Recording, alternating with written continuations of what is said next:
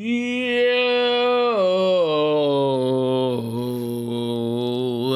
Twitch chat, what is up? Duck, Captain Yee, Connor Knight, and Commander Keen in the house. Hello, happy day 2 of Sunken City. What's up, everybody? Evening, Abd, Buck, Irish, H4, Shauna, Murph. Oh, Murph has arrived. Yes, Murph, you were a big hit in that video. I don't know if you watched the video on YouTube, but there were a lot of comments and stuff. BFG, hello. Gavinator, Papa, Professor. It's funny reading all these names in order. They sound like so... kind of a red spot on my head there. They always sound so funny in order, like it's a sequence. Della, Grumpier, Tommaso. Murph said, I did see the video. I'm so happy you kept it in. Awesome. It was too funny. Rob, thanks for the Prime sub. Wow, kicking it off already. Thank you, Rob. Kamikaze. What's up? Abyssal Curse was a joke, but you pair those battle cries with brands, things get nutty. Yeah, we can actually take a look. HS Replay already has a meta report out. I feel like it's a little faster this time. I feel like usually it takes a little longer, but Sunken City, Diamond through Legend. So since the patch hit, since the expansion launched, Pirate Warrior, pretty dramatic tier 1 lead. And this is not Bronze through Gold, where we typically see Pirate Quest Warrior succeed. This is actually Diamond through Legend. This is at higher ranks. Pirate Warrior just got so much consistency. They basically got 3 new 2-mana pirates that really shored up some of their weak spots there. Got some dredge stuff. The weapon pool post Juggernaut is insane.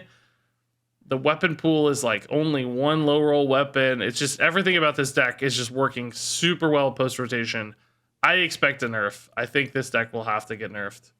It's just too standalone in its win rate currently, even at higher ranks. Before, it was kind of like, yeah, it's a good low-rank deck. That's fine. It's kind of straightforward to play. But basically, Trawler, Obsidian Smith, and Amalgam gave this so much 2-drop consistency. And that also increases the ability to hit quest faster. So, Pirate Warrior, far and away, #1. Mech Mage and Mech Paladin, the Mech Bros, bringing in high tier 2. Not surprised at all. These both felt great when we played them early. I feel like people were really sleeping on Mech Paladin in particular. I don't know, man. I thought it felt great when we played it. But, like, Vicious Syndicate thought the Holy package was going to be better. Trump said it sucked. Like, there was a lot of downside, so... I don't know, I think the right list just got hit, and now it's like, oh, yeah, okay. I see. I think it's Jewel Kit hand buff that makes this better. I think some people weren't running this, and it was bad, and then if you run this, it's good. I just played the deck recipe. I can't take credit for running this. This just was in the deck recipe. This is pretty much exactly the deck recipe deck, as far as I can tell. And it's pretty much dead on high tier 2. So Mech Paladin's good. Mech Mage, of course, getting driven by Seafloor Gateway and Mecha Shark. This combo is nuts. I remember I said in a YouTube video, Seafloor Gateway is really scary. Or something like that in my card review. Like, anytime you reduce costs, it's scary. And some guy said, you find this card scary, but not blah, blah, blah. I don't know. I don't remember. YouTube comment review out there. What was it you said? Yes, I do. And I still do it. And it's now the second best deck in the game. It's scary. What do you know? It's scary. Unlike Jewel Kit, which I thought was always going to suck. I thought Prismatic Jewel Kit was going to be so bad, and it's actually insanely good. I think I gave that 2 stars or less. Hunters, middle tier 2. Which, you know, these kind of percentages are still insane. These used to would have been tier 1. It's just that Quest Warrior is so far ahead of everybody that it's locked up tier 1. But these are still really good win rates. Face Hunter running Naga package with Raj. No surprise there. This just seemed like it gave them extra reach.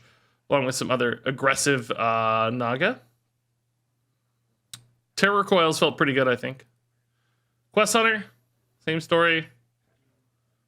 Some extra Naga stuff along with what was already really good. Pirate Rogue. Actually, the Hook Tusk versions have been looking slightly better when I looked at deck lists, but win rate wise, but it's still up in the air. I don't know. I think a faster list will eventually submit here for Pirate Rogue. But basically, Swordfish is just so insane. It's really good. And Vessel has turned out to be good too with Prep. Prep Vessel is just such a win condition. You're not going to hit it every game. Some games the Vessel will feel bad, but it just steals wins sometimes, and that's enough. Burn Shaman. Just School Shaman, basically. Radiance of Ashara made this already good deck very good. Multicaster is just really powerful at finding burst damage. And then some are running Bioluminescence, some are running the thing that summons 3/3s for schools, but it's mostly just burst damage and Radiance. That's no surprise to me. And then a Control Pally. This is like, I think it was, gosh, I don't know if it was Language Hack or somebody played this in Theory Crafting. This is running the Holy package we talked about. This is more the kind of buff. Calling it a control deck's weird. It's almost a combo deck, really. It's got like all this charge stuff with Smite and sometimes Gangplank Diver and like burst damage, making these 0 mana, just like going face really hard, carry all buffs and stuff. It does control for a long time. Kind of a combo deck almost, though. Tier 3, I'm not going to run through all these, but that's where the Druids live. Murloc, Warlock. Big Beast Hunter, I think. We're going to play that today, actually.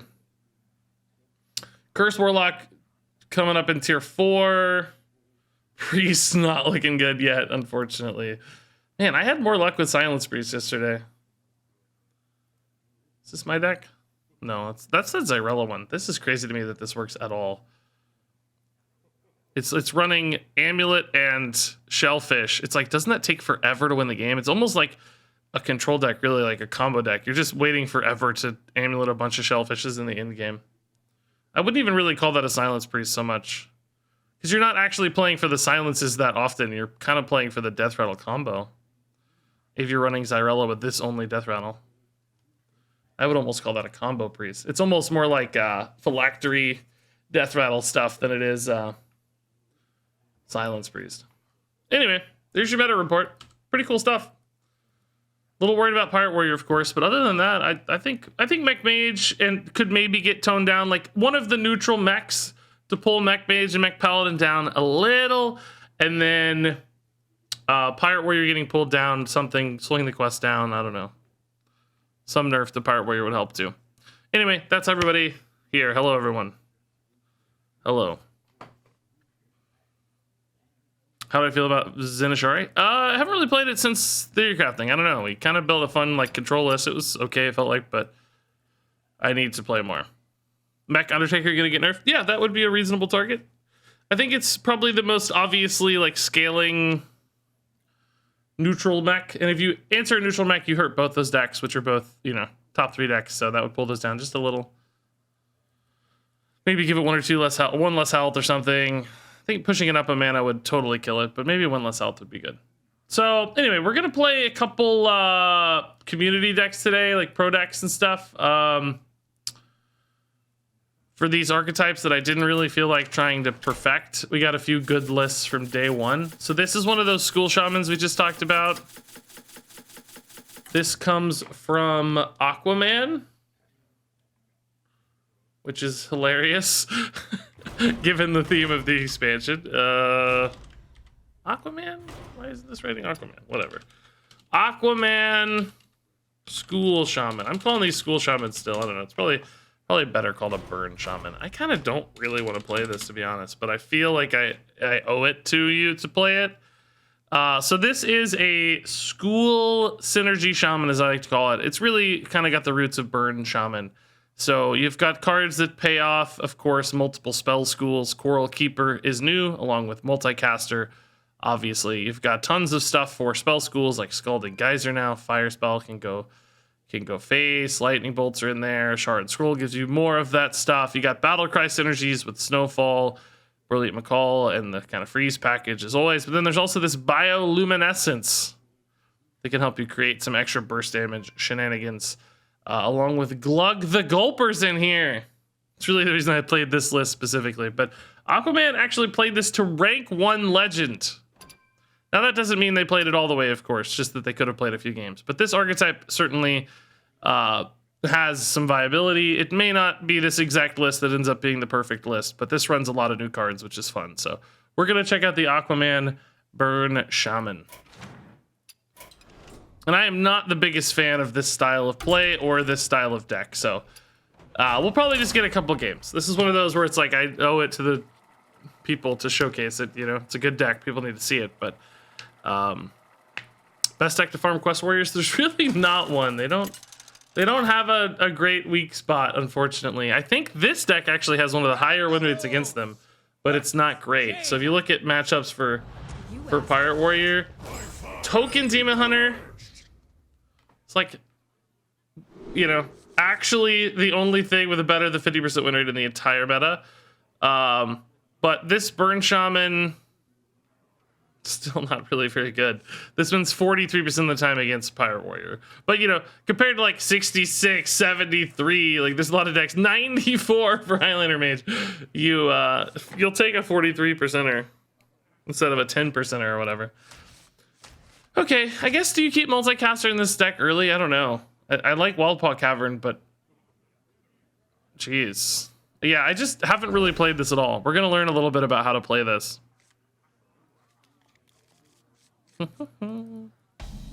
Stop derailing the stream?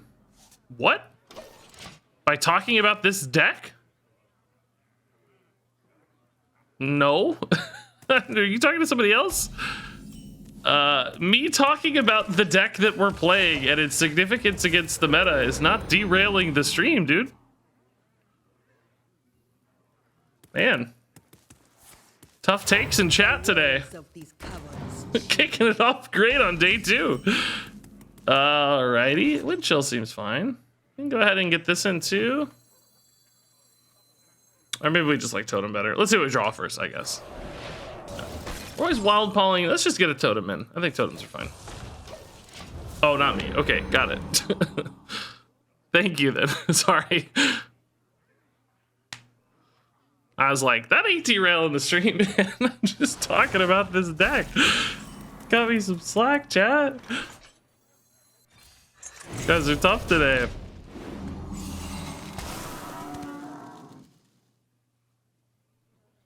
Don't do Baby Shark. I can't take it. It's the first game of the day. I can't do Baby Shark today. I already ruined the entire other stream. I ruined a generation of Hearthstone minds with Baby Shark.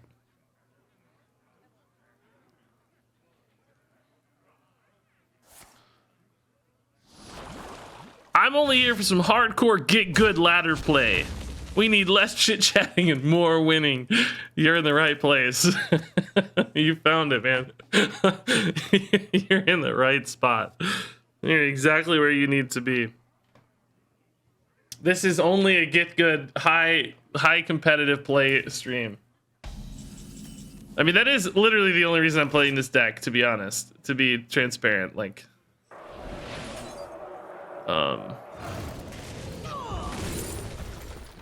Yeah, we'll pick up another geyser. I think the question actually is, do I play this now?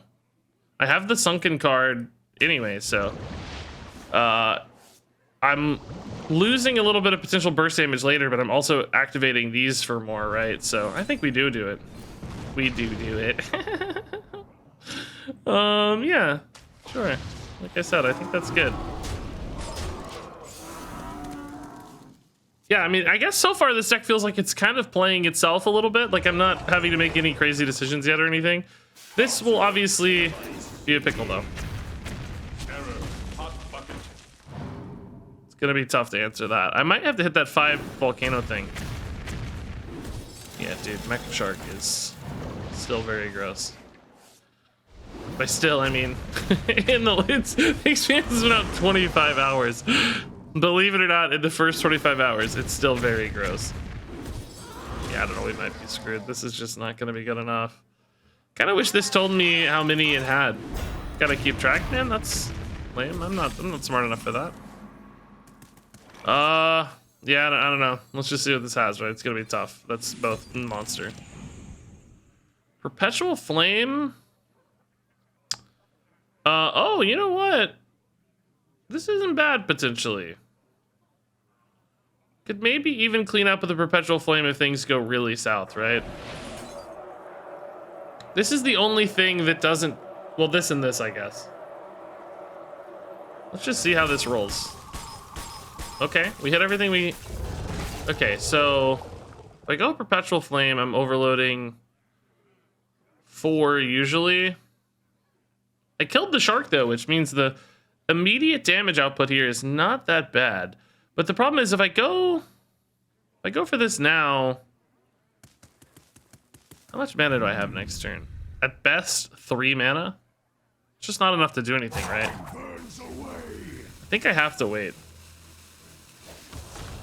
Because I'm probably going to want to play Brucon. I mean, I could play this now and then Brucon on 8 still. But what am I going to do, right? How do I pull this? I need like a Snowfall Guardian to stall this board out. Now that the Mecha Shark's gone, I can actually stall and make a, you know, a good play, basically. I mean, honestly, though, even with this 3-4 now, Perpetual Flame, I guess, gets a little better. Well, not anymore. Because I can always finish off the 5-6 later, right? God, that's gross. Bioluminescence ain't it, man. So these together, 6. Shara doesn't really do enough. This just summons a bunch of stuff, but then I'm basically dead on board. Kind of have to do these, but then there's no Brucon. What am I playing the turn after? Basically nothing. And this could really stall out the Perpetual Flame as well, but this just has so many bodies in it. I think it has to be hexed. I feel like I just really need a Snowfall Guardian or I can't win this game, right? If I clean up everything except the 6-7... I mean, I'm still, you know, functionally probably at 15 health or so, but I won't be able to Brucon because I'll be super overloaded. I just don't see how to pull this back. Feels like I'm kind of screwed. Not that I think I have any choice. Don't hit here. Okay, here. Yeah, left up an extra 3. That sucks. Man, those just literally went in order, didn't they? That's not a thing that happens normally, but whatever. Nice haircut. Oh, thanks, man. It's like a week ago, but it's just my wife does it, man. She doesn't know how to cut hair, but it works out. We just shorten the sides, that's all. I literally, whenever the top gets too long, I literally squish it up into like a ponytail and chop off the top. That is the extent of my haircut. And then my wife will use trimmers to trim down the sides and back or whatever. And that is my haircut. It's the least elegant haircut you've ever seen, but it's a haircut. It works. Maelstrom Portal feels like a card that could have been good earlier. Certainly not going to be significant now, but... Yeah, save that cash. Yeah, I used to get fairly... I felt like they were expensive haircuts. But then after COVID, I just stopped and the wife did it. It was like, yeah, it worked out okay, so let's just keep doing it. It saves a lot of money. Well, I think I got $40 haircuts, but I only got them every like 3 months or something. It would take forever to get haircuts, so. Okay. Stop derailing the stream with haircuts. That's why most of you are here anyway. Man.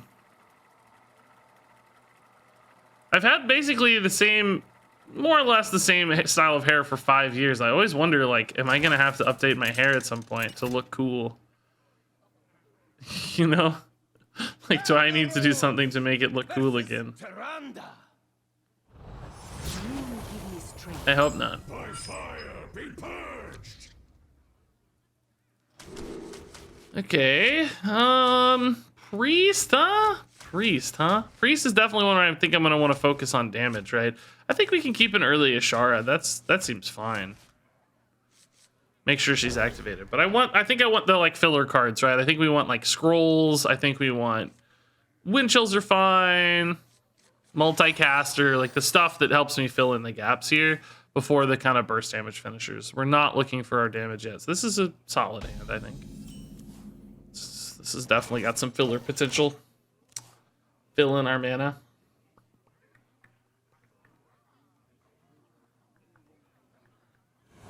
Oh, interesting. This may require more immediacy than I expected.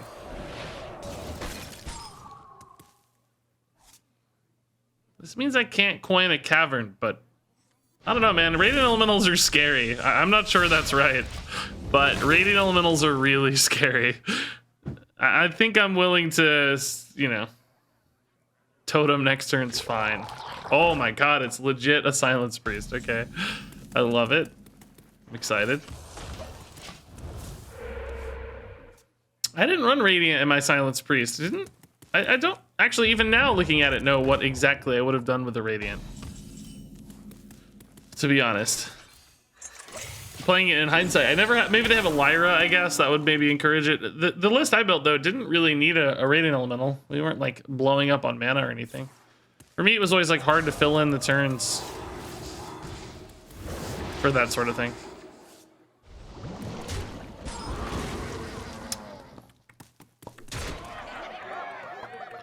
Do we go Snowfall yet? Man, it's already 11 damage looking at us, but yeah, we'll probably just Wind Chill for now. That way I can get an Ashara in. I really want to get an Ashara in? What am I playing for Ashara? Now that I say this, like, what am I actually playing? I mean, a Colossal is something I will probably want later. I guess I don't really have anything to do anyway. Let's just see what's here first, I guess. Bioluminescence, I don't think changes my fate. I mean, do I want to save a coin? No, let's just... I can always still play this next turn and then figure out the Colossal the turn after. I don't think I need Tides, right? Thalatath, definitely not yet, so... Let's just get a 6/5 down here. It's actually, honestly, because of the 3/4s, we contest the board pretty well here, frankly. Everything's still frozen, so... Should be okay. I may not even need a Snowfall, honestly. Now they can silence off freezes, so we'll see if they do that. They've already used one, but not yet, I guess. So I can't rely on this too much, at least like to prevent lethals and stuff. To disrupt, maybe. I might just kill this guy. He's good to kill. Maybe I go Horn. That's big, gross. Anything good here? I mean, I guess Murloc guy is always our best bet, right? Murloc dude. Okay, Snowfall and Macaw is definitely interesting. Gonna go ahead and kill this. I don't want him drawing too many cards. I'm not dead if they go for a silence, right? 17 and 4. They'd have to be a full board silence for that too. Nah, let's just take our time here. This and this can go together with the Colossal as well, right, if I need it. So I can check the Colossal, see what it hits, and then Macaw as needed. But this stats, right, just help me contest straight up, too. I hate Snowfall Guardian so much, by the way. Yeah, there's the silence. So trade, well, they're not trading that way. Trade here, maybe. Trade here, okay, refreeze it. I'm cool with that. God, it's good card draw. It's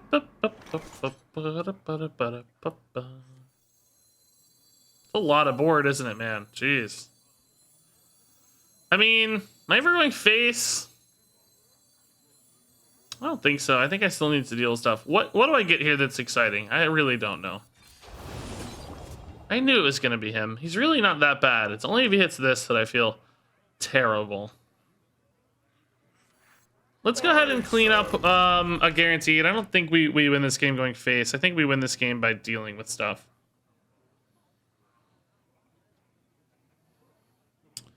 I mean, eventually we go face, but I don't think it's yet, right?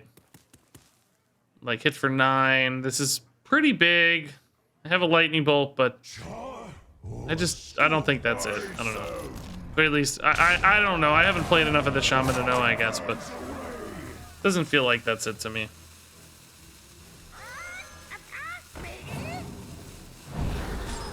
Okay, hopefully we don't eat this 10-10. Hopefully we eat like this 7-7, right? That would be the ideal.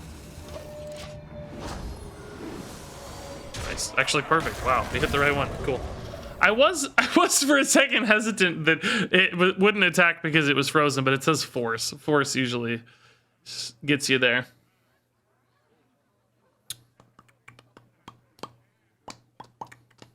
If he has silence everything, he wins. No, this goes to 4 attack. I mean, he wouldn't anyway, but this goes back to 4 if he does, right? So he's only looking at 15 and 3, 18. I mean, I guess if you also had a Battlemaster, that's 9 mana. Are we at 9 mana yet? I don't think so. But yeah, that's what I mentioned earlier, right? It's like we were a little bit exposed to that.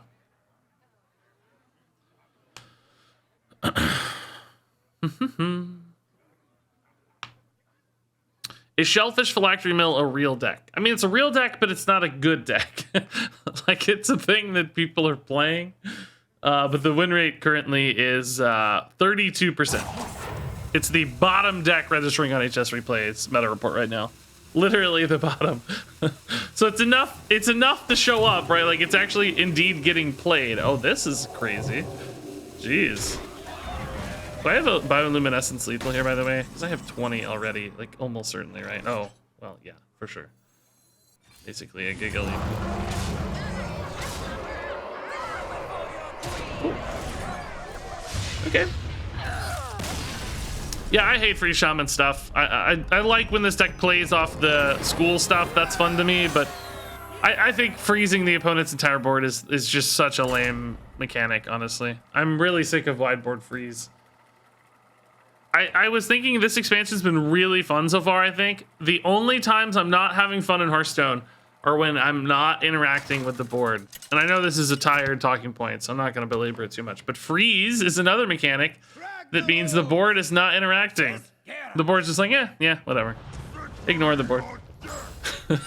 and combo playing from hand is the same way, right? Like, you don't play it to the board at all. So all these mechanics that make this space, right, is sort of this space, I think, is what defines card games. This is where you and your opponent do things to each other, right? Perhaps need to work on that phrasing, but you know what I mean? Like, this is where the interaction happens, this line. And anytime you're not interacting across this line, you know, I think it's less exciting. I want this space to be the spotlight. So freeze challenges that is the moral of the story.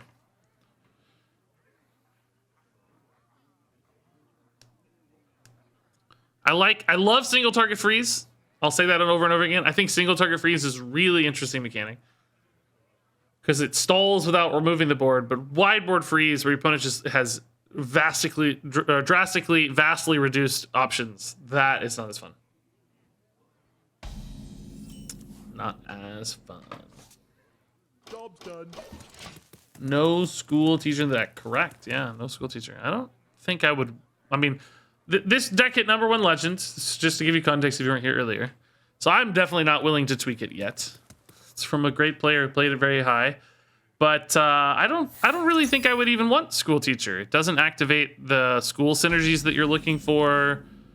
Compared to something like multicaster, I would argue it's pretty low output. Like, it doesn't, you know, doesn't do quite as much. Like, you're not gonna get a 1 mana, you know, noggling that draws you three cards usually, that sort of thing. Actually, that's kind of a 5 mana play anyway. But so no, I don't think it would for me look like a good fit. Coral Keeper, similar. Like, this is kind of a 5 mana play. Is the noggling ever going to summon you multiple 3/3s? Probably not. Queen Ashara, honestly, maybe a school teacher could replace Queen Ashara. She does have some high rolls, but not the strongest deck in the card in the deck, I would argue, honestly. Okay. Speak of the devil. I'm gonna need some cards here, right? So I think we're gonna just rip the Thalnos. I'm out of stuff.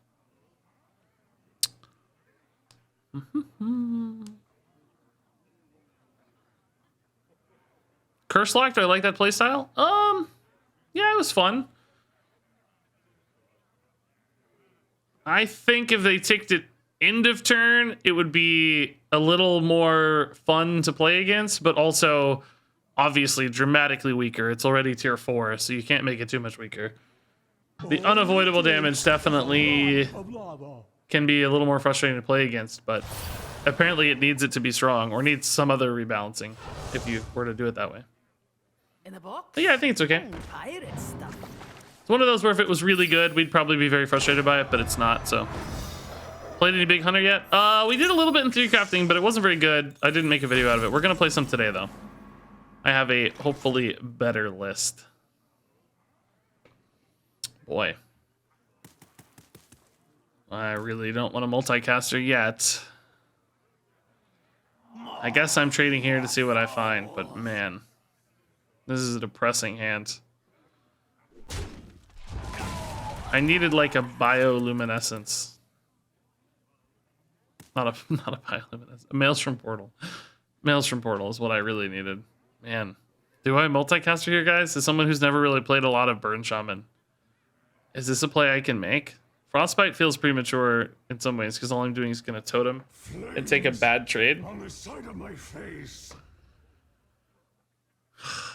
I'm only drawing one, but I'm getting a 3/4. I think I have to. I don't know. Against a slower deck, I would never do this, but against Pirate Warrior, I feel like I need to contest the board better. Shame this didn't come off the Thalnos. That would have been a much easier thing to play into. Okay, Snowfall is definitely a way to win this game, though, just on board. Coral Keeper, I think we want to wait again. We're gonna need more gunpowder. Any weapon? Yeah. Yep.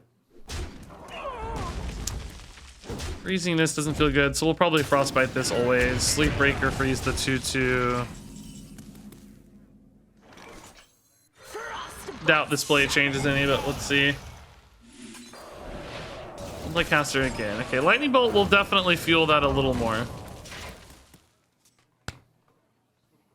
Doubt it's time for Snowfall just yet. Actually, we might go Lightning Bolt, Coral Keeper. 2 3/3s is pretty good at this stage. I'll have Nature and Frost. Hey, look, a Pirate Warrior. Yeah, I think we're going to see quite a few of these today, probably. I think we'll see quite a few. Netsky, I got your follow, by the way. You are followed. Put your dukes up, small fry. Switcharoo Priest is a thing now, Deathwing and Twin Fin. I saw that earlier, yeah. I didn't look really closely at the list, but I didn't detect a backup plan, right? Like if you drew either Deathwing or Twin Fin Twin or whatever. God, the names of these, I can't keep track. Did it have a backup plan or did I just miss it? It felt to me like it literally just didn't know what to do if you hit the wrong thing. Like if you drew one of the... just concede? Okay. Yeah, it's gonna say if you drew one of the two pieces. So for anybody who didn't understand what was happening there, you can swap the stats of Deathwing and Twin Fin in Standard and summon 2 12/12s really early in the game and just hope to win. But of course, if you hit either of the minions before you switcheroo, then you are screwed and your deck is dead. It had like a lot of spell follow-ups. It didn't look like... Maybe you can't toss a liar in there because that breaks the combo, but you need a way to generate stuff to kind of try again. You think Pirate Warrior should get nerfed? I mean, it's still a little early to call, but probably, yeah. It's trending towards yes being the answer to that question. Bolt here again. Kind of don't want to go Snowfall yet. We'll probably go Bolt Multicaster, right?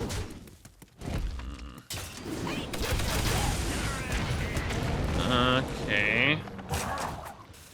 This guy's gross. Man, I need Maelstrom Portal again. Never seem to find Maelstrom Portal. I guess I can play this first, right? Because I don't need to Bolt necessarily. I don't think it's time for Snowfall because the board's too good with these follow-ups. We can get the Rokara too later. Cavern. Yeah, Cavern's just slow. Overloading here, and I can't play Brucon if I do. Is there ever a world where I just totem and trade so that Brucon's up? Nah, because I'm probably always Snowfalling anyway next turn, right? So, no. Have to Brucon the turn after, maybe. This could be a decent Glug, honestly. I'm pretty much dead, though, man. It's hard. Snowfall is going to be big, but I don't think he's going to be lethal big. I've used my Lightning Bolts to resolve the board, so I don't have any, like, big swing potential here. You just attack trade here, or do you leave this up, maybe? Leave this up. Can I go Glug next turn instead of Snowfall? Oh, no Rokara. Wow. Going wide. All right. Just wanted to get this trade happening, I guess. Protect this guy. not crazy. I like it. Nobody says you got a Rokara. Can I glug, dude? I mean, theoretically on board, right? This tanks all of these hits and I'm alive, right? And then this becomes a 9 attack minion. Flames on the side of my face. Then I freeze the opponent's board the turn after, or maybe even Brucon. Summon some 2/3s. Alright, I don't know. Let's see if he lugs any good, baby. He looks awesome, I can tell you that. Kind of depends on these other 2 cards, right? If one of these is Shiver Their Timbers, I just insta-lose. Like, no question, insta-lose. But if not, maybe. We also have a Shara into a Colossal this turn if we want it. Going into 9, right? Brucon Windchill seems like it could be decent, though. Heal and, well, I don't know. Maybe AoE if AoE makes sense, right? But you can still Windchill the 7/7. It's like he forgot these had taunt. Set sail! The juggernaut is Don't be Shiver. command. Captain again. Okay. Glug, baby. This deck needs a Wind Fury, but it's not in rotation. So Snowfall here will lock out the board, right? And then I'll have Snowfall Glug to attack. And then the only way I lose is...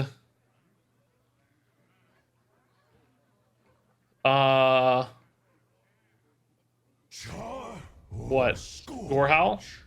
I guess Smite something. If he rolls a Smite.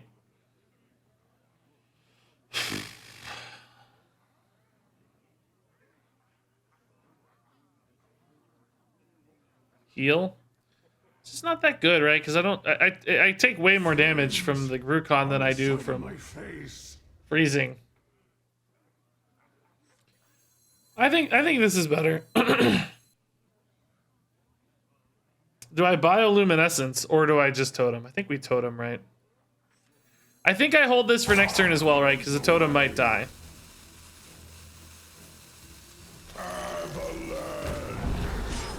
I don't know if the totem needs to be frozen or not. No? Okay, good. Now I can trade that in. Just cycle this. Macaw, okay.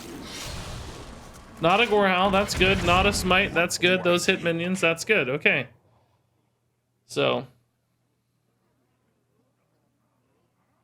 Attack? Why? I want to attack next turn when it's bigger. I can, like I said, I'm going to lose a totem and then this gets bigger. Otherwise, this will be frozen next turn. Whew. You missed 9 damage? No, I didn't. If I attack now for 9 and I freeze, this will still be frozen on my next attack, guys. If I don't attack now, this gets unfrozen. Man, I thought people understood Snowfall mechanics this far. I guess not. And now I get an extra damage because that died, right? I get extra. Now he gets hit for 10 instead of 9, which is 19. And I can go Luminescence. Luminescence. Scalding Geyser for lethal. I mean, it would have been lethal anyway, it turns out. But, you know, I got 1 extra damage doing it this way. So just to recap. Freeze, guys, freeze always freezes your next attack. So if I attack with Glug there and then freeze, my next attack will be the following turn. The following turn, right? Because I attacked that turn. I didn't have an attack phase. Freeze freezes your following turn. If I don't attack, you can Snowfall. I had an attack phase that turn. Freeze immediately unthaws me so that I'm able to attack on the following turn. I assume the Glug survives. I have a totem on board. It either dies to an attack if it's a taunt totem. Maybe it doesn't die, but if it's a 1/1, it might die to the pings. Glug gets bigger. I get to do more damage. Educational stream tech. Yeah, that game was actually pretty cool. Again, though, It's just freeze. He just went off freeze, which I kind of hate. Let's keep one geyser, right? I think having the fire spell school is a pretty big deal. And dredge is not a bad deal either, particularly in combination with the Jarin scroll. Unthaw, did I say unthaw? Unfreeze, you know what I mean? Thaw, let's say.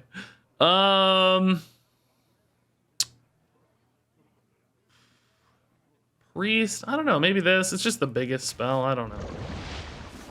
I don't need the fire, so that's one consideration. Maybe I could have got a nature spell, but... I do this yet? No, I can do it next turn. It's fine. I'm not in a hurry here.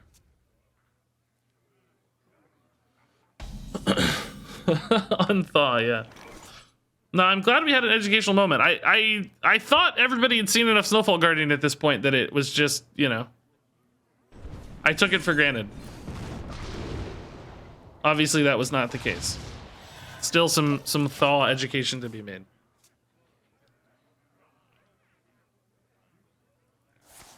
You give it Wind Fury? I don't remember. I think it'll unfreeze. There's rush consequences as well, of course. There's a lot of different mechanics that affect that. Okay, this is like the same, almost same stuff we got last time. Depending on the priest, this does look like it's gonna be one of those mill priests, maybe, with the 7/7. So if I hex that, we might steal their win condition. Also, I think this is that deck. I think I saw Anshy in there. Also, we might just burn them. We may not even need to do that. I think there's a good chance we'll just win this with burst damage. Need to remember how many people are coming back from a large hiatus. That's true. Yeah, you're right. That might be a part of it. Yeah. Folks have been gone, and they're coming back and seeing mechanics again. That's probably true. Good point. This kind of sucks, but whatever. I think I'm just gonna go face. Like, yeah, I could kill it, but it's a 1/1. Who cares? Like, I sure don't care. Okay. Is that Boar Priest? Oh, it could be a Boar Priest too, I guess. Yeah, I did see that as well. I was thinking it was that Mill Silence Priest, but maybe it's Boars as well. I don't remember if... I don't know. I don't know if Switcharoos and Boar Priest either. It might be, for sure. Good question. Man. My hand is pretty garbage. Like, really bad. Do I bioluminescence coin Scalding Geyser? I kind of want to coin Glug, right? I guess I just Scalding Geyser. I don't know. This is bad. Multicaster's gonna be pretty good though. At some point. I mean, currently no, because I have too many cards in hand. But at some point, I just do not care about this card at all. I've never disrespected a minion more in my life. It just does not matter. Favorite card of the expansion? Glug is definitely up there. Glug has a really cool, unique style and like really nice high contrast art. There's a lot about Glug that's really cool. So I would say maybe Glug. But there's a lot of good art this expansion. You almost can't go wrong. There's tons of awesome art. Yeah, let's try the Glug. I don't know. Nether Drake leaves me just as confused as I was before. I don't really know. I don't think Glug's going to be good against Priest, so let's try to get him out as soon as possible just to make sure he has a higher chance. Later, they're going to have more and more options to kill him. I've got a very defensive hand right now, somehow. This is not a defensive deck, really, but all the stuff I generated is just all removal. Drake means Kazakhstan? You think so? What's the amulet for? In that case. What goes with Kazakhstan and amulet? There's no, like, dragon death rattle, right? This was the first clue we had, so I'm hung up on this still, I think. Does that Silence Priest deck have... Let's see. I saw Silence Priest this morning. It's like, again, I wouldn't really call it a Silence Priest. I would have called it more of a... Oh no, I think this is Boar, guys. There's a Boar list with Light Maw. Oh my. Oh my. Oh my. Okay. Oh my. Yes. Yes, Glug. Oh, that's good. Now they can trade. Although, man, if you think about it, Glug ate a lot of stuff, to be honest. It's not so bad. Yeah, I think it's Boar. There's a Lightmon Nether Drake Boar Priest with Cleric of Anshe. And, of course, Amulet. That's going to help you set up your Boar, right?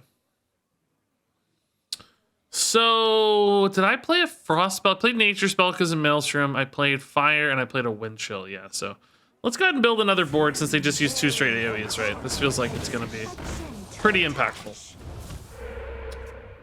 You won a game with a random Glug off of a Queen, Ashara, and Druid, followed up by Scales. 31 power Glug? That sounds like a dream. Okay, well, wait. I don't know if it is Boar Priest now. Shellfish is not in the Boar list. No, I think, again, it's actually the Mill list. I think this is that Mill deck. Yeah, I'm not really going to call it a Silence Priest, because it really doesn't care too much about Silence. It cares more about Mill. Yeah, it also has Nether Drake and Anshe, yeah. So, hexing these and... Well, I would need to hex both, I guess, huh? Oh my god, dude. Bioluminescence right now. Kind of crazy. 4 minions, just no follow-up. I mean... On the side of my face. It's actually kind of a follow-up, isn't it? I would be able to trade this 1/1 into... Because I'd be pushing up to 14. Yeah, I think I'm gonna do this, actually. Yeah. I think this is okay. It's a weird play, but it's really okay. Because the 1/1 just finishes it off, right? It's kind of perfect. I still retain a pretty healthy board here. And still retain spell damage for a large part of it, too. Like, this is big. This is gonna deal another 6, potentially. Give me some 2/3s. Huh.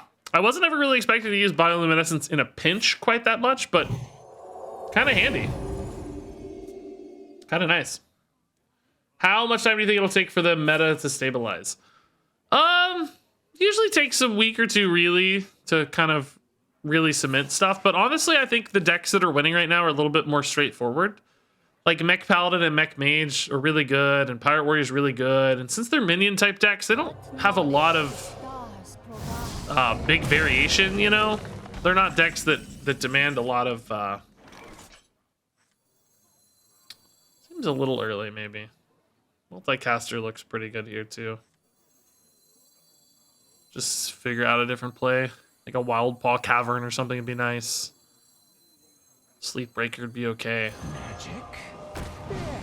I've heard of it. Cavern's definitely the pick, I think.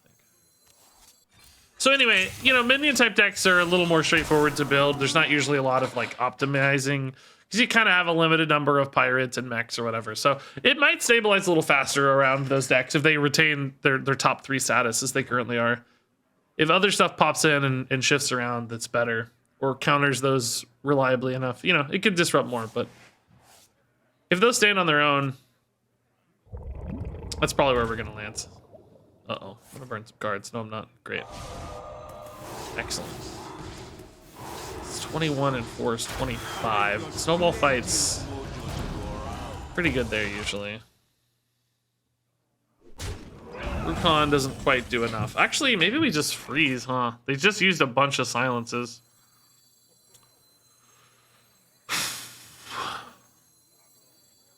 I want this to be bigger. No, they have ways to silence mine too, maybe. Let's go Sleepbreaker. Sleepbreaker, hero power after, right? Oh, I want a Sleepbreaker first, though, for Macaw. Never mind. Gotta go first here. Frostbite's sharper than fang. I've definitely played Free Shaman before. Okay, I haven't because I should have totemed. I definitely don't need the totem to attack. I know that for a fact. The totem definitely does not need to be attack ready. That's a mistake. That should be at 11/11. I got half of that turn right. I'm proud. Okay. Thankfully that's 8 health there. That's nice. So we're looking at 13 damage on board. I have another Macaw. Fabrics fit for her. Now their board is really locked. I hate winning like this, though, man. I really hate winning like this. This time we can attack up front, I think. Another silence? Nice, dude. Board is still locked. This still hits the 10 one, I guess. Board is no longer locked. That feels really bad, though, doesn't it? Man, I think it does. Feels bad to me. For them. Feels good to me. I mean, I like it. Don't forget we got this guy too. We can steal our guy back. I don't think that's a priority right now, but something to recall anyway. Because I could just hit here and like frostbite, but I think we just want to keep freezing, right? I don't feel a lot of urgency yet. Maybe I still hit it for now. Just set up next turn or something. Flames on the side of my face. I definitely don't need to Brucon yet. I might wind chill just to see what's in there, right? See what's in the tank here. Let's fill the mana. I'm gonna need to attack a minion next turn. No, let's just do this. This isn't changing its damage output, right?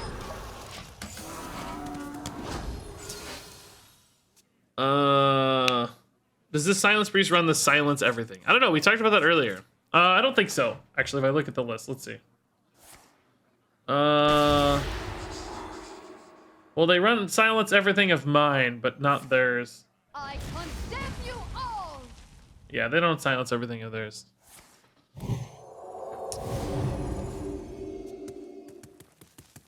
If they silence the Najak... No, that's what they want. Never mind. What am I saying? I did that literally all day yesterday. Why am I acting like I don't know how that works? I'm literally talking like I don't know how that works. I literally did it all day yesterday. That's all I did. Okay, Cavern Macaw's cool, yeah.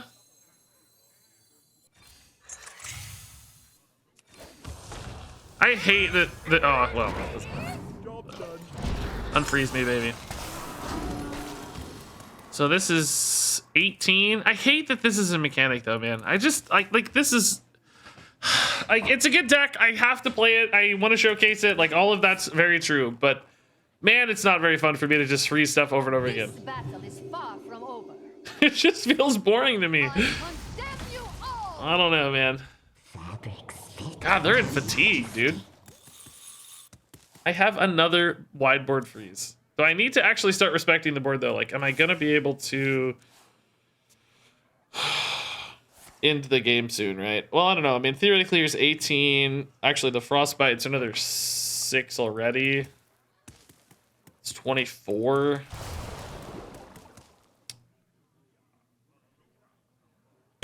A Bioluminescence would probably end the game, right? But I can kind of wait now.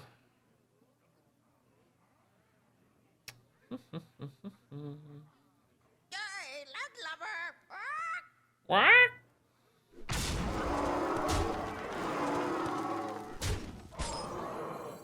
Yeah, I'll just play a Coral Keeper now that we're out of our freezes, so. This sets up the lethal with the bird and these. I have some flexibility this way. I weave this in from a mana standpoint. The odds of hitting Bioluminescence are incredibly small, so we should. Because we can go Brucon, Frostbite next turn if we need it. Alright. Oh, I guess I was going to get a 3-4 anyway. Is it really worth the 2 3-3s extra? Yeah, it probably is. Probably is.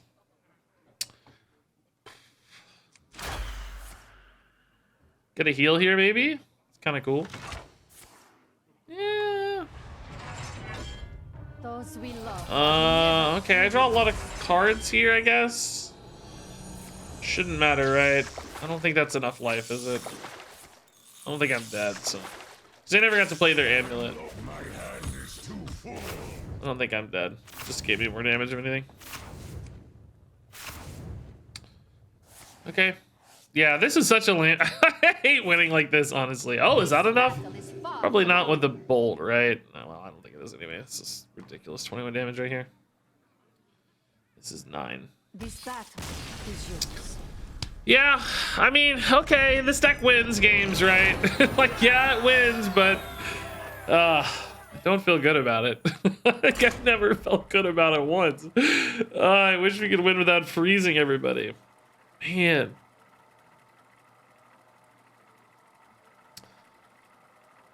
It's like, I'm gonna play one more to try to get a slightly better burn game, like with more like burst damage, like some lightning bolts and scalding geyser face type stuff. But if I just end up freezing people again, I'm definitely calling it.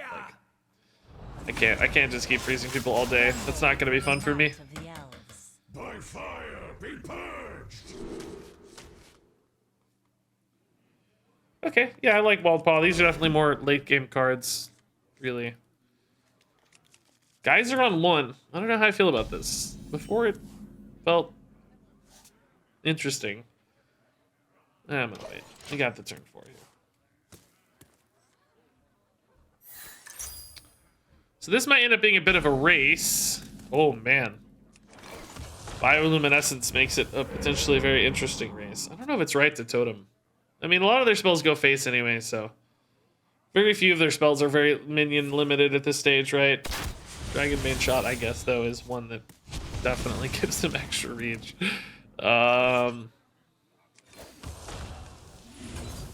Yeah, thank you. Yes, the 1/1's better here because it can't be Dragon Bane shotted.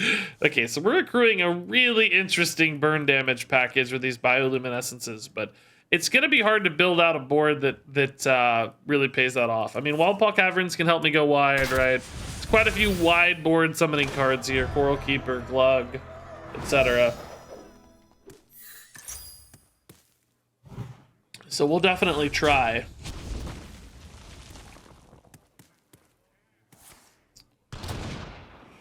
Okay, man, they are firing through quest. Shara, right? Shara doesn't have a good, reliable wide board line, right? I mean, Colossals, I guess, sort of. I guess a 1-mana Colossal could actually be a way to get a pretty good bioluminescence if I think about it, right? Because it's like, you know, you invest the mana early to get the 8 mana of Ashara and the Colossal for 1. But then it's only 1 mana to potentially get like 5 minions, right? If I get a Z-Log or something, I could go for a Mega Luminescence off of Ashara. Currently, though, these are all spells I want to hold for that, not play early. So. Oh, yeah, Cavern is totally stranded. Ugh. Ugh.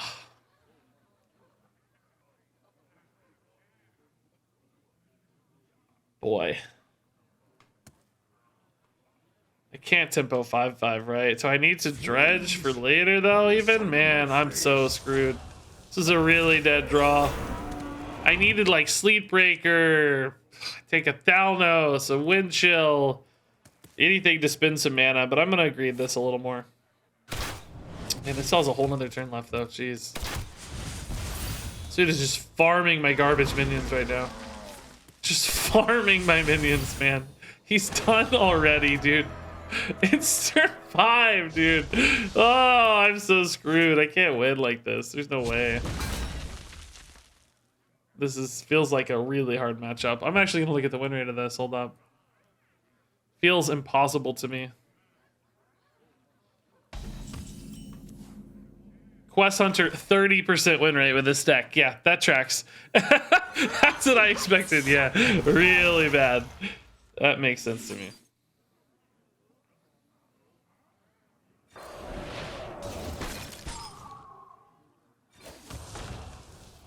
How do you ever find a win like this? I don't know why I froze this instead of this. I guess because it's going to die anyway, I know. So what difference does it make? Like, it doesn't really matter. I guess I didn't want to commit mana until I saw my draw, right? That's probably why. Okay. So Ashara's not ready still somehow. That blows my mind.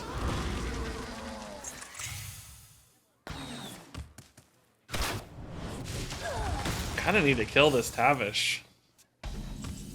Or stall it at least. It's not that easy though. Alright guys, I'm playing for like the impossible here. I'm just playing for the impossible here. I'm gonna take 7, in other words. But there's no way I live 2 turns is the problem, right? It's just 0 chance I live 2 turns. I don't know. Whatever. I can't win, really. I can't win. I was hoping to go Ashara into Colossal. And then set up a big bioluminescence turn off the 1-mana Colossal, but it's just, the game's just going too fast. I can't keep up. I had to totem 17 turns. Really probably shouldn't have ever totemed, honestly, but once I started, like, let's keep going. Yeah, I can't win next turn with just Thalnos. It's not possible. I don't have enough bodies. I need some 0-mana way to summon 7 things. I'm just like 1 turn off on that Colossal pop-off. Even that, honestly, I don't think would have been enough. Like, if I had a 1-mana Colossal and 2 bioluminescences and 10 mana, like, I guess it would actually be 9 mana. I would have only 2 mana for spells anyway, right? So it still wouldn't really have done it. So I think we're just dead always, right?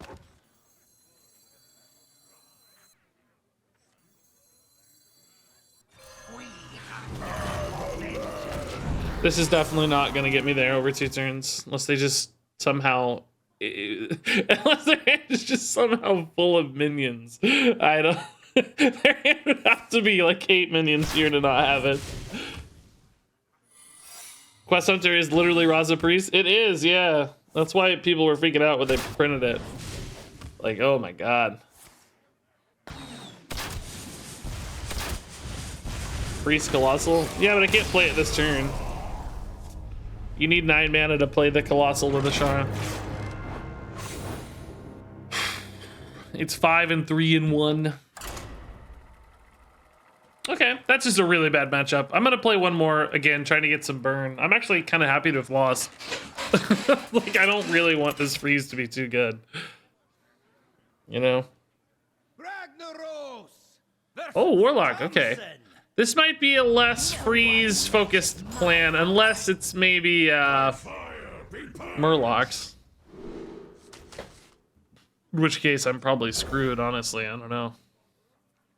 I guess maybe I would be that screwed. They don't have a lot of burn, but I wouldn't want to freeze their board yet again, just over and over again. That's so mind-numbing. Scroll into Geyser is just great. We'll take the Bolt, I think. Again, could be Murlocs, could maybe want that Perpetual Flame in hindsight, but for now, we play to our plan, which is burn. Best deck against Questline Hunter? Worst matchup for Questline Hunter is Anacondra Druid. But that's kind of like a Ramp Druid with Anacondra. Ramp Druid, it seems like Earthen Scales. They have a bit of life gain. Some crazy threats that they can't like keep track of on board. Dump Giants, gain life, etc. Face Hunter's pretty good against it. Mech Paladin's really good against it. Pirate Warrior's pretty good against it, actually. Not bad. I don't really know if that's something I should do now or not. I mean, I definitely want that sooner rather than later for multicaster, but I mean, I guess I do already have. Oh no, it's just one. Can't really put in a lightning bolt next turn for it. Depends on how. It depends on what these are and how cheap they are. Whether you like them for multicaster or not. These are actually pretty good options. We already have a good fire, so I don't feel compelled to play this. But these are both solid frost and nature. This definitely feels like a Curse Warlock to me, or Reno or something. Something slower, whatever the case, maybe. Definitely looking a little slower.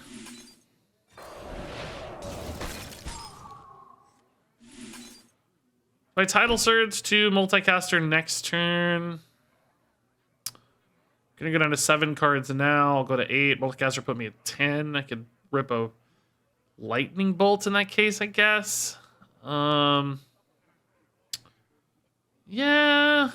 I don't love it, but maybe. maybe. Also, could just go Coral Keeper, I guess, actually. Screw the multicaster. Maybe we just go board. Oh. Whoa. Guess we're ripping a Wind Chill. That's gonna make me burn a card if I go Wind Chill multicaster.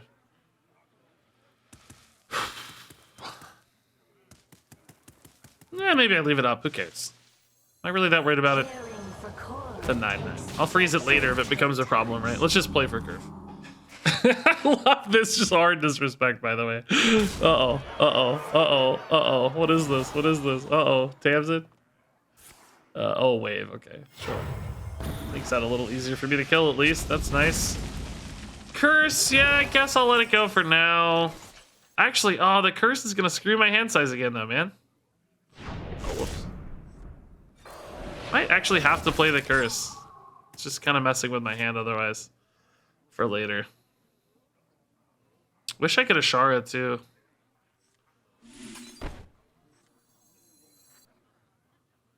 Yeah, this sucks. This is actually more disruptive than I'd like to admit. I need to cycle.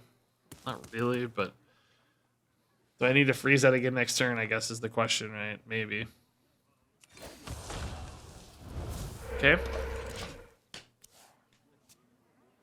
Yeah, Curse progresses Ashara. It progresses Hunter questline. It's funny.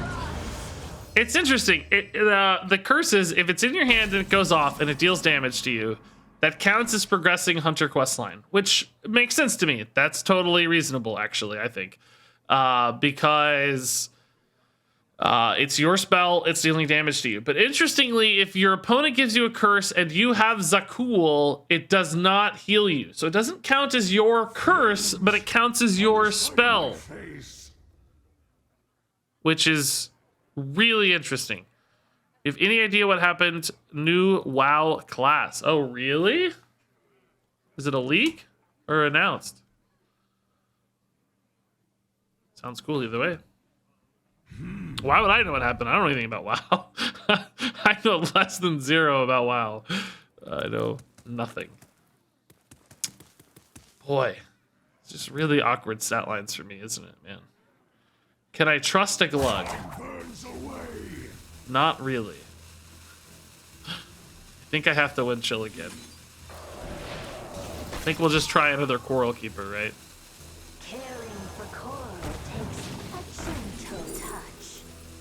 Meals from Portal or Frostbite? Frostbite math seems like it might be a little easier to achieve, right? Don't Abyssal Wave me again, but if you do, at least I'm hurting your stuff too, right?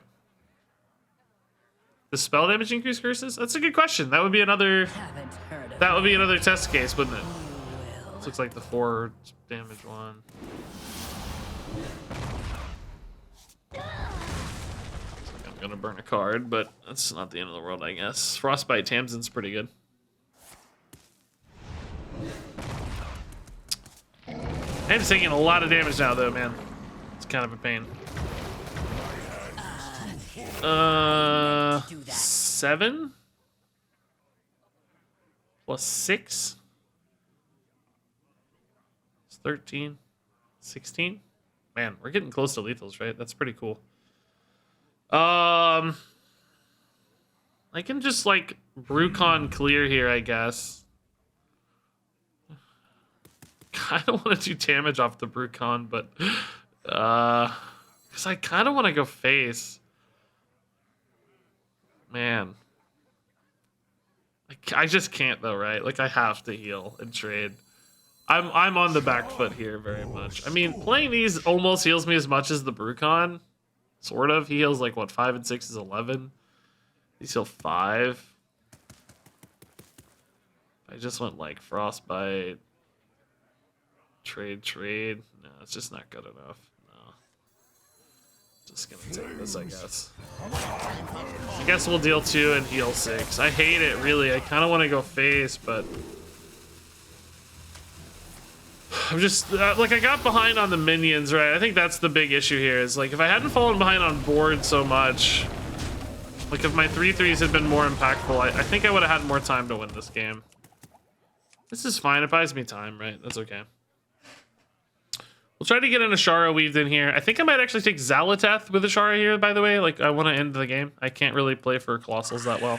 I kind of just need the game to be over very soon. So, probably go Xal'atath and look for damage outs, right? We're getting close. Especially if I can find a Bioluminescence play at all. God, that to die. Actually, not that easy to kill. I'm just dying, dude. I'm just dying. Ah! Ugh, I can't leave that up, right? It's just too much. It's 7. If I go Ashara here, plus Curse, plus Heal, I'm at 18. I'm leaving up 7. Choices. 2 curses would deal 9 and 7, 16. God. I'm taking a real risk here, guys. I think it's right, though. I just think I can't win the game unless I take a risk here. We have plotted long enough. Now we ride. Like, it's, you know, he's very much putting me on the back foot, which is good. It's cool. What did I say? I'm at 18. That's 7. The next set of curses would deal 5 and 6 if they had Brand plus Siricast. I'm actually thinking about equipping the Xal'atath here because I might need the mana next turn. I'm coming. That's 9 plus 6 is 15. Will rip you up. Alright, I'm gonna be greedy. This probably gets me killed, but I'm taking a major risk here to win the game. Oh! Okay, that's the hero I need to set up the win. I'm just kind of taking a real gamble here. Is that enough on its own? It's not, right? It's 9? Oh, that's enough. Dang it! Ah! Ring of Tides was smart. What a good grab. I will maintain that this was the correct decision, by the way, though. I will maintain. Actually, would it have even made a difference? Did I get overkilled by 4? I think I only could have denied 4 damage. I feel like I might have been overkilled enough that it didn't matter. Okay, man. I just wanted one game of this with burn, but I'm just so bored with it. I just can't. I don't know. It might still be enough to make a video, but it's kind of boring. Okay, we're gonna move on to...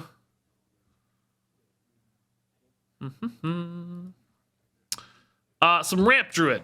I don't know who this deck comes from. This was just on HS Replay. Literally, I think it was Language Hacker or No Hands or somebody just said on Twitter.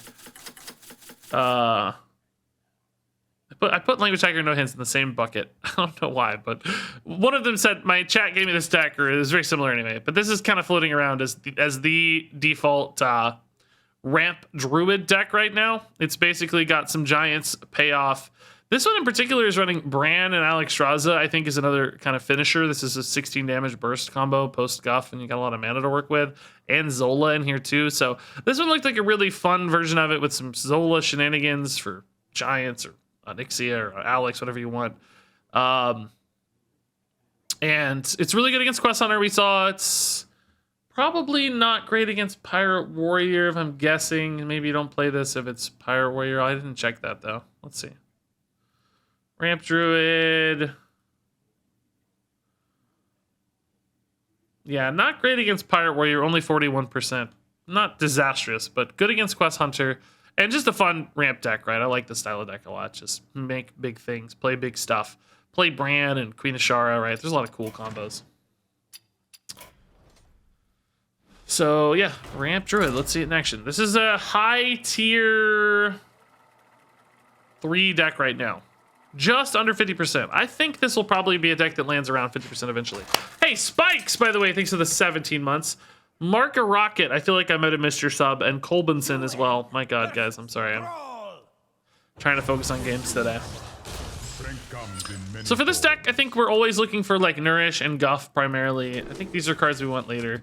Innervate is probably not bad early against Shaman.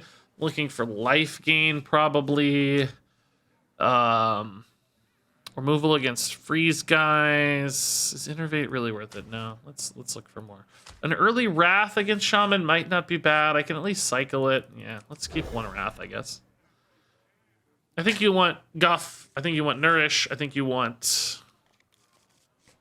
Dozing Kelp Keeper is probably a fine card early. Aquatic Form you can't really go too wrong with. So this is good. Guff is good. If I had an Innervate, I don't think I'd have a Guff because they're in the same spot maybe, but it would be nice to have Innervate Guff. But Coin Guff will also work just fine. Ah, Kelp Keeper we like. Nice. Oh, this is a Murloc Shaman though. Maybe we just kill that guy, huh? Yeah. I don't want this to get out of hand. I'll still be coining Guff, I think, but that adds a lot of damage scaling potential. So next year we can go Kelp Keeper Wrath. Then we'll coin Guff on 4. Guess we could go Green Thumb to get some board soon after. Okay, so Wrath here actually pretty weak. We don't need that. Hero Power is fine. I like this. Hey, Snack Pack, man, you're delicious.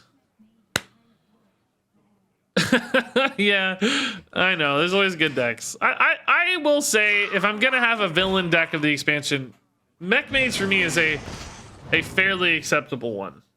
I don't know. I mean, Mecha Shark's kind of frustrating, I guess. It definitely pops off a little too hard, but it's at least, you know, it's not like a crazy combo deck. It kind of plays like a combo deck with cost discounts and the Mecha Shark damage, but I wouldn't personally classify it too hard as a combo deck. Yeah, it's still just Guff, right? It feels not great always, but it's still just Guff. Kelp Keeper would be an awesome draw. Naga Giant, not quite so much. So next year we can go Gardener to win the board a little more. Then probably like Wrath, Hero Power or something. I don't know, whatever. This refreshes the full thing. This it's a 5/5 for free. I guess I'd like to get this guy out for sure. I guess this doesn't tell you what he's at live, does it? You have to... He didn't get a Wrath, right? Played the Wrath on 2 and then this on 3 with Hero Power. So yeah, he's only currently at 0. So I would need like... Oh, this deck's not running the 5-mana spell. Interesting. I've seen a lot with it, but this one's actually foregoing it. I mean, we got Nourish, but not the, like... Flipper idiots or whatever. Oh god, I'm dead. Okay. Guff punished. This may not be right, man. Maybe I couldn't go Guff in hindsight. Single 5/5 seems not good enough here. So I have Miracle Growth next turn regardless. If I go Wrath for draw here, am I ever waking up this 4/4? Is it even good if I do? I hit Wild Growth, maybe some combination of like Moonlit Guidance. The only thing is like hitting this for 3 doesn't really do a lot either. So let's just draw and see. Earthen Scales doesn't quite wake this up, but it's probably good. Good enough for now. Do I draw a card? No. Am I dead? 8 or 7, 10, 16. Can I go Miracle Growth on that next turn? I don't know. This gets some better trades. The thing wakes up no matter what next turn. I have a 4/4, I have a 5/5, and I have a Miracle Growth. That rope's burning again. Boy. Okay. I'm gonna play a bait brand. I think this might heal 4, and I think a heal 4 is pretty important. Oh my god, Cobra, dude! Thanks for the 5 gifted subs. Oh, I'm just maybe dead too, though. Am I dead? 17, 18. Yeah, I'm dead. Well played. Man. Yeah, the Guff turn was maybe greedy. Maybe I had to resolve the board. They just had a really good 2-turn follow-up, so... I don't know. You gotta play Guff, right? I don't know. Feels like you gotta play Guff. Forgot about they had the Hunter Hero Power too. Jeez. Louise, dude. Cobra Clone, thanks again. Congrats, Cup of Tea, Captain Hindsight, Robot, Dio, and it's Shimmers. Congratulations.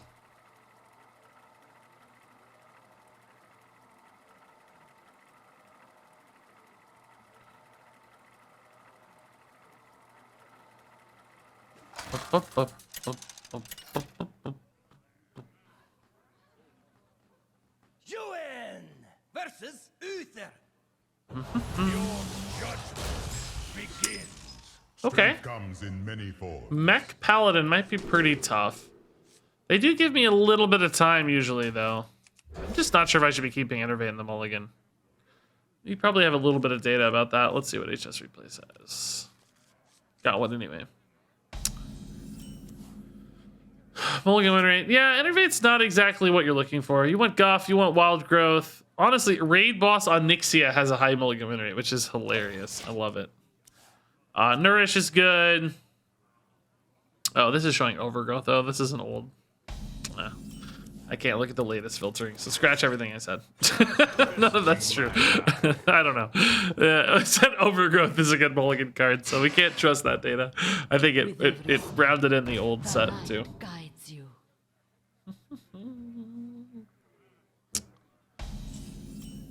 Okay, we do like Wild Growth, though. This is nice.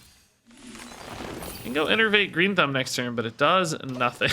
I don't have a big spell. I can refresh 0 mana crystals. It's 6 mana. How exciting. Need to hit like a Nourish here, actually, would be perfect. Ah, yes. Now I could go Innervate Green Thumb into Nourish. That's probably good, right? Can also hero power. I definitely want to get some board back. I'll be close to Alex soon as well.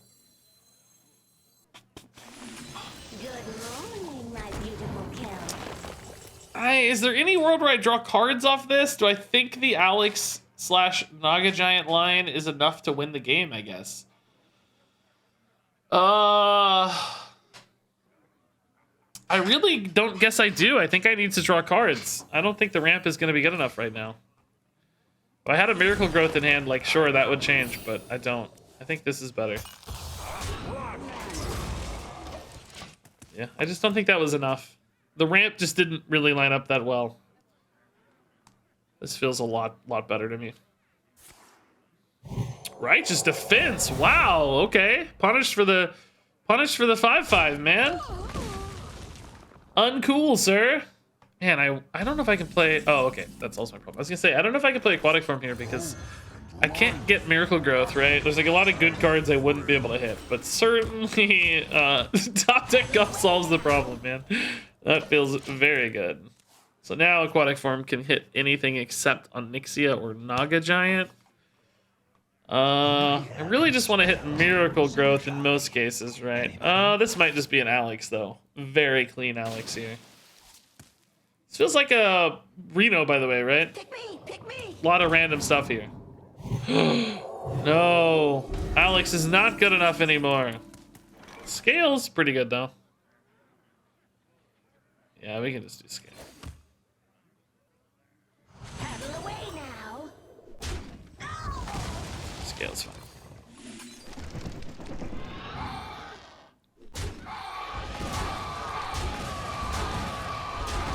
Okay. Giant's basically going to be free next turn in many cases. We can go Scales, maybe, if we need it.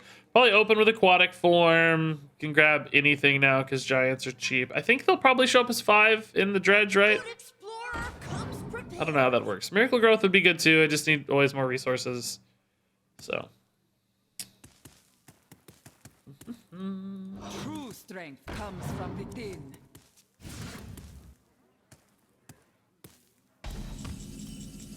Nourish again for draw is pretty cool too. Huh, that still shows as 20. I don't know how that works. Do you guys know how that works? I don't know how that works. I probably won't get it, will I? With the Nourish, I don't think I take the Guidance, right? I think I just take the Gardener here. I get to refresh 5. I still get to Nourish. I get a 5/5.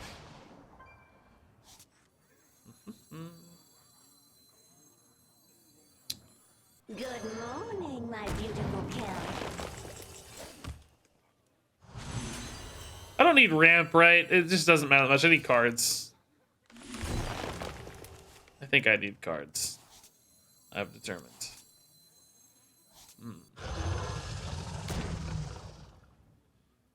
I mean, this is definitely what the Zola's for, right? That rope's burning again. Isn't it? I mean, it's obviously good on a lot of things, but it feels pretty good here, I gotta say. Let's hold on the Scales, right? What? I don't really need the life right now. Who knows? Might be an important buff later. Are we scared of equality? I don't know. It's a Reno Paladin. It's really hard to imagine. Either way, I don't think this is an overinvestment because we need to create winning board states, right? Like, we can't just chill forever.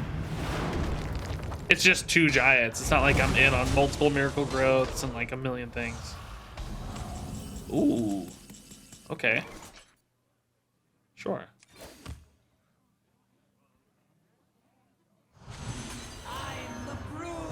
The brood mother. Do we wrath this? Nah, right. We might need a better target. There's like divine shields and stuff that are insane. Let's chill. Otaku, dude, thanks for the tier 1. So we're holding Brand Alex now as a win condition 2, by the way. It's 16 damage out of nowhere. Shara also can give me some damage outs with Zalateth, actually. Is that a lethal right now? I have 3 spells. That's 6 additional damage. I have 8 and 10 on board's 18.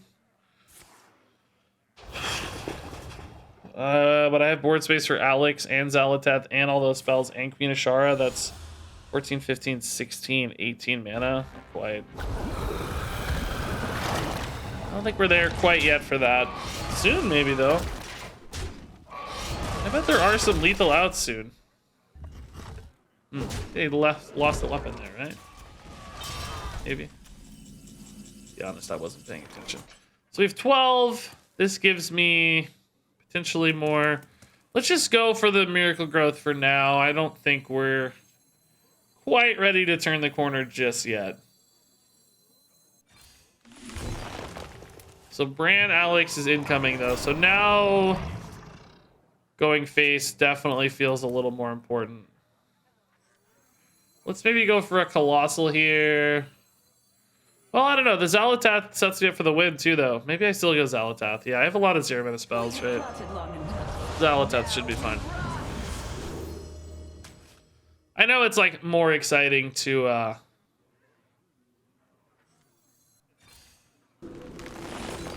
just send everything like into Colossal mode, right? But I think this is the better Hearthstone play. Just gives me a lot of win conditions now. Like, I know it's more fun, but I do want to win Hearthstone games. It's kind of cool seeing these like different win conditions. I think even if they fully clear the board here, we're totally fine, right?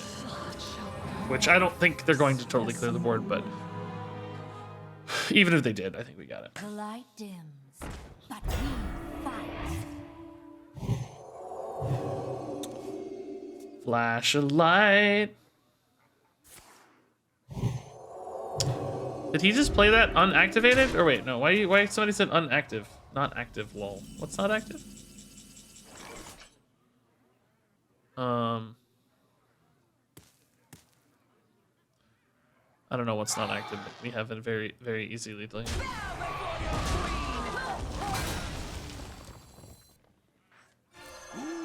And the cycle of life is reborn anew.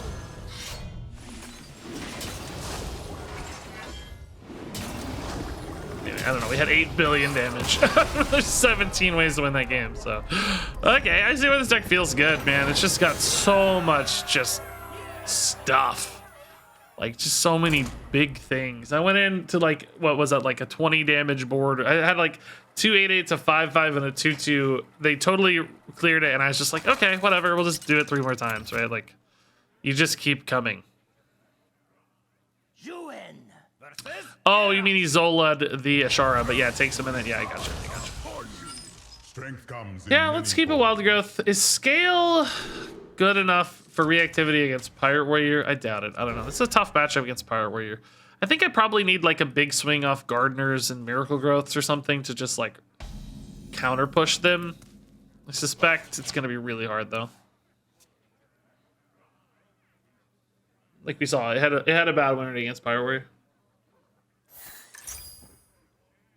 Coin a pirate already? Man, must be a 1-drop into like Amalgam on 2.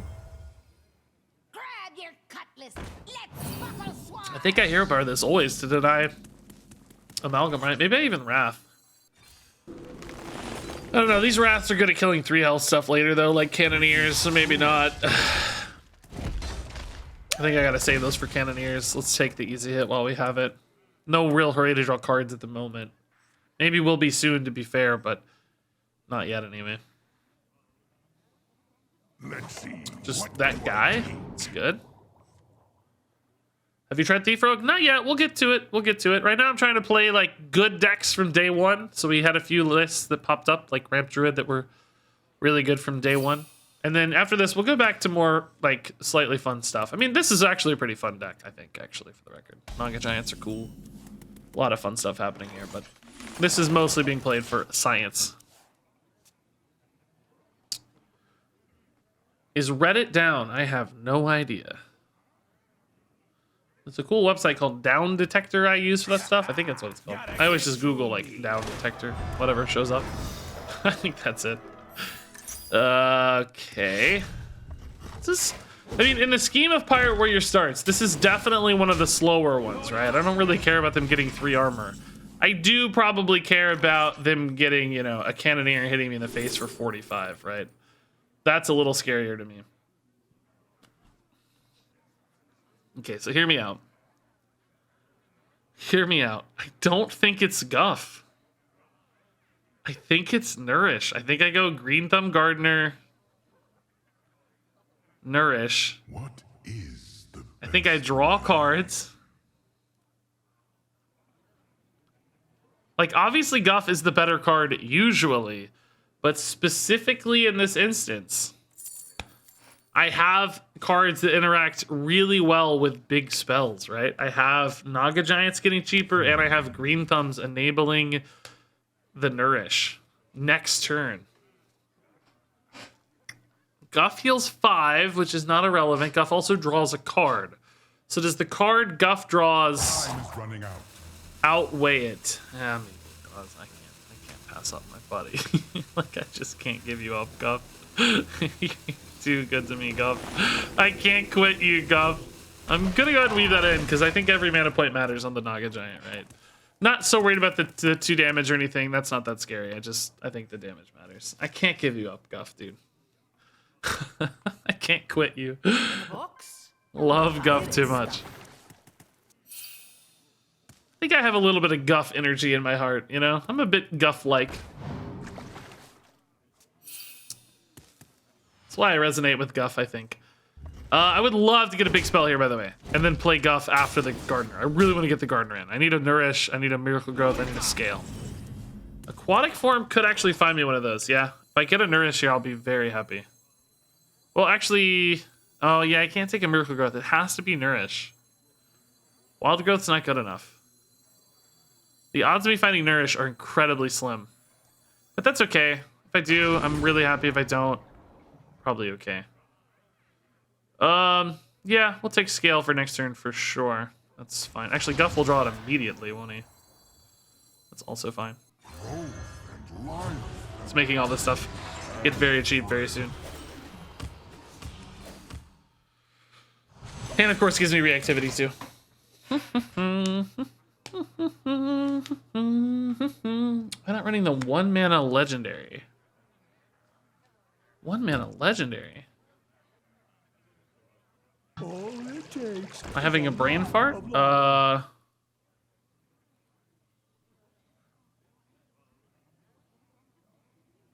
guess I don't know what you're referencing. Oh, Ibis. Oh, Ibis. I don't know. I would like Ibis in this list, but this is just the best list of HS replays. So apparently Ibis is not...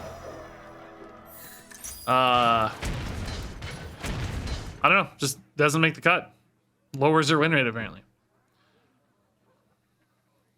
Or Ibis decks would likely be higher, right? Okay, so Scale is very good at this board. The challenge is if I put in the Gardener, am I going to limit my ability to clear? That's 5, 6, 7. No, 4 and 6. Okay, no. So I can put in the Gardener and still Scale. I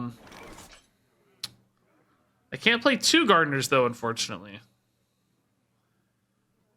If I go here and here, this goes down to 4. Doesn't help me either.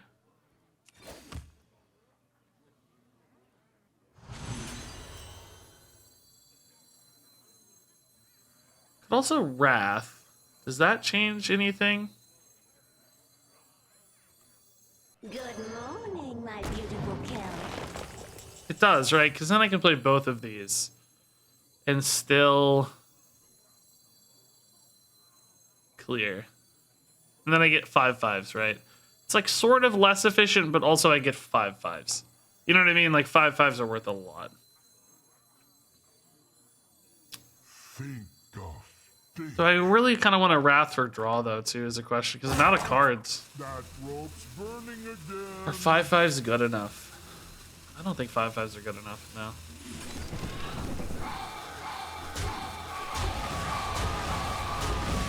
I'm gonna win. I just don't think 5/5s impact the game enough right now, right? Like, he's still 39. He's not creating a win condition yet, so save the Wrath for draw maybe in a more efficient fashion. Just think, I'm basically saying I think I can get more out of this Wrath than a 5/5 later, which in hindsight, yeah, it sounds kind of crazy, but I don't know. If I had a good Miracle Growth, right, there's a lot of things I could do here which dramatically improve my chances, I think. Okay, no Rokara this turn, thankfully. That does look like a Shiver clear, though. This would be a nice time to have a Mutanus, wouldn't it, man? Yes, I'm probably still not Wrathing to draw here, unfortunately. Nourish, okay. Nourish for draw is pretty exciting. Surely we'll get a bigger spell than this, right? For the Gardener. It's not guaranteed, but I'm hopeful. Good morning, my beautiful Kelly. This is just such a cool interaction, by the way. I don't Wrath that. I think this taunts enough against that 3/2, right? He's mostly going to be spending mana on Rokara here, so that 3/2 won't really contest this that well. And then I get to play a Giant alongside it, right? Just kind of hoping for a second Giant here to set up some win conditions. Okay, so this is theoretically 21 damage. I need another 20. So even Alex off the top here wouldn't be enough. I'd have the mana, but it wouldn't be lethal. I guess I could heal myself in that case. Just go for a mega board. You have another Guff to heal a little too. Let's just see. Stack can do a lot of big things, by the way, man. It's kind of crazy. So if they go Rokara, I think I gotta respect the Rokara one way or another. I need to kill it somehow. I'll probably start with a Moonlit Guidance, see what I grab. Maybe like an Onyxia or something is a good way to clear the Rokara. Even Alex is actually a pretty decent way to clear the Rokara. Yeah, just Zero Bar. Oh man, I just hit the Onyxia anyway. Okay. I guess that makes my life a little easier.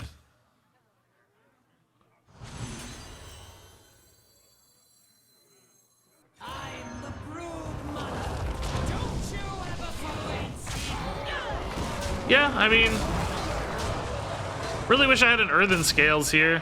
I'd feel a little safer. I mean, I think I'm pretty safe behind this taunt anyway, but...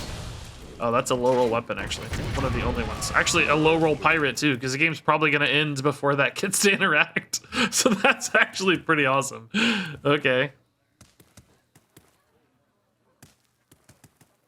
So surely this board will stay here, right? I mean, I guess they could, like, have a tech brawl or something. I think that would make their deck dramatically weaker, but it's not impossible.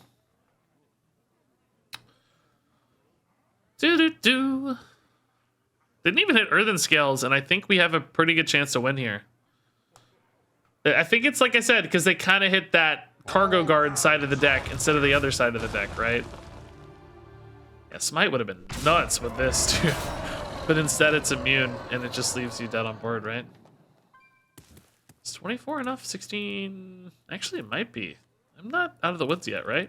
If you hit series at 20, 22, I only have 21? 16 and 7. It's 23. It's actually not lethal. Do I have any good way to get a lethal Alexstrasza? Earthen Scales? Yeah, I have quite a few, actually. Okay, let's just draw a lot of cards then. Okay, those are not actually ways to get lethals. I don't. I'm not insane, right? Like I actually don't have it, right? This must be the way. Earthen scales. Okay, that. It's like, dude, I'm not crazy, right? It's not there. I don't have it. I had to get at least one earthen scales. Cool. Okay, so the chill heal 19 or whatever at the end didn't hurt, but thankfully the lethal's all we needed. Cool. Wrath cannot go face. It used to could. It used to could. Okay. That was a good win, actually, dude. That's an unfavored matchup. I think it was really because they hit the Cargo Guard instead of Cannoneer side of the deck, right? That gave us that little bit of health bonus that we needed to kind of to roll through that, right? Otherwise, we would have had like one less turn to stabilize. So big difference there. Juin versus Jaina. My sorcery will prevail.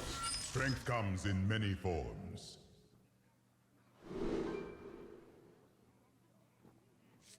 All right, Wild Growth's good. Onyxia actually has a good mulligan win rate in this deck, but I'm not ballsy enough to keep her. She actually has like the third highest mulligan win rate.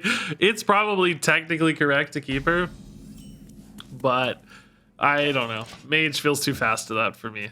I don't trust my ramp enough. Hey, Phoenix, what's up, man? Click clockers, pretty slow. Do we Wrath for that? No, we can use the Wrath to maybe finish off a Mecha Shark, right? Far too valuable. This guy's good, though, with Wild Growth. That's nice.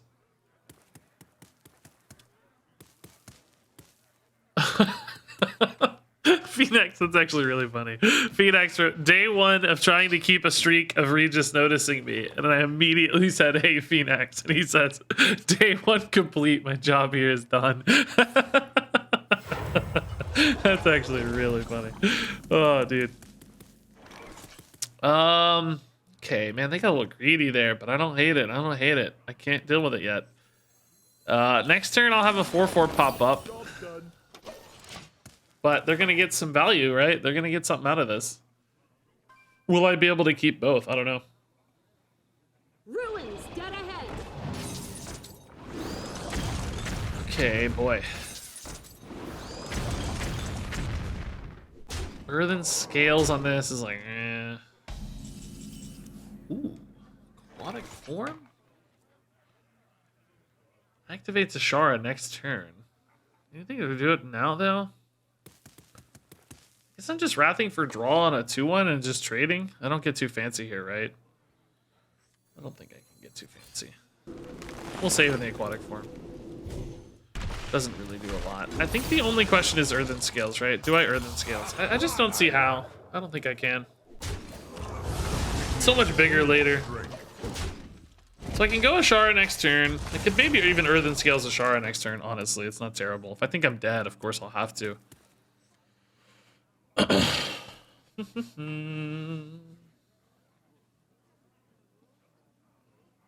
Am I sure Wrath can't go face? I am indeed sure. The minion text applies to both. Man, are we really talking about Wrath functionality after like 7 or 8 years? we're still talking about Wrath, man. So if I innervate into aquatic form, it counts me at 7 mana, right? Like I can get a scale or a growth here. I'm confident, right? It does. I don't hit those. I do hit Guff. Is Guff worth it here? Gives me Onyxia sooner, but we'll slow on board. I don't know. Let's see. What do we draw? This kind of needs to die, but if I hit a Wrath. Don't. Ugh. God, I'm gonna die. I'm not on Onyxia yet, so I'm just dead in the meantime, right? I can go Ashara into a Colossal, though. That's not bad. A lot of Colossals will deal with this board. The card has been out for 8 years, yet not one person has tried to make it go face in all that time. Yeah, the 1 damage is still keeping the minion text from the front half. It's saying deal 3 damage to your minion or 1 damage, because you'll note it doesn't have the verb again. It doesn't say deal 1 damage. It's just replacing 3 damage with 1 damage as the like part of the text to explain why it works that way. To be less snarky and actually explain it to you. Is scale better here than a colossal? Usually, yeah. Let's see if we can hit a scale first. Yeah, that's the scale. Scale 3 here, 2 here, 1 here. Can't get a lot of Earthen Scales value, but I'm getting Naga Giants cheaper. I think I'll be alive. I think this is usually more reliable than a Colossal's. My instinct, whether right or wrong, we'll find out.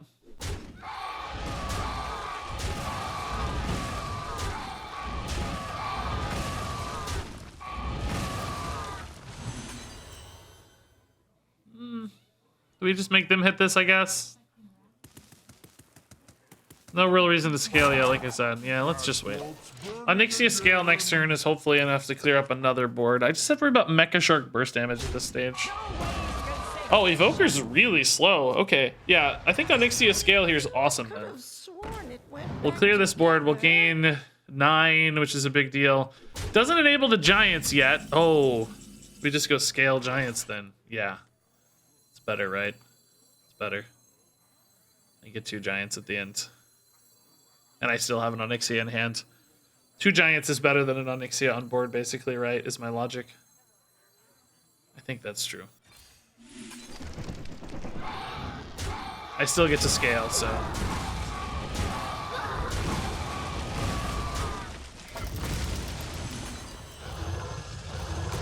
Okay. Nice. Back to 19. Major board advantage. Onyxia in hand. Ashara also, frankly, is pretty good. I can start drawing cards off this now. We've got plenty of mana. Scale, dude, makes this deck feel really good at stabilizing. Really good. Yeah. Oh, they did get us. Oh, they did get a Mass Polymorph. Yeah, I just. Yep. They got a 7-mana spell. It's okay. We're going to build a Colossal. It's all good. I don't care. Colossal me, bro. Colossal me, bro. Nellie's good too. Love Nellie, yeah. Don't think this ever changes, but Nellie's awesome.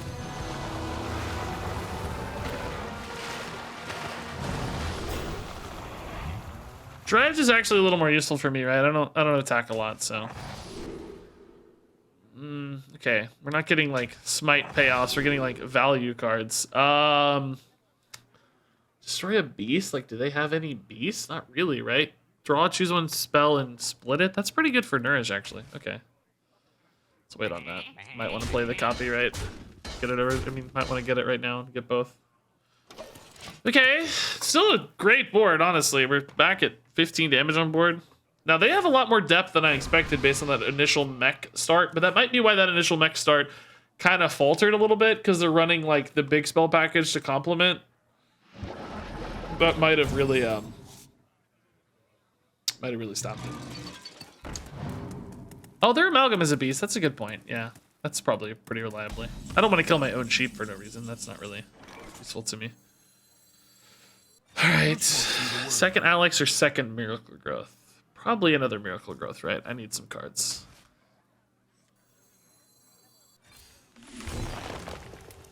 Trade in some sheep here.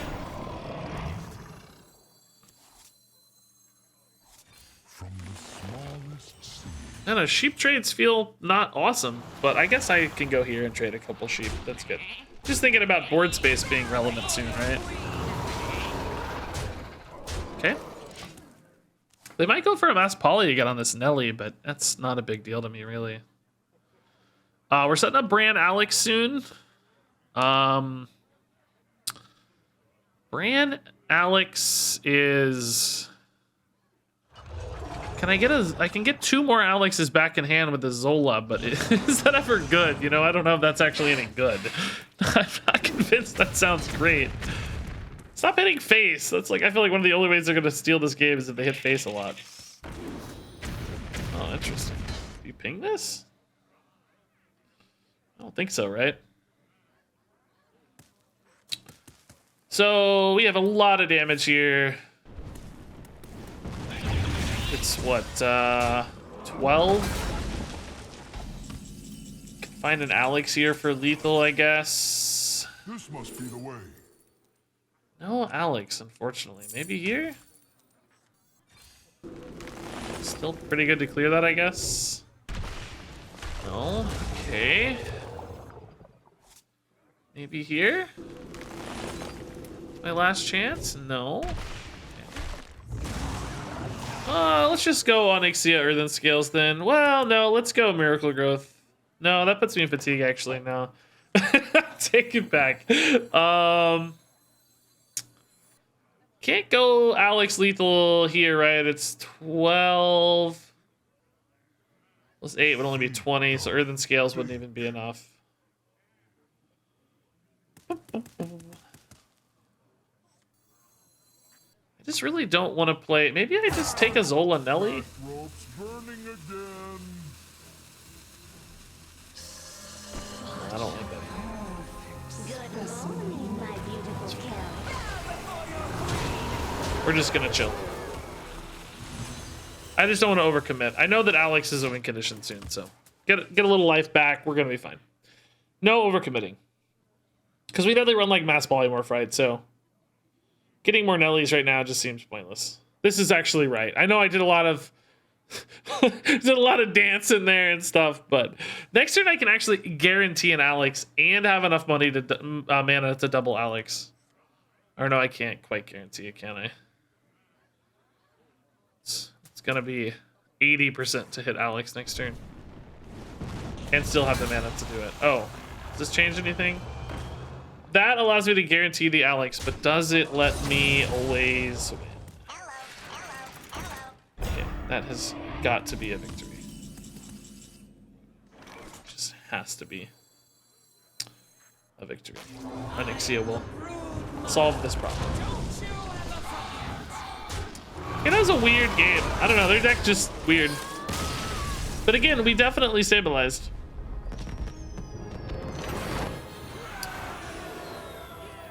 Okay. This deck's really good at stabilizing, man. Weird game, though. I don't know. That felt weird. Just like, I didn't want to overcommit at the end, which I think is still right. I think that's still right. Guys, did you see this tweet I made earlier? I memed a little bit on Hearthstone. Which minion would you make a Colossal? I wrote Blackwater Behemoth. Because it to me certainly feels like the least colossal of the colossal minions. That's for sure. Yeah, we'll keep a Nourish with Wild Growth, I think, right? I love Nourish. It's really good. It enables a lot about this deck. I wonder if the decks that are running the Flipper Friends or whatever are running Nourish, because I feel like Nourish is so good. I'd have a hard time giving up Nourish, I think. Witness true strength. Job done. If really a can't attack minion won't attack with Blackwater Behemoth, we tested it with a frozen minion. The frozen minion attacked fine. I guess, doesn't that force attack? Man, I don't know. Hard text is weird. Hard text is weird. With the double Nourish, I think I can probably Nourish for ramp, right? Unless a Mecha Shark comes down, I have to Wrath it, obviously. But Nourish for ramp, then we can go like Green Thumb, Nourish for draw. Whatever, we'll figure something out.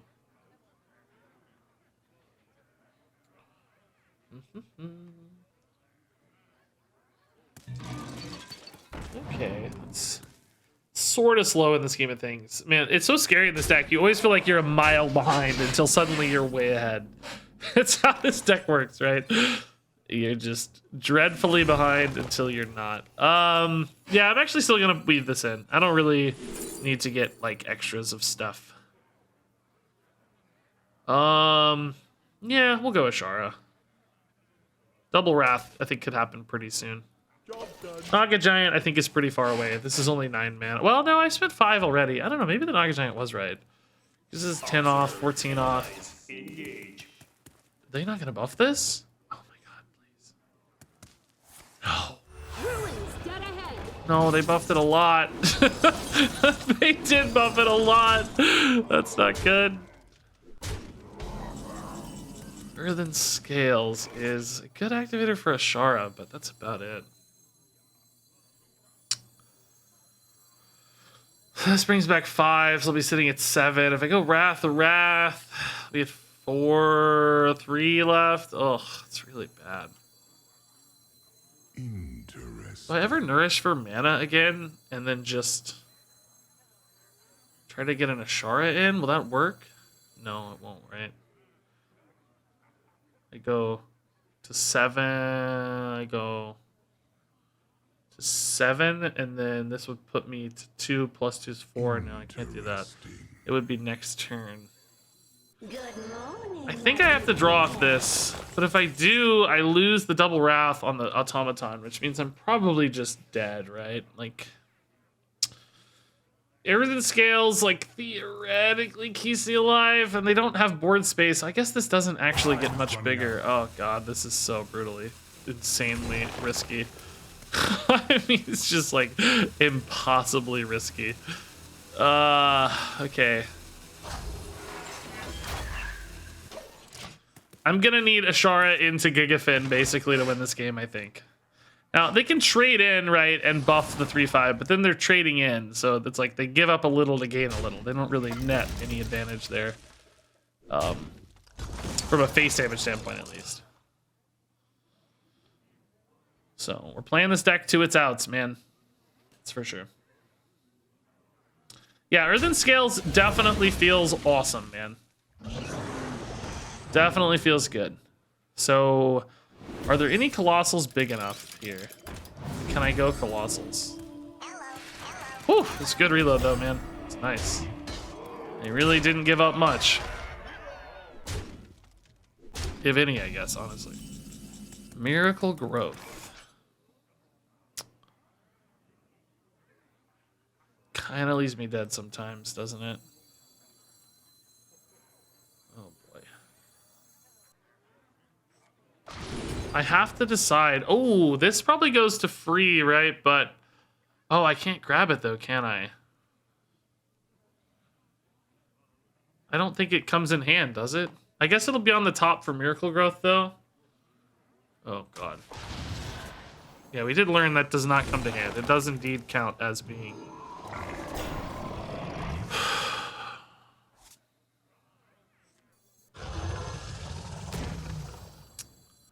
I mean, this literally saves me 1 damage. I'm pretty much dead here, usually, right? Scale, I don't think pulls enough back. Hit.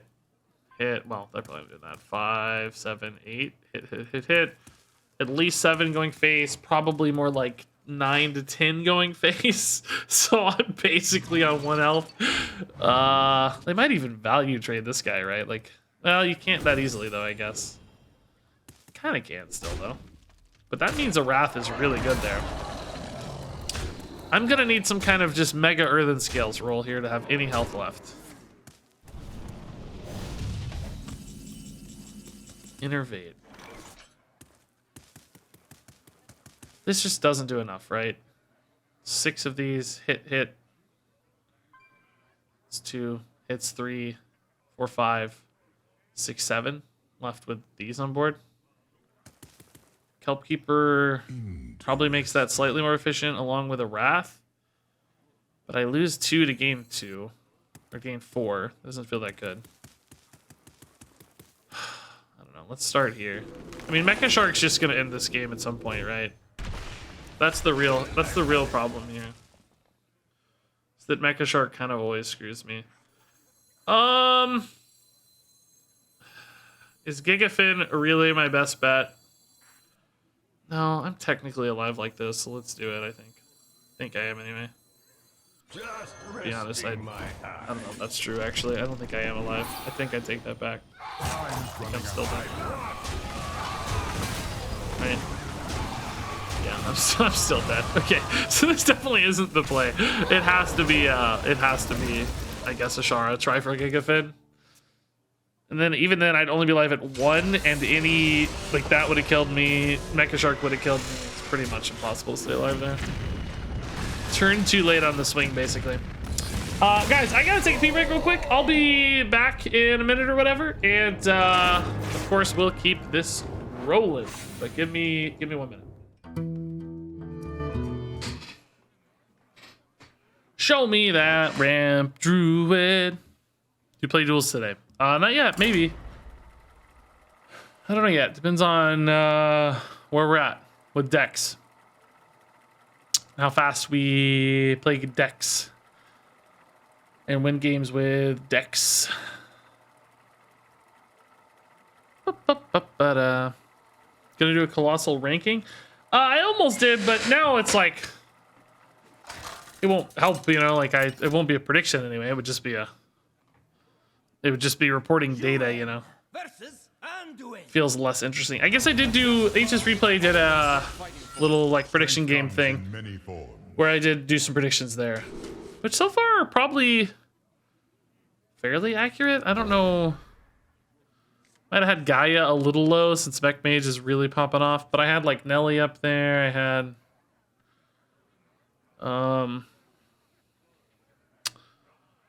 let's see. I bet we can check. Yeah, number 1 is Gaia right now. Nelly, Leviathan. I think I had Leviathan 1 and Nelly 2. Krakatoa is 4. I think that's about where I had Krakatoa. Gigafin, Hydralodon, Blackwater Behemoth, Glug, Kolak, and Xylag. I think I had Xylag higher, so. Good guess here. I mean, good draw here. So I'll be fairly close. Glug is actually getting played in some lists. I think Glug will get more popular over time, somehow. Yeah, I'm gonna go ahead and play this. I don't want to get too greedy on it. Innervate for Guff or Moonlit Guidance for the 4/4. Against Priest, I think we actually care more about getting a Guff soon, right?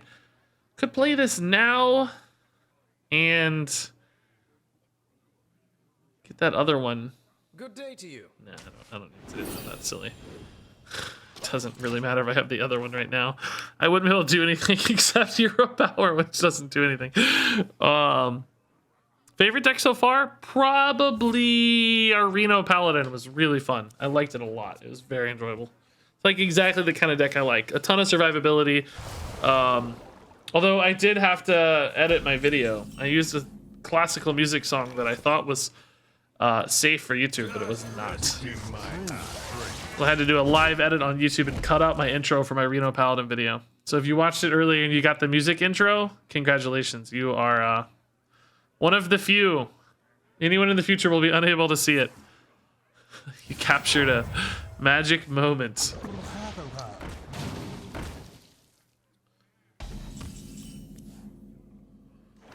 Okay. Oh boy, this is that deck, huh? Cool.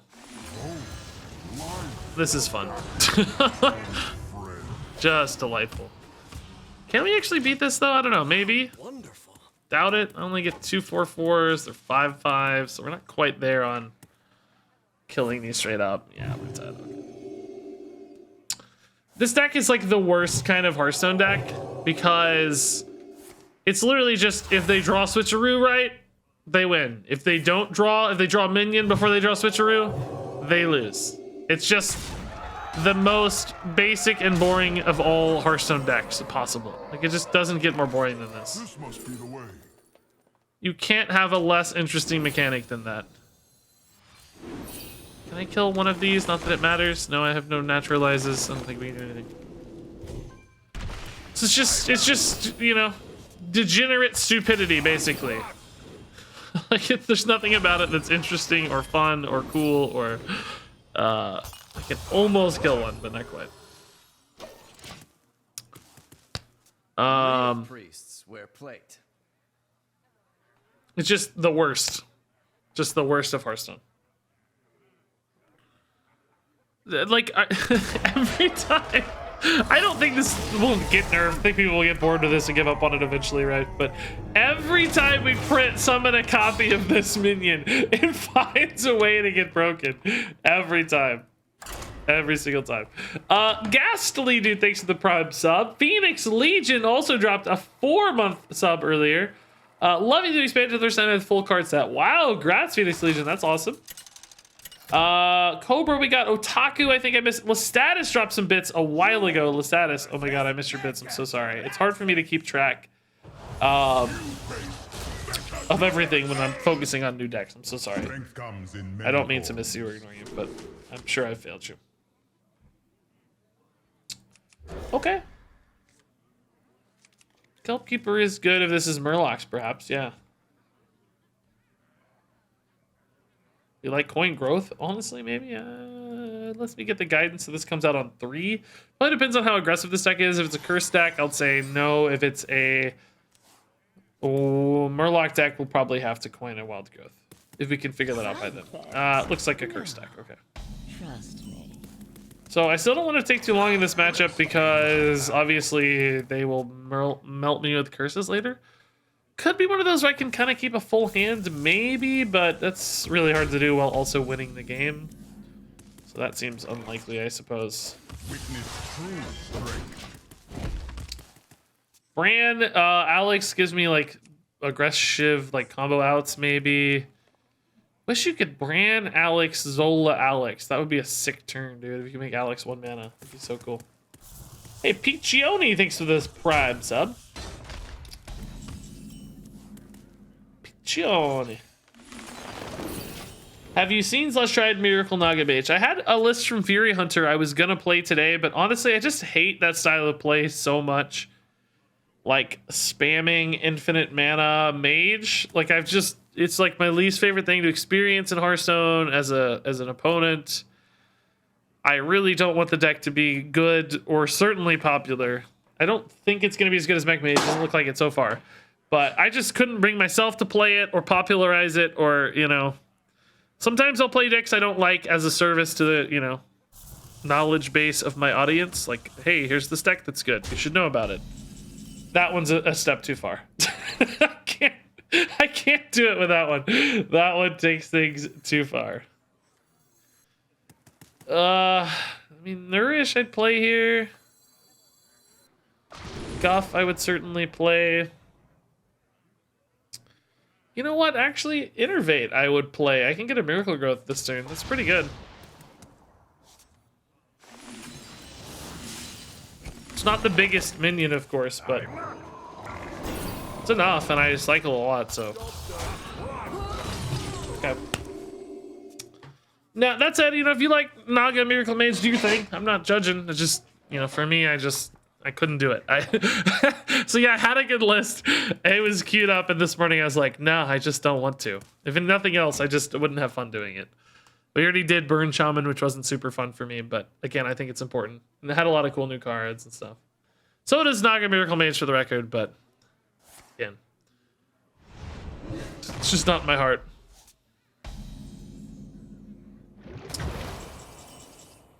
Scales? Okay, we definitely want big scales this game. I just go now. It's like a lot. Could go with the Moonlit Guidance, but there's not that many things I'm playing off of it.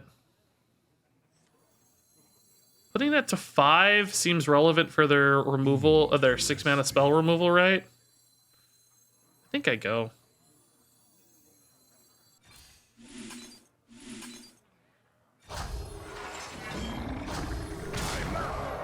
Yeah.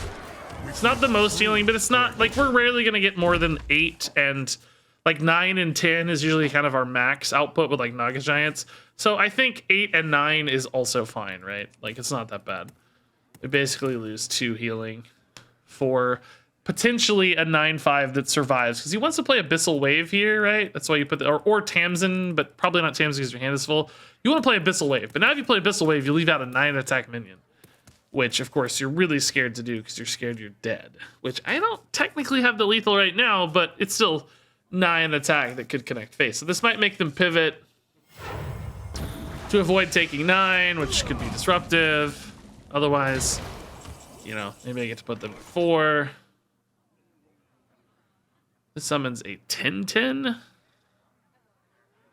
Might give me some Naga Giants. Can I find any lethal outs here? I don't have any direct damage, right? Somebody wanted to know if Wrath could go face or not. Just want to show them that it can. Deal 1 damage to a minion. Really, it's a good example here. I guess we just go big again in that case. Alex would be the best way to get a lethal later. If I do hit here, I will burn if I don't hit a 0 mana play. Naga Giants, I think, are 0 mana, right? Did not hit a Naga Giant. But I did make a 10/10. It's pretty hard to deal with. Hey, Indie Poodoo, thanks for the Prime sub.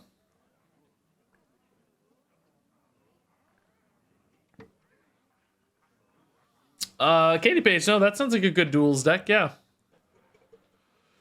Big spell, rogue, Reno stuff.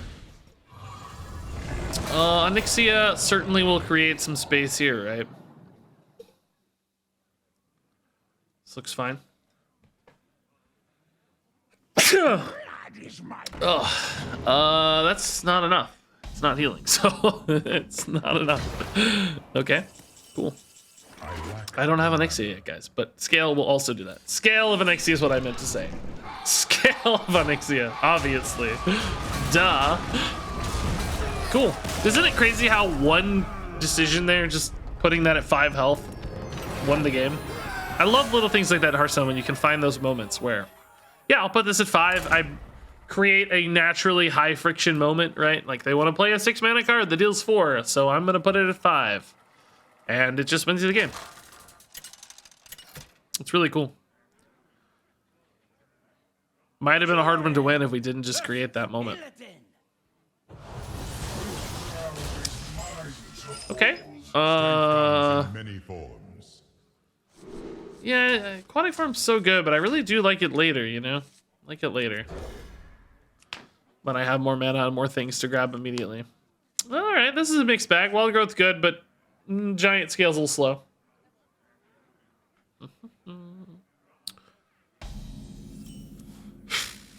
Okay.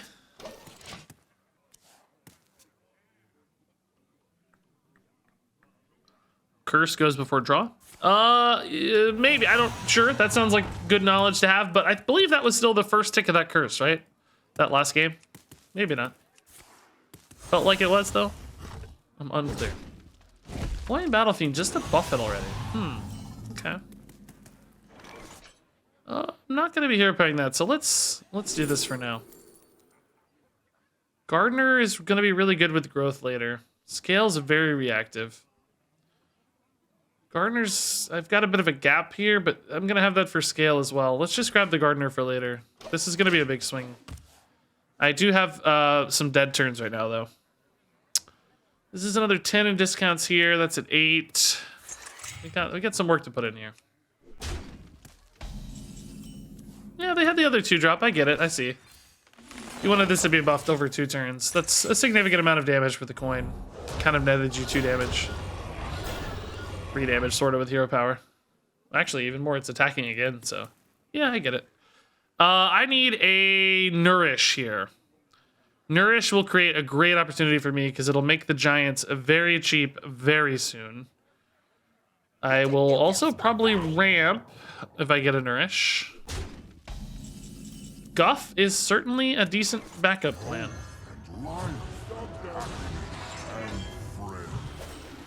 Onyxia is also good later. So if I go Gardener, I can get a growth off as well. Gardener will... Oh, I can actually go ramp Gardener, right? Hero power Gardener. That'll put me back at 7. Each scar, a foe. These are 8. Oh, I'm getting murdered on board, though. Onyxia can pull this back, though, as soon as I get, like... If I can live. I mean, this will make a big taunt, so I think I'll be alive, right? And then Onyxia pulls it back with a heal, too. Alex can also heal. Good morning, my beautiful Kel. Innervate scales here is pretty good, actually, I think. Yeah. Oh, do I want to innervate on Onyxia next turn, though, right? Ooh.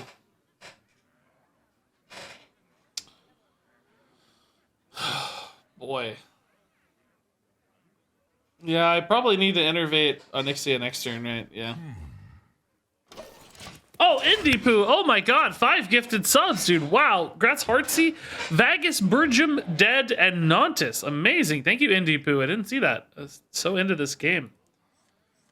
This is iffy, dude. If I go for a scale, it gets me Naga Giants. Does it also clear the board, though? Not really, because these would be... Well, it depends on what's trading in, I guess, actually. Let's see. It might. They definitely want to keep this up and this up.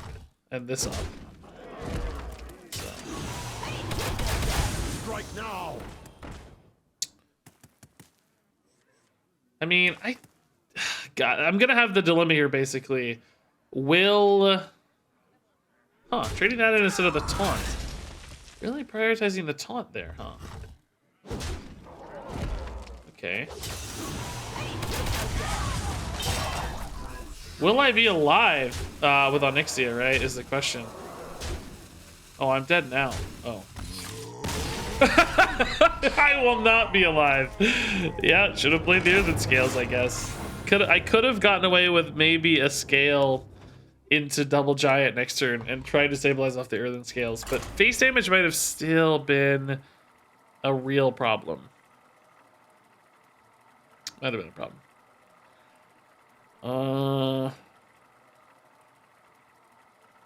Playing a greedy warrior deck running Vandar, so when I play Fires of Zinashari, they all cost 2 mana. Yeah, that's been a common fun idea I've seen. Yuan versus Garrosh. Sounds cool. Okay. We like Helpkeeper. Onyxia, despite the high mulligan win rate again, I think we toss. I can't trust it. I don't believe it yet. How's it going, Regis? Have you played the Silence OTK Priest deck? You mean like the mill version? Again, I really begrudge that being called a Silence deck. And it's not your fault. It's what everybody's calling it. It's just replay at least. But it's really a mill deck. It's, if you mean the Amulet Xyrella Shellfish deck, it's really a mill deck. More than a Silence deck. I would say anyway.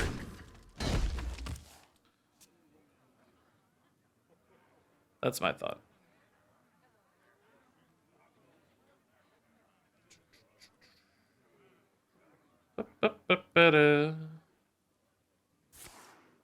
What's a mill deck? A mill deck is a deck that makes your opponent lose their cards by either overfilling their hand and burning them or pushing them towards fatigue damage and killing them with fatigue damage. So the mill priest deck in particular is running Shellfish with Death Rattle to draw 2 cards. It's the reason it's being classified as Silence deck is because they silence that guy and make copies of him as a big 7/7 and then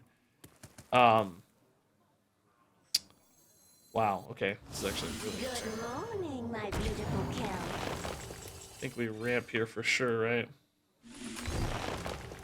Because I have the reload here. It's a great board. The reason it's being called a mill deck is because then they have the Xyrella and Amulet to summon a bunch of those guys with Death Rattle. And a reason I'm calling it a mill deck. And then Xyrella, after all of those have died, Xyrella makes the opponent draw, 10 cards, 15 cards, whatever, to mill them out. But I mean, to be fair, it is kind of a silence deck for the first portion of the game, but then it mills you at the end. So I guess it depends on what part of the deck you're kind of classifying. But I don't know, a silence deck to me would be more built into silence specifically, I guess. Huh, do I actually want the bigger minion or just the free gardener? I don't know, warrior, you don't want to go too fast, but I also want to go. Good morning, So let's my beautiful Kel. go. I don't worry too much about how big this is, right? Okay, Naga Giants are incoming soon. Guff is here, is great. Might need some good Moonlit guidances to give me enough threats in this matchup. I'm not running Kazakhstan on this list. I'm not running anything, it's not my list, but the person who made this is not running Kazakhstan. This list doesn't have Kazakhstan, so we can't go forever against a control warrior, right? I actually do need to make sure my threats connect. I mean, Ashara can give me a bit more value. I have burst damage outs with Alex and Bran and stuff.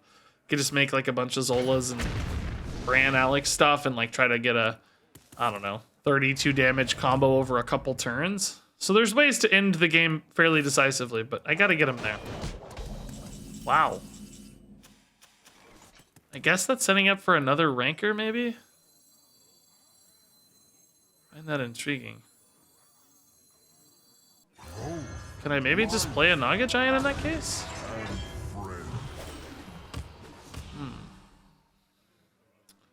So that if they do commit to the ranker, I just get to hit them for 8 again? You know? I don't think they have an execute, or they would have just used it this turn, perhaps. Although, not necessarily, I guess.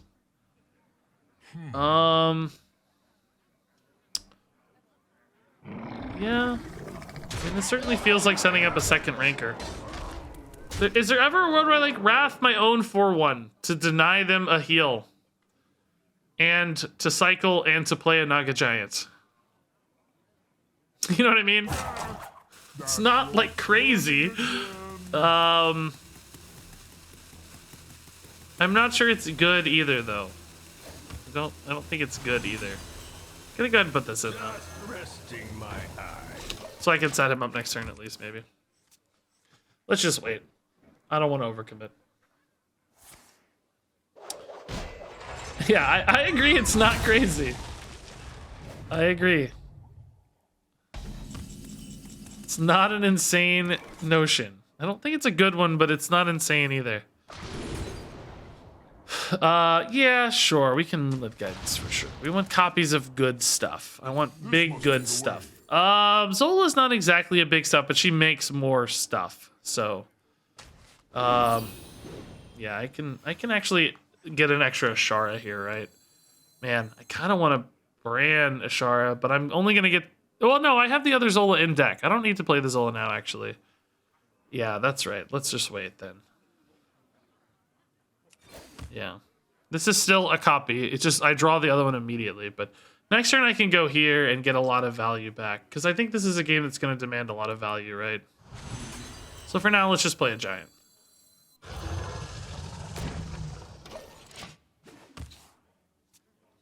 I don't need to draw the original, basically.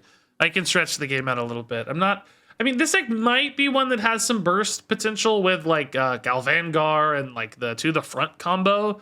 So, I might be wrong to go super, super greedy. But also, I know they just have enough removal that I need to go at least a little greedy, probably. But this is a monster turn next turn. And I haven't got to do this yet, so it looks really fun. I think we can do it now, right? Why not? Let's do it now. I do lose the Alex Straza brand stuff, I guess, but I get a lot of other awesome things.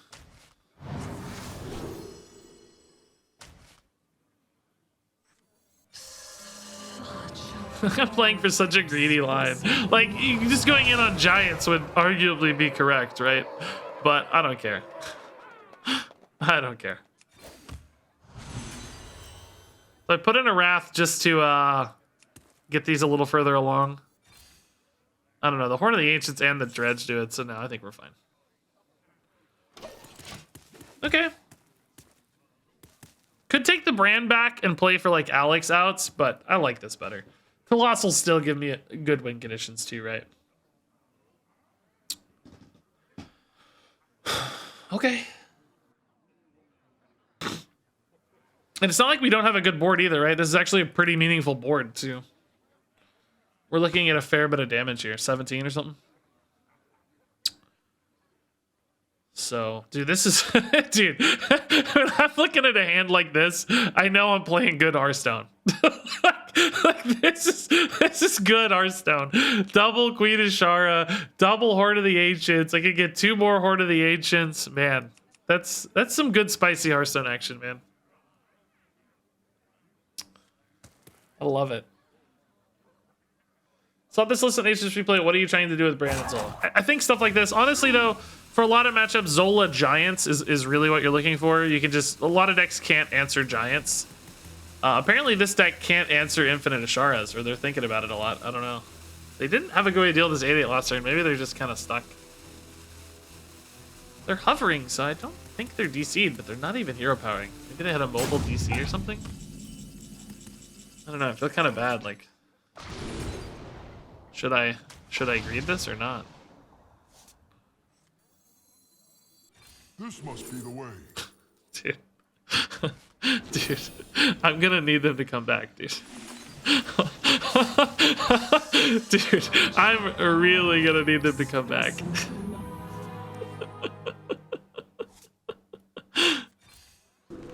Actually... Look at me. I need hand space.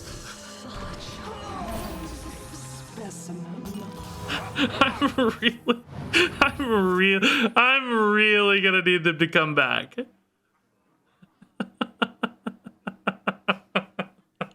That's a good Hearthstone hand. That's a good Hearthstone hand. That rope's burning again. We have plotted long Okay. enough. Now we run. I don't even think this is right anymore. But oh no, what the heck, dude? Things shipshape. What's happening? We're both like...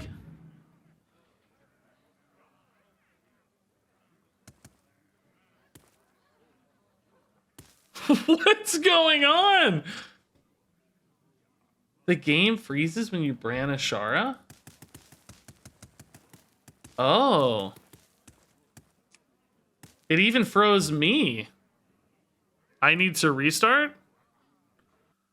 Oh. Did they... So they need to restart too? Oh, I didn't know it broke the game. I'll concede then if we get to the end.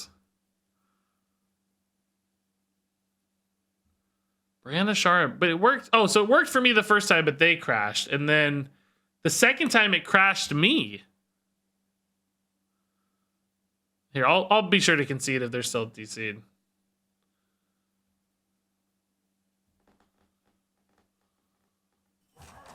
Oh, they're back. Okay. Dude. Do I just have lethal now, though? Not quite, but horns are probably very good. Nellie's good. Oh, this did go through, by the way, I guess. Good point. I could actually... Somebody in chat said this. I could have just taken this and would have been better. I don't know if this is good because my hand's going to be too full. Whatever. I don't know. Doesn't matter. Gaia. Oh, cool. Unfortunately, I can only get one of these, though. Am I crazy or do these numbers look weird? Why do I feel like those numbers look weird?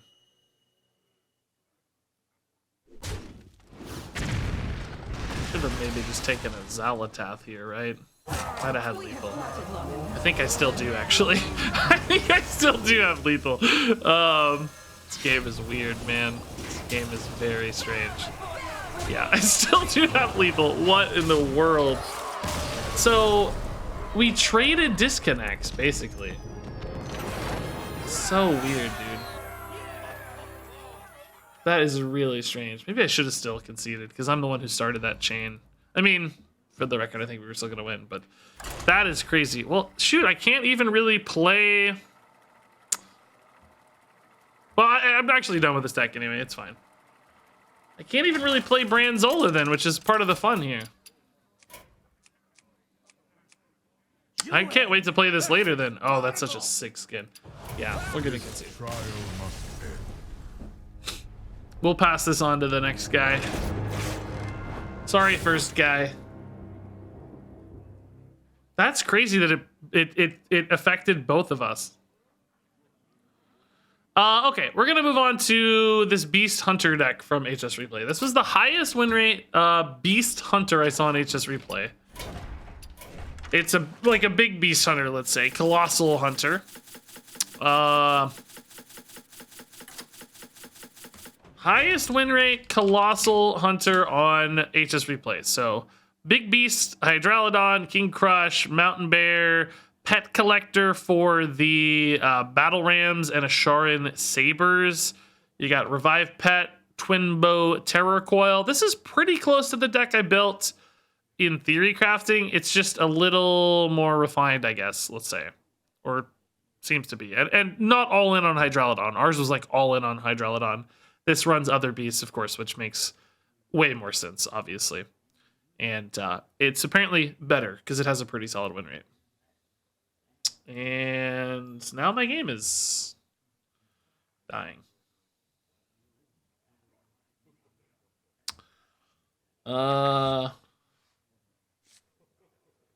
Chat?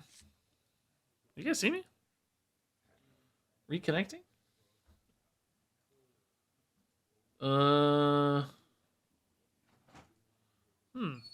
Hello, Mrs. Kilbin. I'm currently disconnecting from the internet. You killed the internet so I could eat dinner with you. Didn't you? Oh, that looks good! Wow. You're living large. Yeah, I don't think chat can see me. Yeah, that's DC'd. Okay, cool. Great timing. Actually, pretty good timing for once. Can anybody see me? Well, I think we're back. I think we're coming back. I think we're bringing it back. Chat. Chat, can you see me? Reconnecting. Oh, there they are. RIP. Everybody says RIP. Yeah, the Zola brand broke my internet, in fact. Man. I think I'm back, guys. Everybody see me? Refresh if you didn't see me. I gave a spiel about this deck, which I don't really care if you guys see anyway. It's mostly for the video later. But this is a big beast hunter. I may have to restart my client again.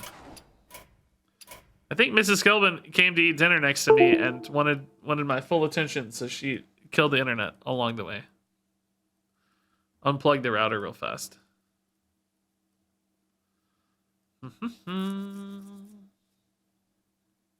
He's on Mixer. I just went to Mixer. A Mixer. Battle.net will let me play. Come on, Battle.net. I believe in you. Battle.net, please.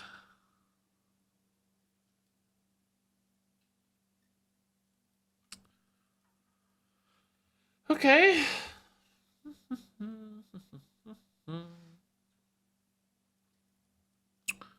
Well, maybe we gotta restart Battle.net. What do you think, chap? I feel like I don't see... You guys aren't talking again. You're making me nervous that I'm DC'd again.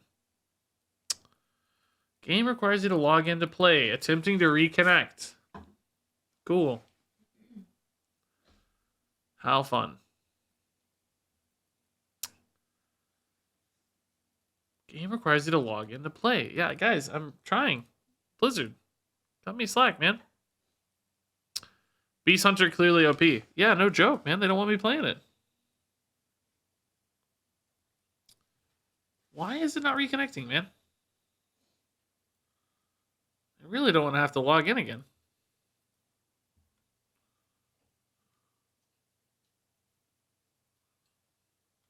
Here we go. There it is. We're back. Mrs. Kilbin's eating some delicious tempura.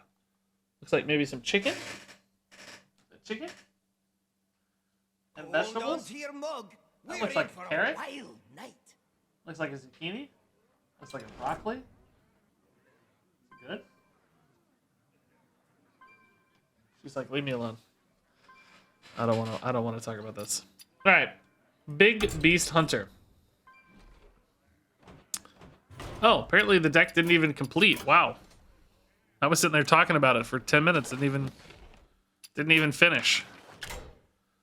Colossal Hunter.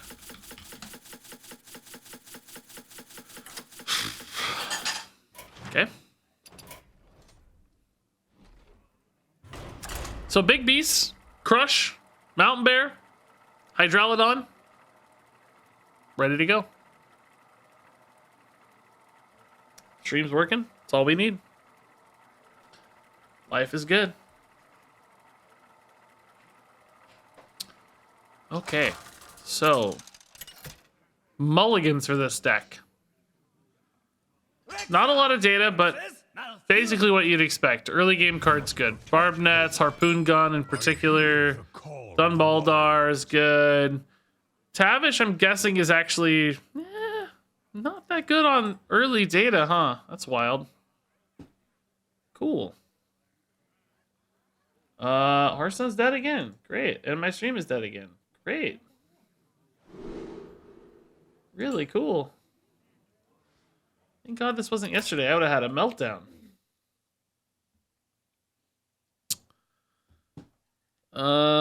Okay. Weird. This is fun. Just great. Why is this happening? I don't understand. It's totally fine yesterday, all day.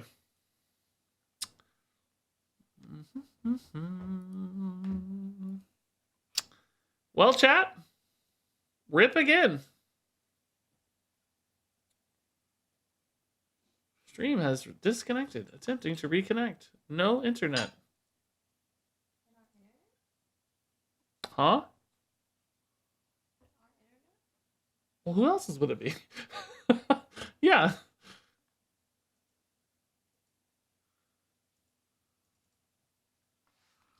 Huh.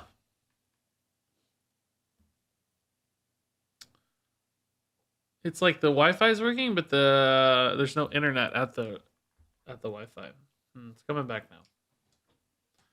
But for a second time, so who knows how long this will last. Okay. Well, I think we're back.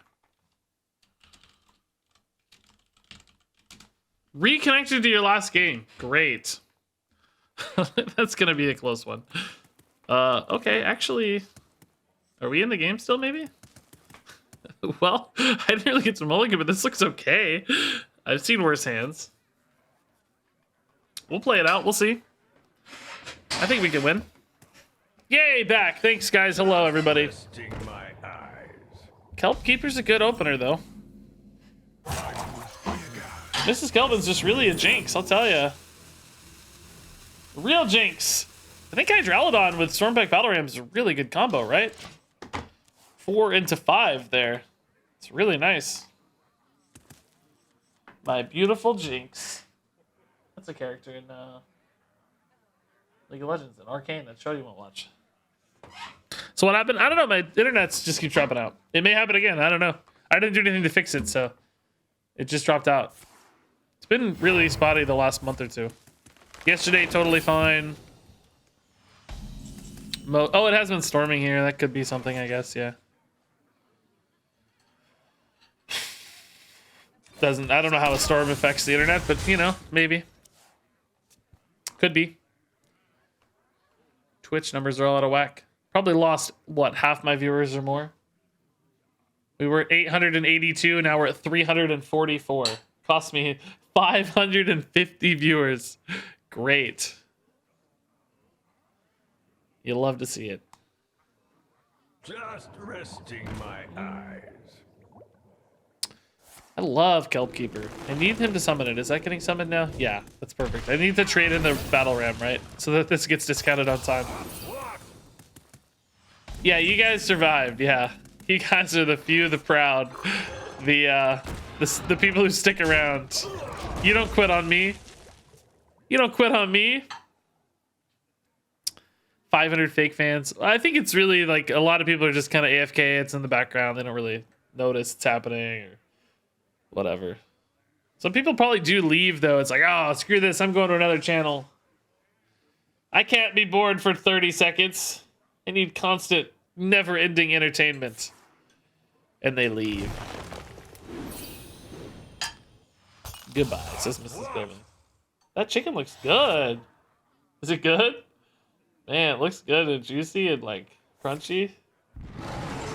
Jealous. Okay, this is actually a really good play against Druid, right?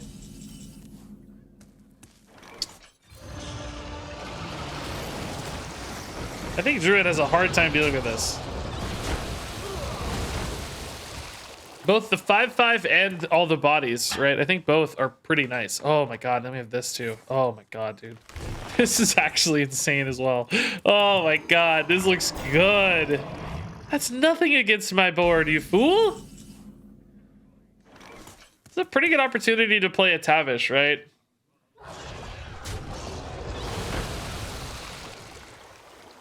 Rarely do you get such an open Tavish opportunity. This is just so good, man. Ice Trap is really good against a lot of their big spells. They do have some small ones, but they just rip an aquatic form. Even a small one can still be disruptive. I just don't think explosive or snakes are gonna matter. Maneuvers. Oh, they don't even care. They're out, dude. We disconnected. We missed our turn 1. We missed the mulligan, and we still won the game thanks to Hydralodon. Incredible. Mrs. Kilbin's a good luck charm after all. Beautiful Mrs. Kilbin. Doesn't revive pet get bad because of all the heads? It can, but it can also hit. Especially if you double it, right? You're pretty good odds to hit a Hydralodon. You look exhausted after eating. You sighed and like you look like you're pooped. Good meal though. You finished it. Happy plate. Possibilities are endless. Okay. Bunker on 2 is really good. Collector is good, but I don't think I need 2, right? Play this on 3 with a bunker and a secret maybe, yeah? Okay. Hey, Swarm G. Day's going pretty good. Yeah, we just had a bit of technical difficulties, but can't complain. Scheme of things, still pretty good deal. Maybe we actually go,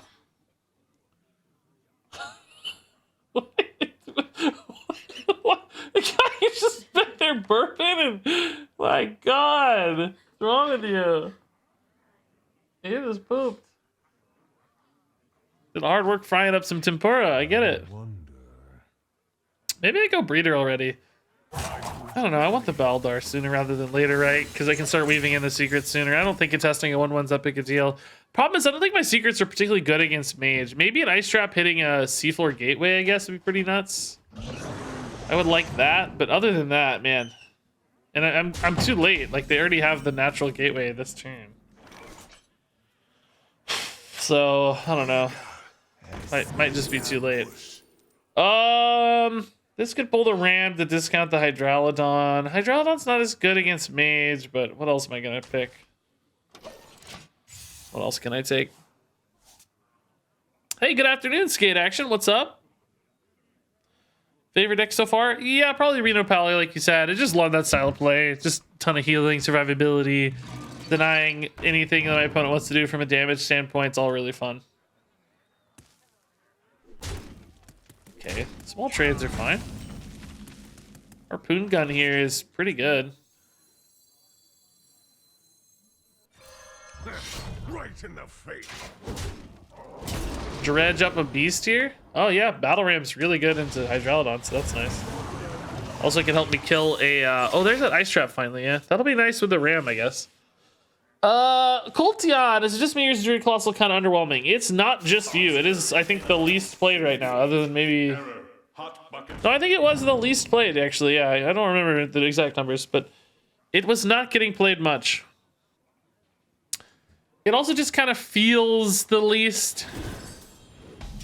I don't know. You know, when I play Hydralodon, I feel it, right? It feels like an awesome big Colossal and stuff. You know what I mean? I don't feel it quite as much with Kolak. If that makes sense.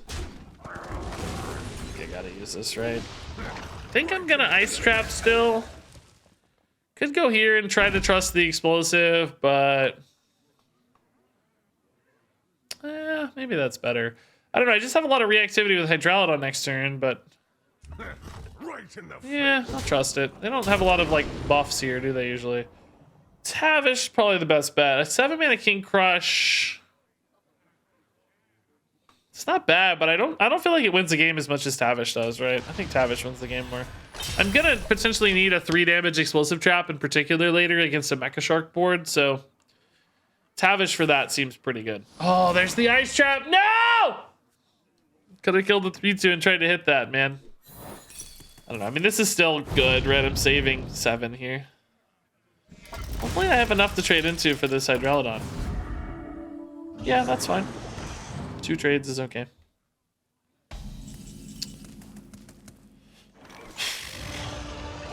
Alright. This trade is always worth it, right? So. Alright, dude. That's 2 games in a row with a turn 5 Hydrolodon, man. Feels good. Is Hydrolodon a safe craft? No, I wouldn't say that. The 2 best decks for Hunter right now are... Oh, wow. Nice. Gave me an extra one. 2 best decks for Hunter right now are Quest and Face, neither of which actually really use the Hydrolodon, so... I probably wouldn't go for the Hydrolodon personally. It's a little early for the Tavish, actually. This hits a Sharan Saber, which is pretty good. I got 1 board space for that. I mean, Saber's not like the best, but it's fine at trading here. I guess we trade in 2 of these. I could go Candle Shot, I guess. That's pretty good, no? Yeah, that's good. We don't really need to Freezing or Ice yet, but I don't know of anyway.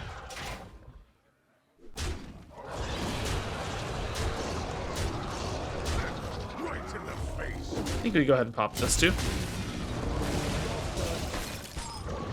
Okay, so they're down to 16. I actually have quite a bit of damage output available. Not only 9 on board, but just like quick shot in hands. Hopefully with Tavish I can stall plenty, hit some Huffers, that sort of stuff.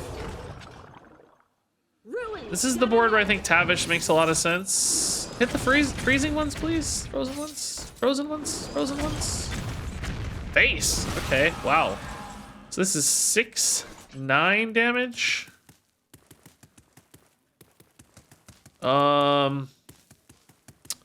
Probably just kill this now though, right? We're not looking at a lethal yet. We have 9, 10, 12. Tavish with an explosive trap could set me up for lethal, but I think I still have to kill the Mecha Shark. I think it just has to be respected, right? I don't think you can ignore the Mecha Shark that easily. You better watch your step. Yeah, explosive gets me in lethal range, deals with a lot of board. Freezing, yeah. I'm worried about Gaia most naturally on curve here, I guess, right? So I think I actually need to kind of deal with these mechs. I think I hit a mech here. And then I might Freezing Trap again. That way this mech... I don't know, does Gaia hit whenever or after? Gaia hits after, right? Just, this is unlikely to be good against Mage at this stage. I don't really want to Freezing Trap these small minions, but I don't know. It should be okay. If these go face, explosive goes off, I don't know. May not be right. Just, it does shut down a Gaia, potentially, right?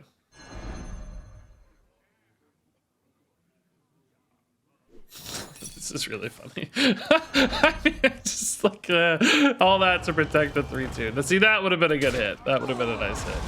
Thankfully, that's still dead to explosive, though, so that still achieves the goal, I think. Is Huffer lethal? No, but we can hit a Hydrolodon here, maybe. Just a head. That sucks. In that case, guess we like Saber a little better, right? Ram into that is fine too, I suppose. I don't really have a lot of reason to kill this, though, is the only downside, right? Let's see what this turns into. Misha. Misha gives me more reason to kill this because the explosive's unlikely to activate, right? Yeah. Feels kind of bad, though. This may not hit a ram, but that's okay. Really? Dude. Or no, hit a ram. What do I say? It always hits what you wanted to hit. What am I saying? It's fine. Sure. It's fine. Whatever. Alright. Quick Shot's getting ready to be active. We got Huffers here for wins. I think it'll be fine. Their hand's like inefficient garbage for half of it at least. That could be something a Gaia, we don't know.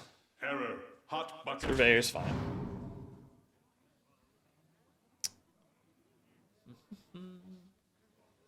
Mecha Shark's the reason? That's true, to kill the 6/4 in case the Mecha Shark pops out and then he's able to pop off the Mecha Shark. That's a good point. Some incentive to kill it, I guess. Leaving the Mecha Shark out of their control. Kind of supported the Misha here anyway, so it worked out for us, but I like that logic.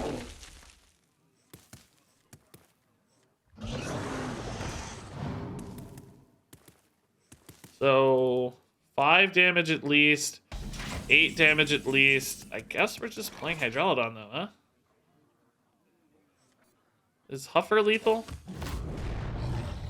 8 and 9 only, no. It's actually kind of losing some efficiency, arguably, but not really, I guess. The Misha sort of helped here, huh? Can definitely leave up the 3-2. If it wants to go face, that's fine. We actually sort of need the explosive trap to go off to get a lethal set up soon. So, should be okay. Yeah, this worked out really well. I mean, we kind of just shut them down over and over again. I don't know. This was really more reactive than I expected. Oh my. Okay. They have a lot of board to absorb this. Hydralodon is a really good natural counter to this, unless they can snipe it, right? Just keeps resummoning another body. Or multiple bodies, even. There, they can kill it now. So it just leaves me an outrageous amount of damage on board, though. Dude, Hydralodon's good. Feels really good in the stack. Pleasantly surprised here. 2 games in a row. Sorry, that's me. Ignore that. That's me. Oh, God. So sorry.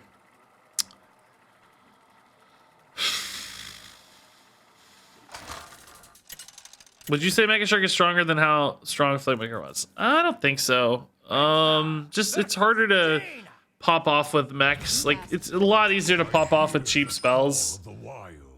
Spells generally are easier to like keep bouncing and doing things with and playing really cheap and getting 0 mana versions.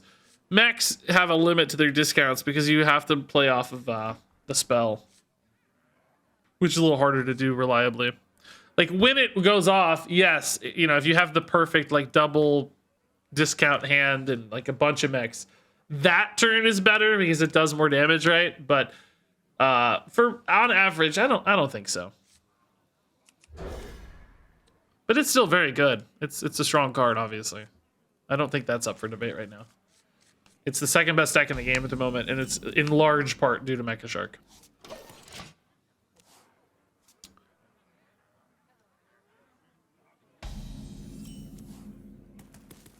Okay. I mean, Battle Ram and Hydralodon is just really good. Assuming I have something to hit, you know. And then the Revive Pet as well, potentially. Terror Coil Revive Pet, dude. I guess we're freezing trapping, right? I don't know why, but I have a feeling this might be a Naga Mage as opposed to a Mech Mage. It's just a really slow start for a Mech Mage. They might just be playing into Surveyor discounts here, and like... Oh no, I don't think it's Mech Mage, right? This feels like a Naga Mage for sure. Which might be worse for me, honestly. I think I might have more trouble with that. Because my deck's really good at reacting to threats on board, and Naga Mage doesn't make as many. Yeah, Naga. Things until they die. I can't believe they made that the voice line.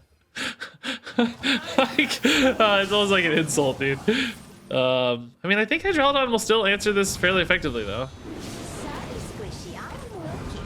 I mean, it's not gonna be perfect, probably, but I'd rather have a Hydralodon than not here, right? It's sort of shocking to me that this deck doesn't have a higher win rate than Mech Mage. I mean, it's definitely going to be harder to play, but turns like this, man, I feel like it's crazy.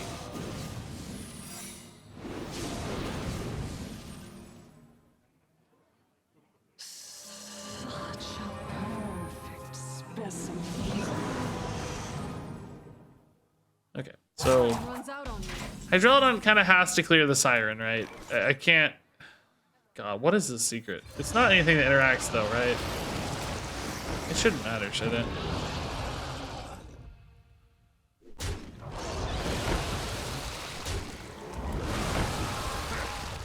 Gonna debate them a little bit.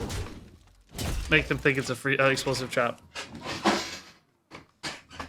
I guess I should have hit here probably, but you don't know how this scales, so not necessarily. That is literally just a debate trade.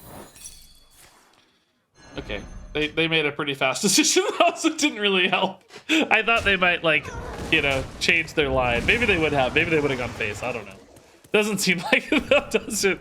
Kind of felt like they were just like, nah, gonna do my thing. Screw you, man. So I don't really need to greed the well, I kind of do, because this doesn't have battle cry, right? I kind of do need to greed the revive pet, I guess. Yeah. Oh, interesting. How does this work on the second cast? Does anyone know how this works?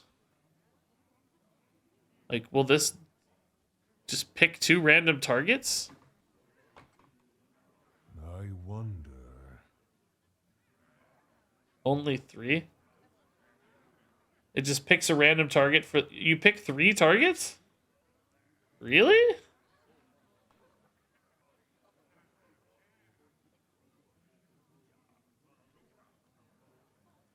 So I get it here and here and, like, here? It lets me pick all 3, though? Okay, I just kind of want to learn. I actually don't even know if this is the best play. Part of me just wants to learn. I don't know. I think this is better, actually. I'm sorry. You are so yes, you are. I'm gonna pivot here. I'm so sorry. I think this is a better play.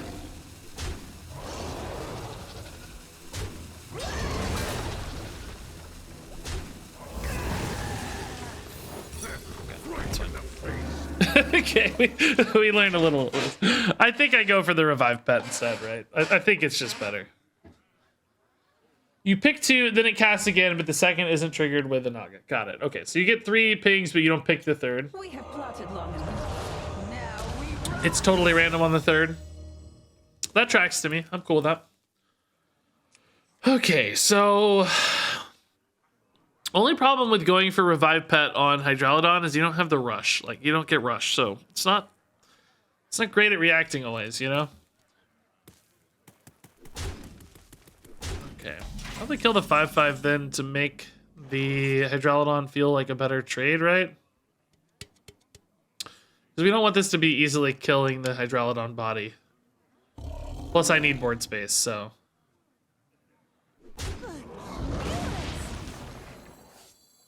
Okay. Hydrolodon, got it. Will I ever take a Saber? From a board space standpoint? No, I go full board, right? Well, definitely don't pick those. I didn't get a Saber offered second time, so. Okay. That's pretty good. That's pretty good. Double Hydrolodon, dude. Who here can spell?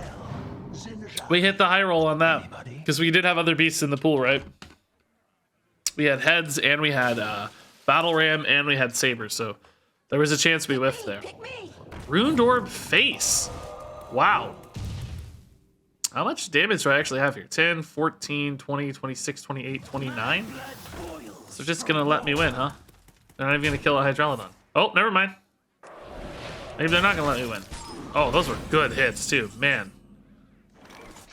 So now I have a bit of a problem in that I can't play a mountain bear. My board is always locked out. What do I have here damage wise? 17, 18, 20. So yeah, I definitely have to clear the board. To the best of my ability anyway. Priority number 1.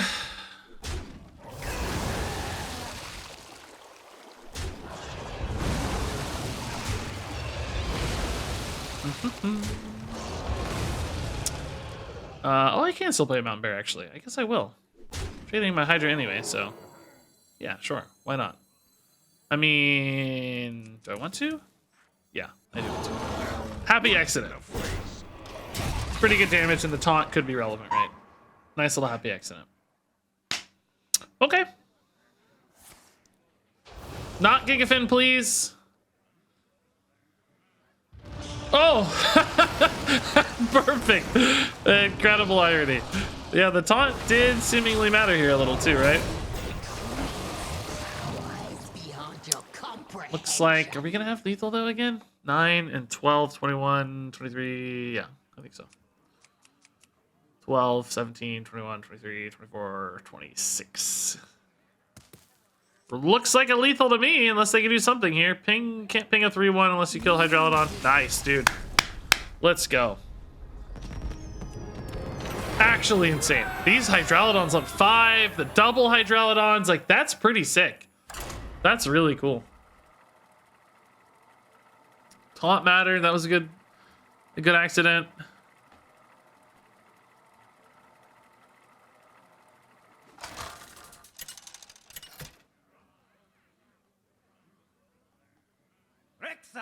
Versus Jaina.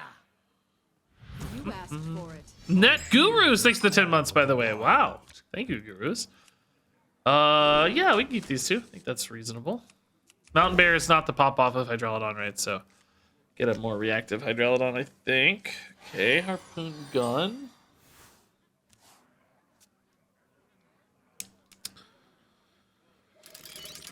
Is Blizzard aware that Brandishore crashes the game? I wasn't aware until today. I accidentally ruined a game. But I think so. I'm sure it's come up a lot. People in chat knew very readily, so I'm confident it's well known. Observe, analyze, engage. Point Harpoon Gun is perfect here. Wow. Thank God. That guy's scary otherwise. In the face. Cheap Mountain Bear is probably better than a cheap Crush, right? 5-mana Mountain Bear is something I can play soon. So. And very good against a board-based deck, so yeah. Let's take that. I could have sworn it went back together. I think I'll just trade Harpoon Gun again, or I mean attack Harpoon Gun again, right? Hot bucket. Yeah, that's a good target, that's fine. Golden Colossals look so neat. Yeah, I wish we'd gotten a Diamond Colossal. I guess they didn't want to have to diamond out every portion of it, you know? Like all 5 parts, but it would have been really cool, I think. So I can also grab the Crush this turn. We know the Crush is there. But I just like Tavish better, though, to fill a curve. 7-mana Crush. I like Tavish better, honestly. A little sad, I guess, in some ways, but... Because I am a little bit straining this next turn, too, honestly. Yeah, I don't know about this, actually. I like the 5, 6, 7 I'm building towards, but taking a real down turn 4, honestly. Because I know I'm getting Tavish. I couldn't fix it, though. I had Candle Shot. It's not like Candle Shot was going to suffice, so. Do I pull into a Barbed Nets here? Just kill the Annoyotron? Right in the face. Does, like, almost nothing, but... Terracoil for Revive Pet on the Mountain Bear's pretty good later, too. I don't care about the discounted Crush. It's just not how we're winning this game, right? I'm gonna maintain that that's not correct. Alright, so this is a good 5, 6, 7. Actually, we may even Terracoil on 7 instead of this Mountain Bear, but this will get us started at least. They go for Mecha Shark. I have one more turn to answer it, so they might be like holding it. Oh, nope, they're going. Okay. Oh, wow. I see. Man. Need a... God, I could try to... Oh, God. I could try... Shoot. I have a 50-50 to hit the Stormpike Battle Ram, which would fully clear both Mecha Sharks. I kind of think I have to. I feel like if I play a Mountain Bear, I'm just not going to win, right? I think I have to hit the 50-50 Stormpike Battle Ram. Pet Collector has a 50-50. If it hits the Saber, I could maybe just kill this one and not attack. Or maybe I would still attack to dredge, I guess. But let's hit the 50-50. You are so Battle Ram, Battle Ram. No! Probably, definitely dead now. It's a really big 50-50 there.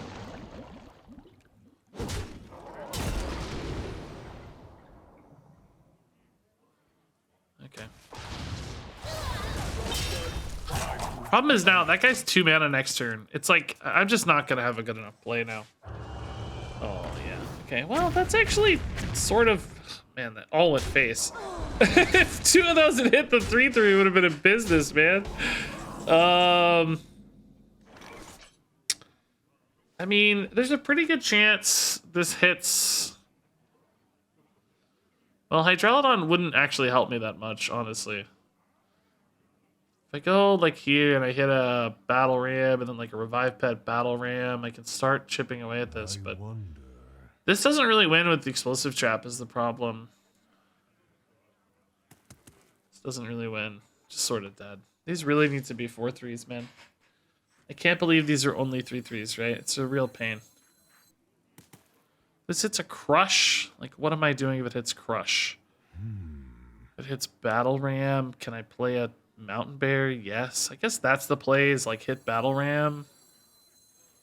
Trade here, play the Mountain Bear.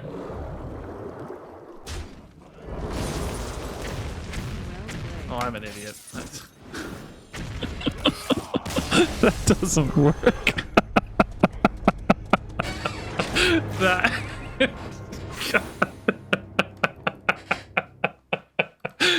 That's not the play.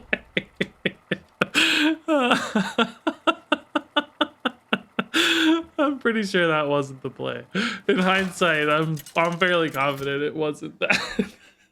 To be fair, I don't think we had much chance otherwise. That was about the only thing that made sense, and since that didn't work, I don't see how we get there. I hear the call. I didn't know tracking was in this deck. I've literally never seen it. That's crazy. Let's keep it. I think keeping the pet collectors early, I have been doing it, but I don't think it's right. I think there's much better plays to be found. Secret package with bunker. So crazy, there's only 1 bunker and 1 set of secrets in this deck. But keep in mind, this was the highest win rate list. I'm not just like randomly playing some weird garbage. Something about that so far has aligned well. Now, obviously, we don't have a ton of data yet. That's well known, but something about that is working better than we'd expect. Revive Pet with Harpoon Gun creates some interesting lines, I think. I already have the Terror Coil, so getting a second one there doesn't seem too good. Observe, analyze, engage. Okay, yeah, this has been working out really well. Right in the face.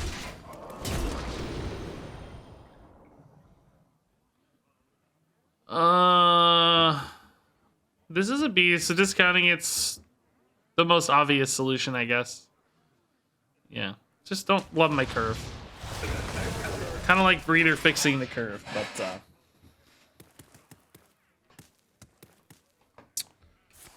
ba-ba-da. Do we want to dredge again? Now let's wait. Reacting to a macro shark is too good. Okay. Bum, bum, da, da, da, da.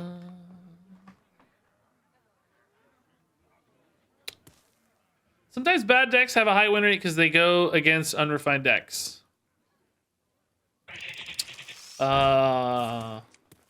Well, I mean, every deck's win rate is higher until things get refined. I don't think there's any reason to debate that, but it stands to reason that the decks that have good win rates against unrefined lists would still be better than decks that have bad win rates against unrefined lists. So, I mean, it doesn't really change the fact that this would still be the best of the big beast hunters. Unless there's some incredibly specific reason another list would have an advantage. But that seems unlikely. It's still about sort of ranking them against one another, right?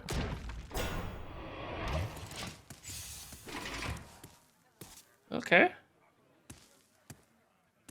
I love Curse Lock from a skill and management perspective, but it feels way too fair in the current meta. Yeah, it's definitely landing in that fair spot from early data so far. It's like high tier 3. Just under 50%.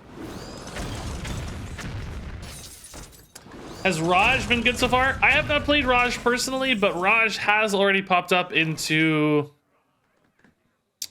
both face and quest hunter lists that are doing well. So it would seem so far that he has, yeah. I think it's likely that he has.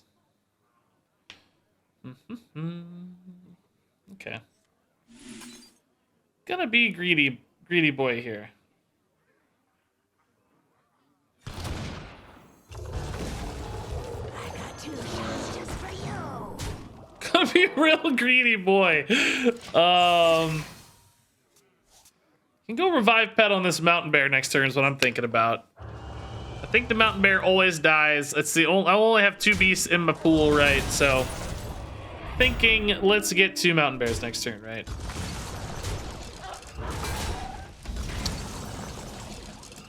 On top of whatever else I want to do.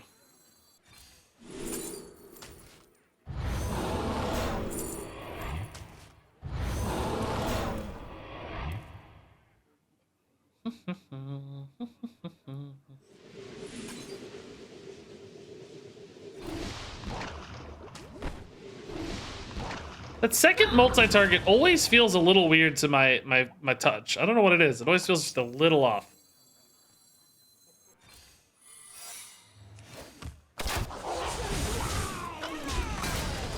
Kinda do need a play next turn. I think we dredge here. Don't love any of my plays right now. Oh, that's an awfully good one. Okay. I mean, word space limits might actually challenge it a little, but I mean, we might just have a lethal setup, so it may not matter too much, but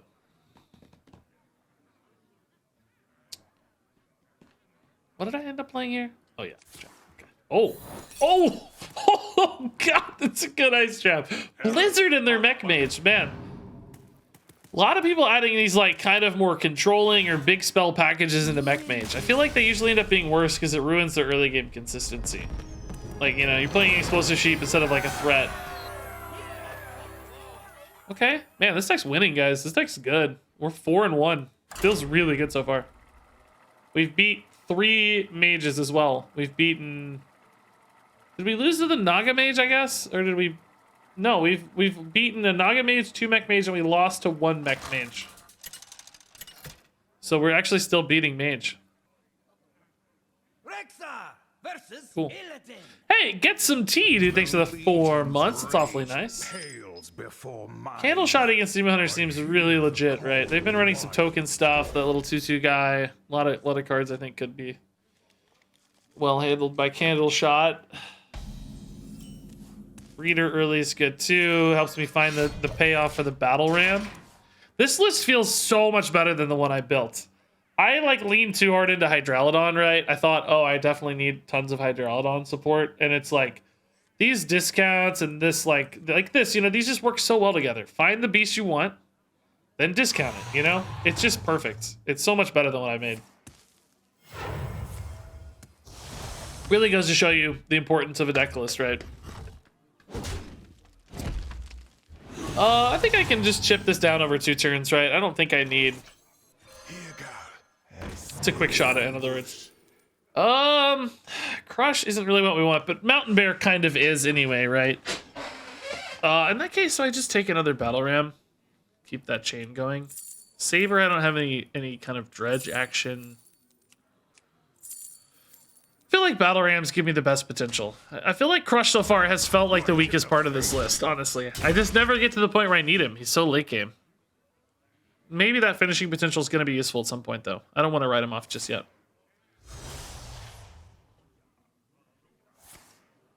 Okay. Candle Shot is just so nice about killing this, because the one part that you hate about hitting minions like this is taking the damage, but being immune while doing it is so nice. You don't end up taking the, like, extra quadruple damage or whatever that you sometimes risk.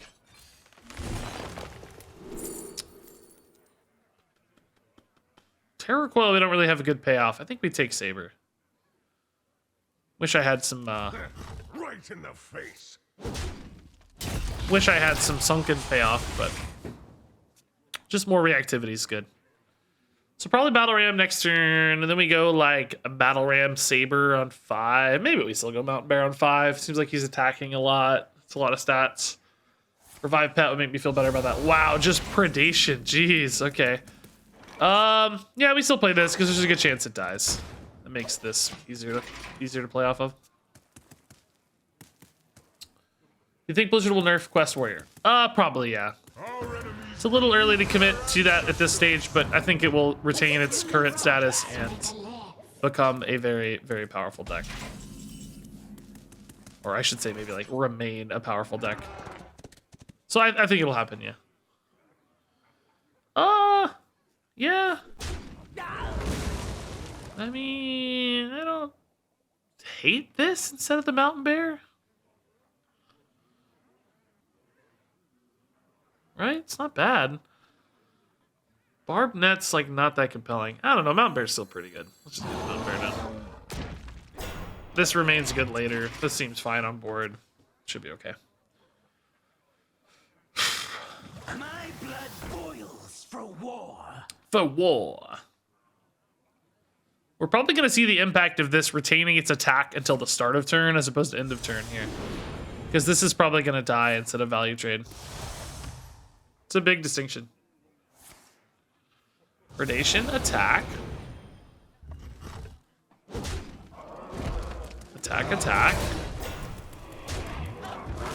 Swing back there. Okay. Mountain Bear did a lot of work, thankfully. Some discounted random card, huh?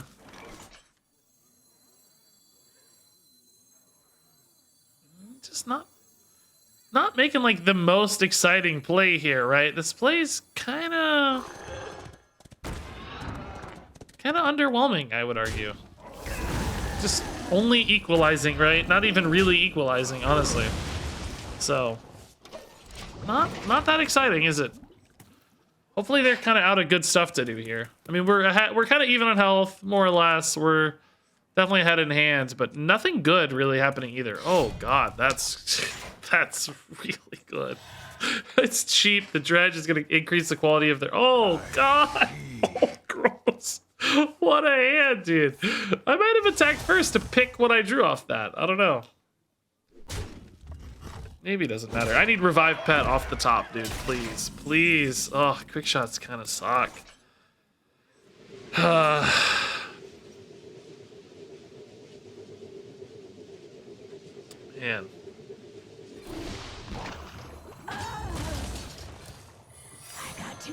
Hey, Mrs. Gilbin, what's up? I love your little braid. Did you exercise? Wow, you were tired and you went all out. Good for you. Proud of you. Ow. Strong. I need your help. I'm gonna lose this game. I need your something. I don't know. Just dead.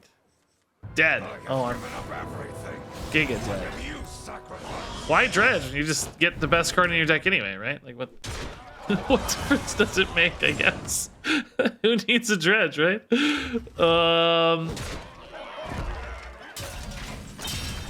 Yeah, unfortunately, this is probably the worst draw in my deck.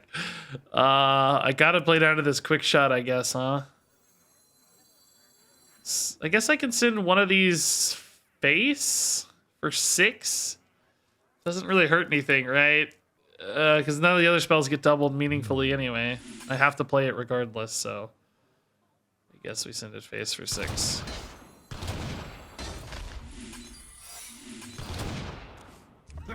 Right in the face.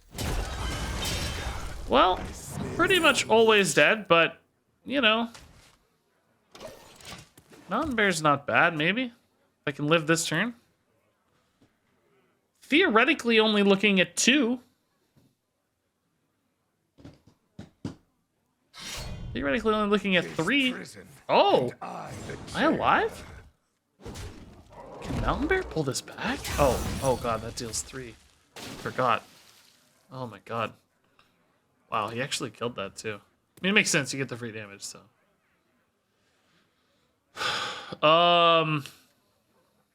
Okay, can Mountain Bear still... I mean, they may not have one over the top, right? They may have to interact through taunts. And if they're whacking into the Mountain Bear a lot, and I'm just like pinging, can I win this? Can I win this?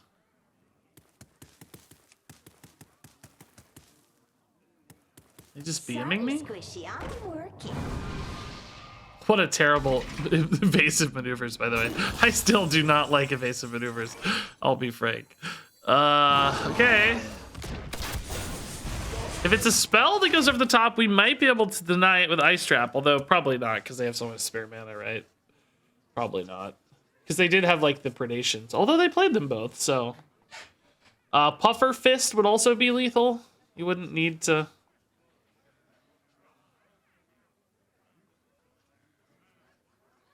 Oh, actually, he can just kill me here. He's got it. I'm dumb. Just trade hero powers. Always weapon hits me for 3. Oh, man. Can't avoid that, though. As soon as he plays the 3-2, I'm basically screwed there. Didn't have any way to interact with the 3-2. Can't crush, because that leaves me dead to just face attack. Oh, yeah. Good try, though, man. Jeez, I think we had a pretty terrible draw, and we still got fairly close there. That felt pretty good. All right, I think I'm actually done with this deck. We got a lot of cool games, honestly. Kind of the double Colossal game. We beat some good matchups. I think we're going to move on to our own deck. I played a few other decks, community decks, pro decks, whatever we want to call them. I think it's time to build our own again, which is very fun because we can make some wacky stuff, maybe. The one thing I wanted to do is build a Bottomfeeder Druid. Now, I know there's like some stuff happening with Bottomfeeder in Beast Druid, but I was hoping I could build one that was like more about Death Rattle synergies or like really leans into the bottom feeders as opposed to like you know, I don't want to just put this in a like a token Beast Druid and play a token Beast Druid deck. Like obviously that would be the best way to do this and make it competitive, but is there any ways for me to like exploit this Death Rattle or copy these or just create a ton of these? I don't know that there are is the problem. Yeah, all the cool Death Rattle synergy cards left. Actually, maybe there isn't a way to do this. Is there no way to like copy or manipulate this in some cool way? Yeah, Oracle Valoon is definitely one way. The next card I'm going to search for is copy. Man, I thought there might be some Death Rattle synergies. We lost like Nazoth. We lost Germination. Could give it Taunt and make some with Mark of the Spike Shell, I guess. Better not to copy. You think it more maybe just play for Dredge?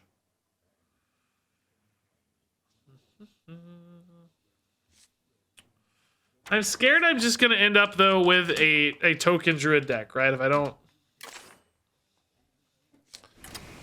don't do this the right way, I'm just gonna end up with too many. It's just gonna be token Druid.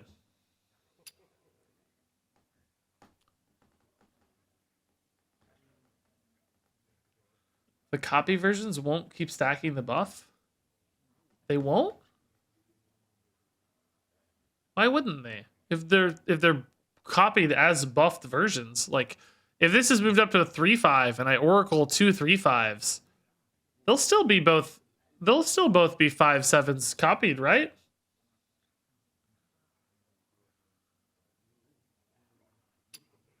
I think. Farmer is a cool idea. Now, Farmer might reset the buff because that's going kind of around the Death Rattle. Farmer would put base copies in your deck.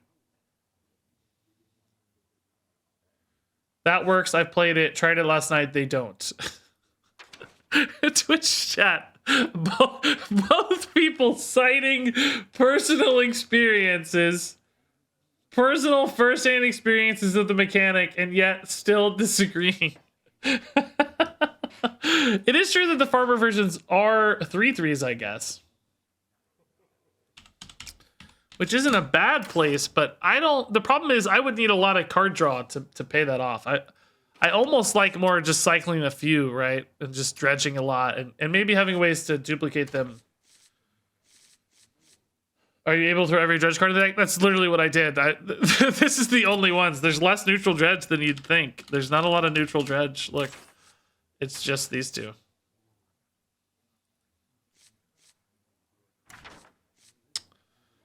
That said, I think we could do stuff like this and maybe make it our lowest cost card. We could do stuff like Moonlit. There's like other ways to get more of these. We could find them very reliably as well with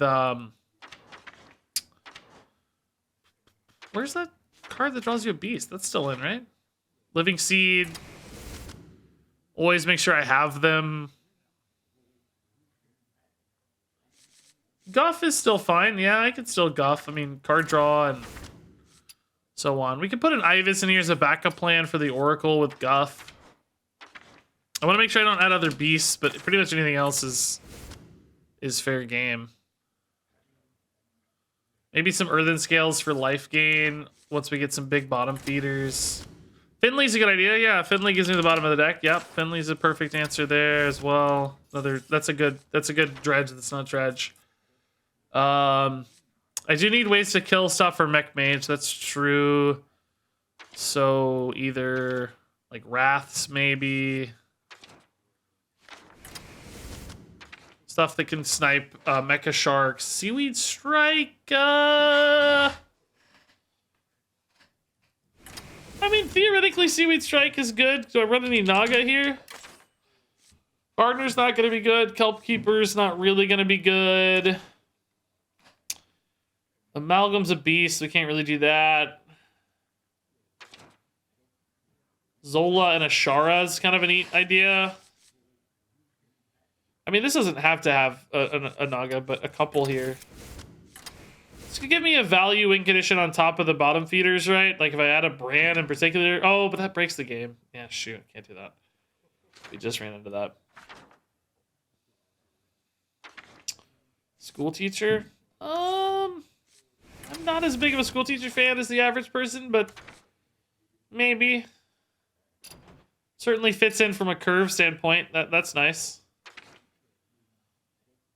I just don't know if the spells are going to be good on average in Druid. There's a lot of kind of, spells.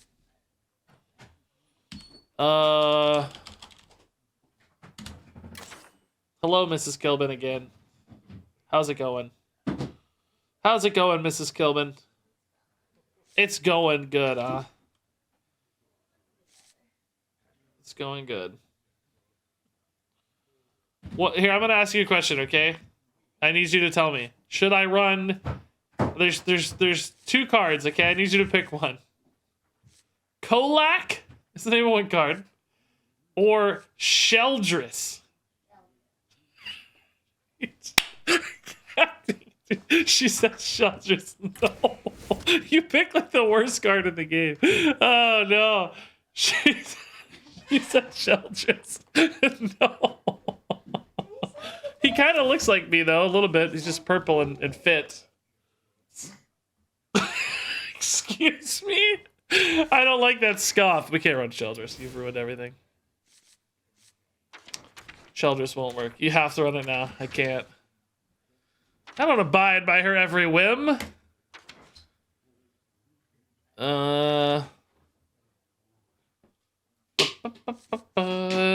Talon, no. Reno, no. Mutanus, no. Composting? I don't really have enough tokens for composting. I kind of like it in theory. Manicrypt makes me nervous because of the shuffle. I don't think I want to be shuffling. There are scenarios where a shuffle could maybe help, but I think often it's going to be a downside as opposed to an upside. What about like a Miracle Growth? No, I don't know if that's going to work. I like the card draw, but... Yeah, I thought about Phelan as well, but... It kind of breaks the bottom feeder line in a way. I mean, it definitely supports the dredge line, though, to be fair. I guess. I don't know. It's a one-of, which is nice. So, yeah, we'll do Phelan. Okay. So, this is a bottom feeder druid, and it's really trying to force bottom feeders. So, a lot of dredge cards that look probably out of place. We've got Tuskar Trawler and... Excavation Specialist, but I really want to make sure I find bottom feeders and chain them and buff them, and this is complemented by a card draw package to help me do that, particularly Tutoring Beasts, but also just some kind of big backup plans like Phelan and Guff with Ashara and Zola stuff. with a little bit of reactivity baked into, with some seaweed strikes and some wraths. Maybe try to keep up a little bit with mech mage, but mostly just want to play for big bottom feeders and keep feeding bottom feeders. And I didn't want to build a full token druid. I wanted it to be more bottom feeder dedicated, as opposed to a token druid that happens to have bottom feeders in it. This is bottom feeder forward. Sean, thanks for the prime sub, by the way, Sean. Very kind of you. I also probably missed to get some tea. No, I didn't. I said that one, I think. All right, I'll be right back, guys. I'm going to take a pee break, and we'll play some Bottom Feeder Druid. Bottom Greeter is a good name. Yeah, I like that. That is a good name, yeah. Greed is a word that tends to do well on YouTube, too. There are certain words that tend to do well on YouTube videos.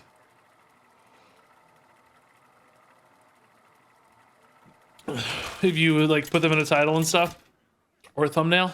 I try not to overuse them, but greed is a good one. Greed is good, turns out. Strength comes in many forms. Strength comes in many forms.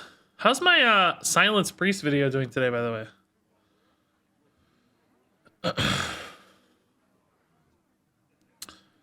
Which, by the way, this Silence Priest, I think, had my favorite thumbnail I've ever made, maybe. Look at this Silence Priest thumbnail, guys. Look at this, dude. I did the 3D card art, like always, you know? That looks like me, by the way. But I did it so that it's like, I don't know. N'Zoth is sort of both outside and inside the card art a little bit. It's looking really, I think this looks really cool. The N'Zoth face. I don't normally get a chance to, like, frame around and over the card, right? Okay, Living Seed to get the bottom feeder. Finley to pull a buffed bottom feeders. Pretty good start, actually. Yeah, let's do that.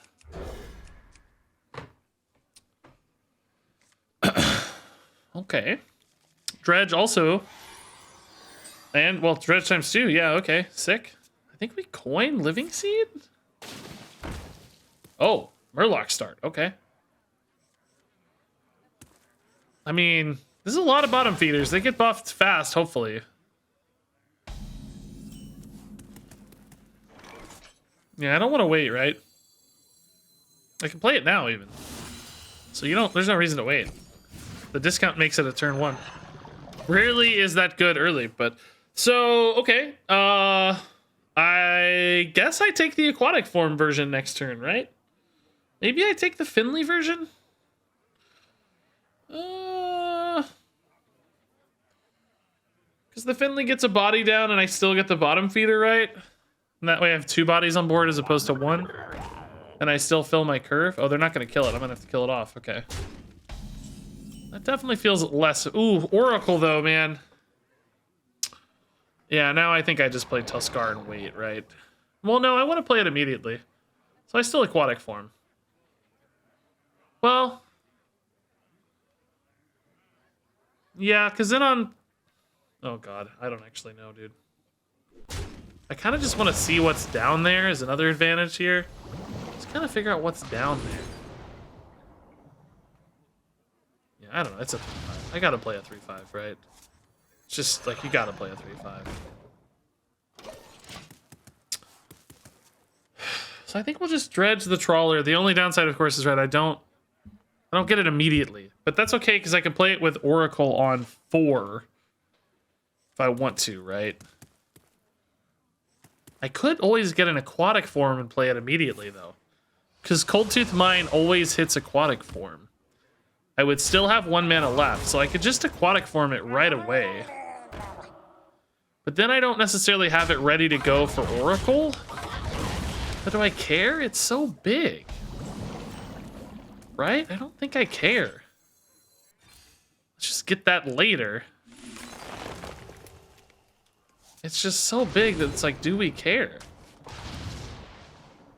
You haven't heard the last of me. Let's go! Wow! I did not expect to force to concede in game 1, dude. Wow! They're over it. Oh, dude, I played a 1-3, a 3-5, and a 5-7 on turns 1, 2, and 3. That's crazy. So that was gonna be a 7/9 that I copied with Oracle, right? Jeez. Okay. All right, dude. That's fun. I don't know if it's always gonna line up that well, but man, that was fun. I'll take those. Strength comes in many forms. I think I can keep a form, but otherwise I look for bottom feeder or living seed, right? To make sure we get a good start. Okay, this is a non-bottom feeder hand. Let's see if this one can snowball as much. The weird thing is, I think there's still stuff for us to do. Like, I can also just, if it's on the bottom, we just dredge it out. We just play a 2/3. That's fine. It's not like I'm making non-plays or anything. I'm still doing stuff. I don't think I go hard yet there.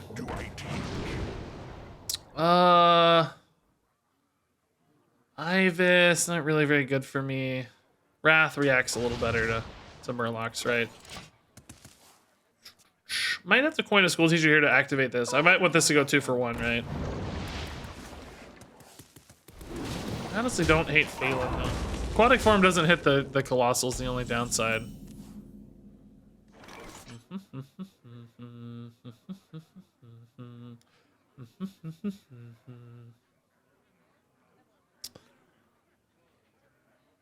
Yeah, I don't know. This just dies so easily. That can't be right. There's no way that's right. This is really debatable too, right? So I save 4 damage or play. I think I'm gonna kill this. It's really debatable, right? Like, this has to buff 3 things to have the same amount of damage, right? And I don't think it's gonna buff 3 this turn. It's just not that likely. It's like usually 2 max, and sometimes only 1. Sometimes you're just playing like a 4-drop. Yeah. So that worked out. School teacher, I don't mind playing in here as much because there's not a clean value trade this way. But I might just Seaweed Strike again. Actually, yeah, Wrath, coin, Seaweed Strike's pretty good. Then school teacher's on curve next turn with the Nagaling, which is nice. And I think I do really have to keep this in check, by the way, because I don't want a Chum Bucket to blow me up. So now I have the turn 5 play. What would I want off this? There's not a lot of great spells for Druid, like we were saying. If I pick a choose 1 card for the Nagaling, do I get to choose 1 it? You get to target. I would think I'd get to choose 1 it, but I don't know. I guess we'll find out. Someday, maybe. Okay, that's good, man. Cold Tooth doesn't help me yet because 1 aquatic form is still left. Cold Tooth Guff doesn't really feel good yet either. You don't get to choose 1. Okay, so you target, but no choose 1. Earthen Scales doesn't really help on a trade. Composting's kind of... Well, actually, composting's not bad on 2 minions, is it? That's not bad. Let's take the composting. Pick me! Pick me! I need cards. Fortunately, we're falling behind on board here, and if they play a Chum Bucket, I don't think I ever get it back. Right? I think we're just kind of screwed. I could try for Phelan Dredge shenanigans if I have to. There's some 6-mana Colossals, or 7-mana Colossals indeed, that are useful. Might need like a Gigafin, honestly, though. I don't know. I think we're a little late for Bottom Feeder to be the play this game, though. That definitely feels out of reach. To me.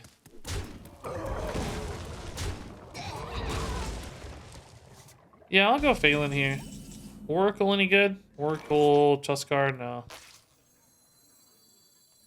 Phelan, and I guess I'll go aquatic form, or capture into aquatic form.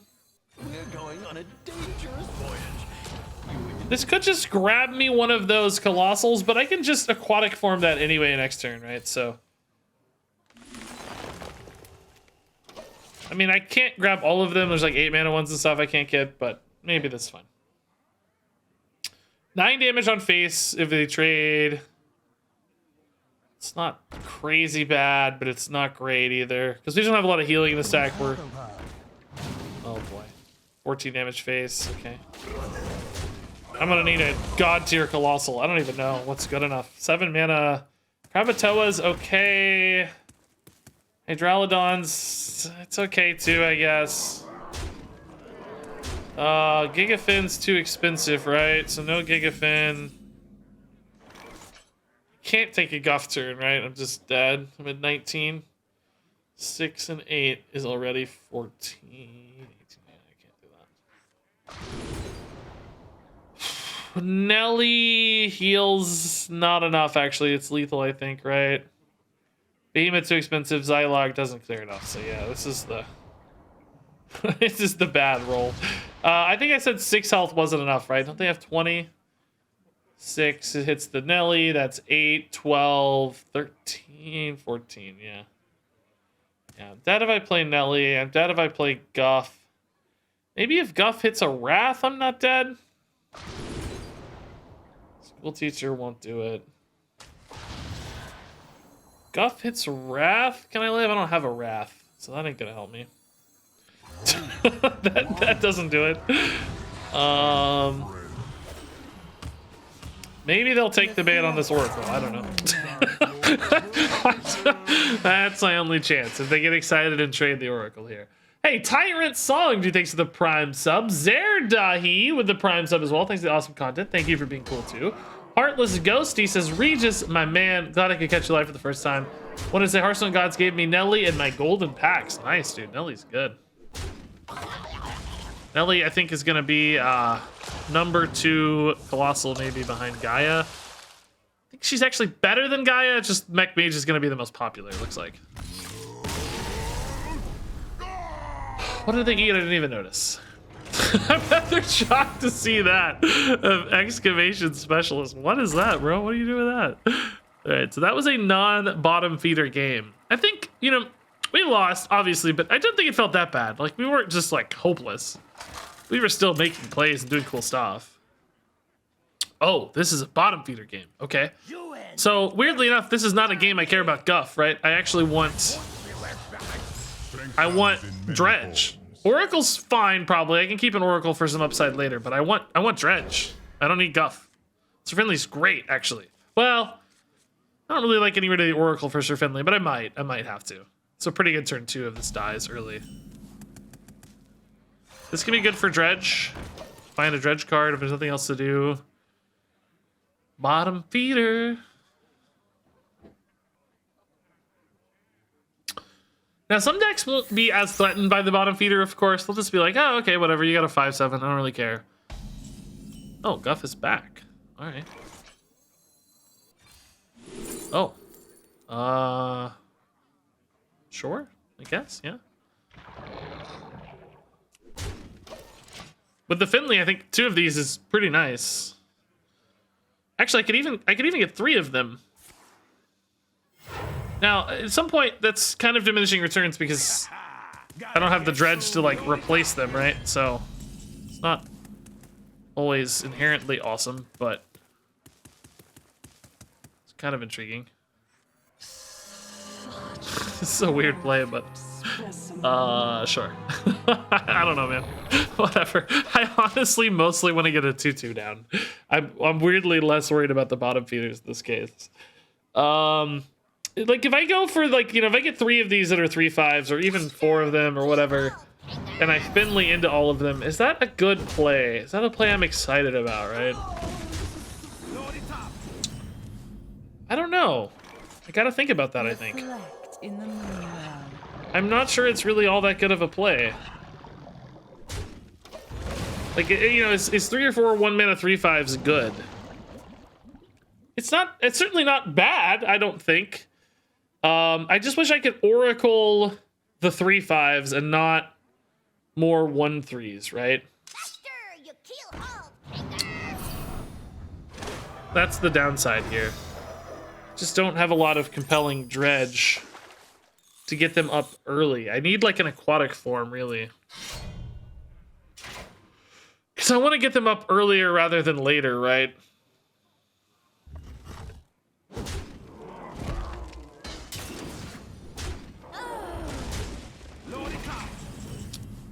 Seaweed Strike. Hit. If I hit Finley, I play, you know, some 3/5s. But again, not convinced that's actually very good. What I guess I can always Alloon and then Finley, to be honest. I didn't really think about that. And then if I have enough mana left, that's not a problem. So I guess I can do that. Oh, and I got an aquatic form. Oh, nice. Okay.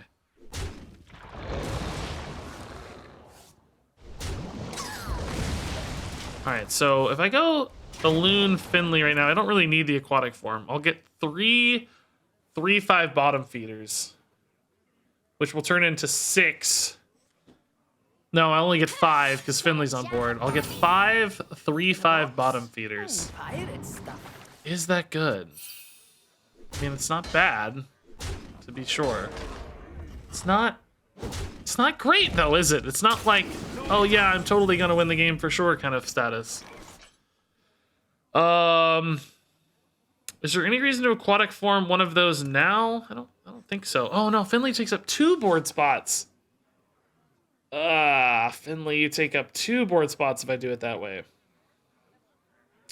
Maybe I just go for the aquatic form one now. Right. And then I get 2 of those with the Oracle. I could still Seaweed Strike in that case. Maybe kill like the 5/3. Ugh. I don't like this. Really, I'm not feeling super confident about this.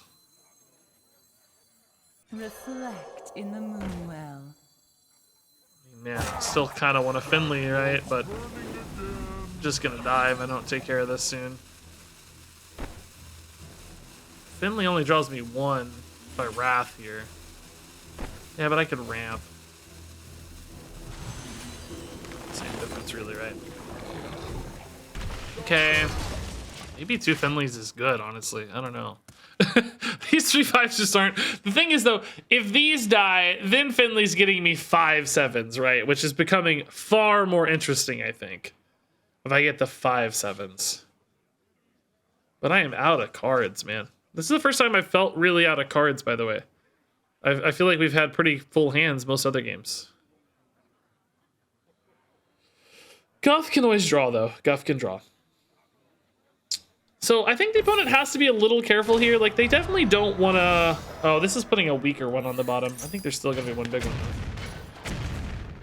They don't want to go too casual here. They do need to respect these, I think, right?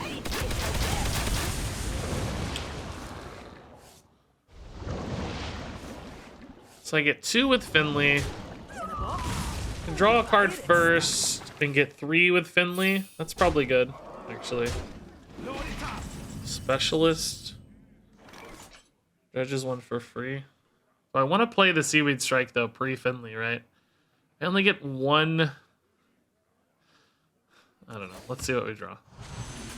Another Seaweed Strike. I feel like I have to kill this. Seaweed Strike Finley leaves me with 2 cards and 3 mana, so I could play 2 more bottom feeders. One's a 3/5, one's a 5/7. Think of Oh boy. I don't know about this.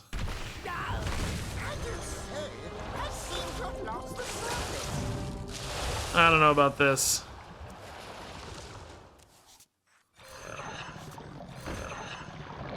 Just not that big yet, right? Like I'm still not even that far ahead on board. And I'm top decking now too. Like, what on earth am I top decking here that's relevant? Ibis, I guess, is always a pretty good top deck, honestly. I can always draw off Guff, so I got 2 cards here. We know what's at the bottom now. Only 1 bottom feeder's left at the bottom because I put 2 cards at the bottom. Got to keep that in mind.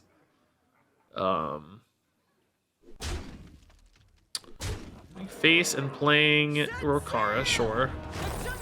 I have 8 and 4, 12 damage. I'm not even close to any sort of lethal setups yet. I don't see how to pull this out. What on earth could I possibly get? I mean, this is one of the better options in my deck, I'd say. Seaweed Strike. Yeah, okay. That's not bad, actually. Getting all the value one out of these, but a little at least.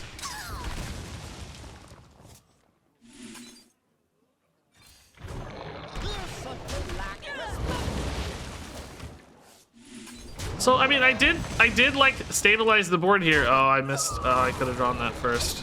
That's a boo boo. That's a big mistake, actually. Oh, like it matters. They just get a gore howl. Okay, cool. Well, sure. GG. Sure. Why not? Okay, you know what I almost need is Stockade's Guard or whatever. Oh, cool. This was always a close game. I think I need like somebody to give these taunts. Broom's gone, so I can't give them rush or anything like that. But somebody to make them interact a little more, you know? If I'm not ahead on board, they can just kind of be ignored.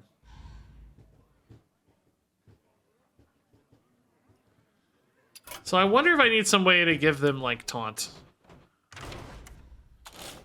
There's like Stockade's Guard, I think it's called, right? I'm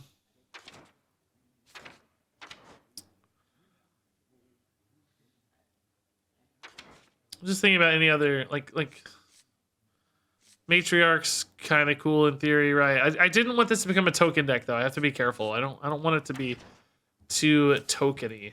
It's just like this doesn't really go very far, you know. I don't have currently enough card draw, I think, to substantiate that. I will say things like Earthen Scales feel really bad to me right now. That seems like a pipe dream. We've never even had a hand for that. So I think I have to find more draw. Maybe it's like Peasants. Maybe it's like Nourish. Might just be Miracle Growth. I think my hands are too small for Miracle Growth, though.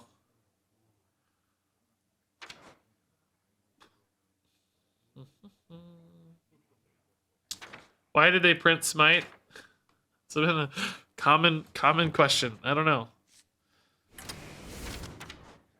I think Hearthstone as a team seems like they're very weary of making games last too long.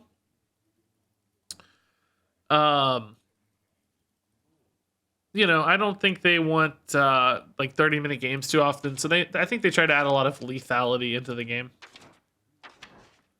They want ways to end games.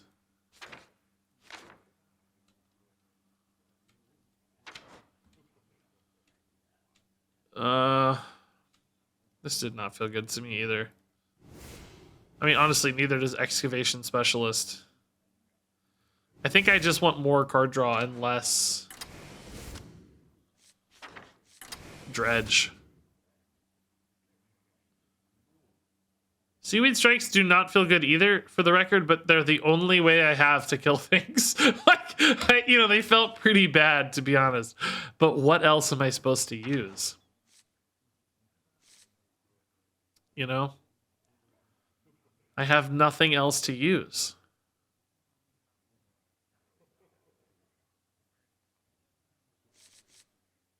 So I don't know how to fix that problem.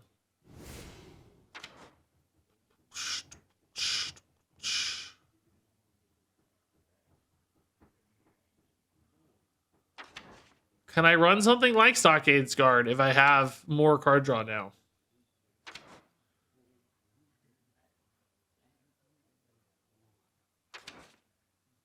Not convinced that I can.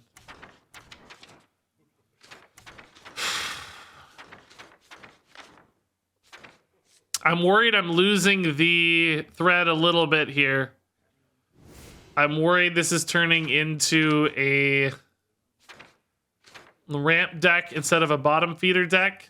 And it's something where I'm going to have to grind people out long term. But I guess that's not the end of the world, really. That's fine. That's okay.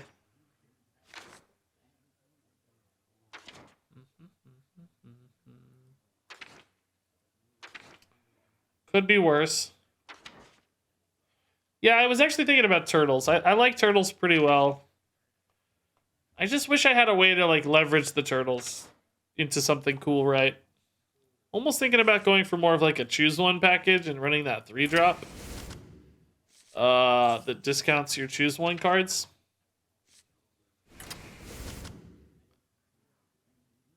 But I don't know. It seems not that good.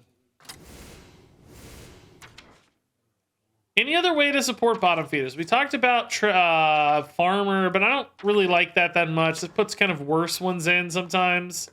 And it shuffles, which I think is bad. It's actually helpful for me if they're on the bottom usually. I don't really want them on the top. How do I handle mages? How do I handle...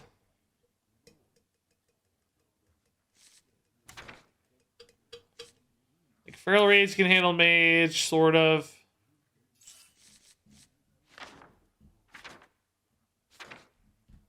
If I run other beasts, this is no longer a tutor. I want this to tutor. Kodo Mount's a pretty good idea, actually. Yeah, I like Kodo Mount. That gives them rush sometimes, which is nice. It's a little expensive. But both the buff and the rush are relevant. Yeah, I think that's a good idea. Anything else that gives them more immediate interactivity?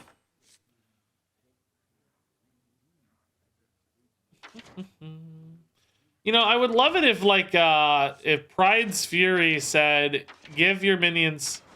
plus, like, instead of giving +4 health or +3 health, if it said like +1, +2, and taunt, that would be like, yes, that's what I needed.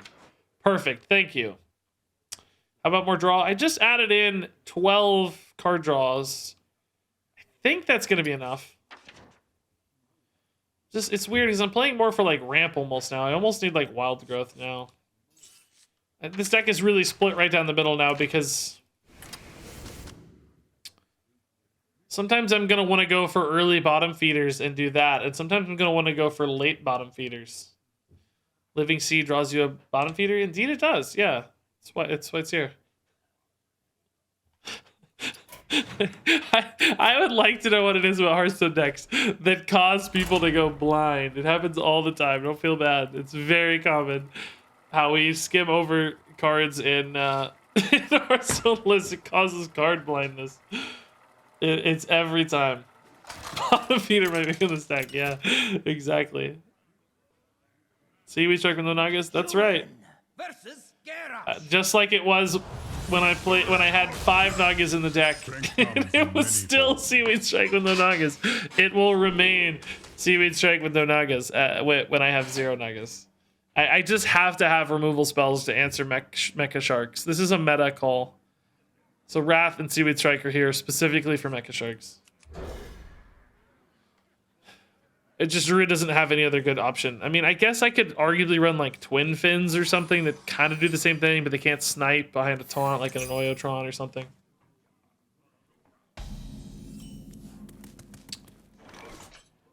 Okay. Coin growth. Yeah, probably. This is a good ramp hand. Man, I'm gonna need some card draw. Cool thing is with Cold Tooth Mine now, I can grab the Miracle Growths as well. So, I don't think this deck is well positioned to be Pirate Warrior though. I just don't think that's ever gonna be a good matchup for us. Kind of no matter what we do.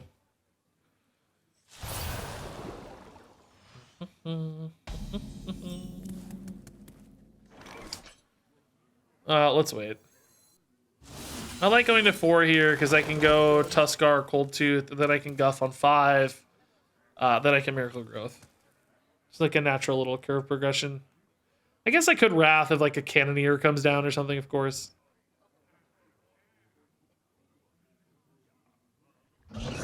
Amalgam a little less scary.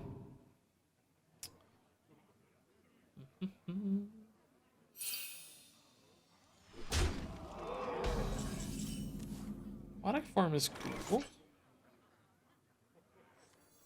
I'm gonna dredge first. If there is a world where I get a good... No. Oh, whoa. I was gonna say, if I get a really good, like if I get a Miracle Growth off that dredge, there's really no reason to grab it off the Cold Tooth Mine. So I could just Wrath to retain a little bit of onboard upside there, but now we definitely go Guff. And I think, oh, maybe we don't go Guff, maybe we go Wrath. Actually, yeah, we can just go Nourish Wrath here.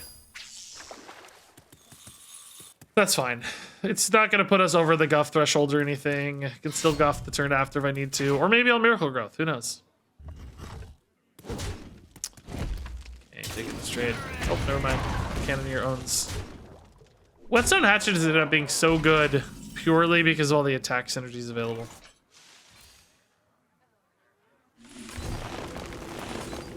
That has to die. I guess this is also the Mecha Shark, right? the 3 health, like, I'll own you cards, Mecha Shark and Cannoneer. I need to be able to answer both of those reliably. Aquatic forms just don't make a lot of sense to me right now. Guff leaves me no Miracle Growth. I probably have to get a Miracle Growth. Unfortunately, I just don't have a lot of cards for it. It's not going to be very big. Books? Pirate stuff. Too many pirates. I think we're super dead. I think we're super giga dead. And life and happiness and friends. I think we're mega dead.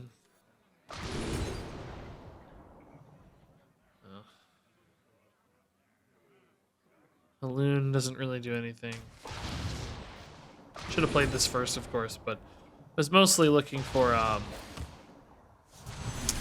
like a Wrath or a Seaweed Strike to answer right. But since we don't have it, I think we're screwed. Miracle Growth into I don't know. Ibis won't be good enough. I can't give the taunt Rush, I guess. It's kind of cool, but it ain't gonna matter.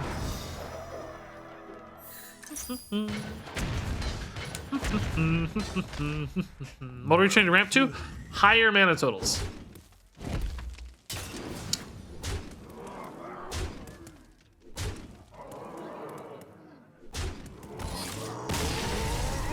Quick shot, dude. Thanks for the 10 months, man. Awesome.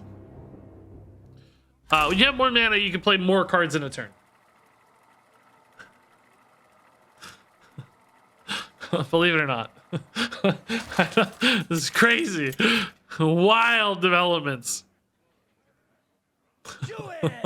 So we can just do a lot of things, right? To what end? To play more cards. So that I can spend more mana. I've got Colossals. I've got Miracle Growths. I want to be able to play lots of Dredge cards and grab Bottom Feeders and go ham. I want to be able to play more cards. Yeah, Bottom Feeder early is awesome. We've got the kind of cool Dredge package here. Okay, I can grab me another Aquatic form for another Bottom Feeder. That's cool. This is the Bottom Feeder aggro half of the deck, right? Not really aggro, but the Bottom Feeder centric half of the deck. Biggest Bottom Feeder so far, only a 5-7, but our opponent conceded. We were about to get like a 7-9 wave of 7-9s. But really, to answer your question, Guff is in the deck mainly for card draw. I'm sort of memeing on you. Because you asked specifically about ramp, which I'm assuming you think is the Guff, is the ramp, but he's really just for card draw. Wild Growth is just because I don't have anything else to run, really. If you can find a better option for Wild Growth, let me know. I'll add it in, frankly. That sounds useful.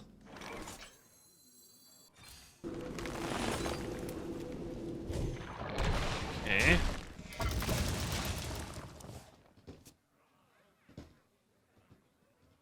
Nine attack, yeah. I'm just still worried that, like, even when we hit the Bottom Feeders, it just doesn't do anything, right? They don't have Rush, they don't have Taunt. I don't know how to leverage them, you know?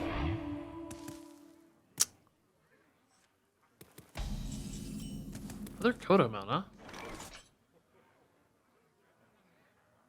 Not ready for a Miracle Growth just yet. I think I only want this if it's Bottom Feeder. Like, nothing else is getting played. Kind of need the card draw, right? Let's just soften this up. Kill that Bottom Feeder for me, bro.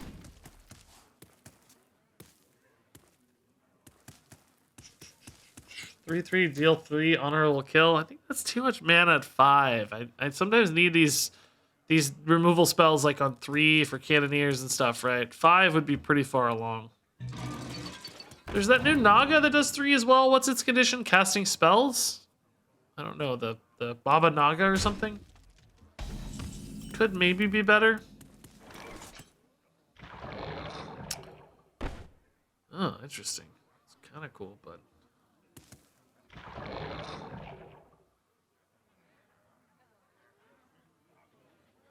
I mean, is this even like a good play? I'm not so sure it is. Oh, interesting. Can get a Sir Finley later. That's kind of cool. What am I taking here that's any good? Oh, Sir Finley. Okay. No, I think I just take the Oracle for next turn now, right? Just get 2 bottom feeders.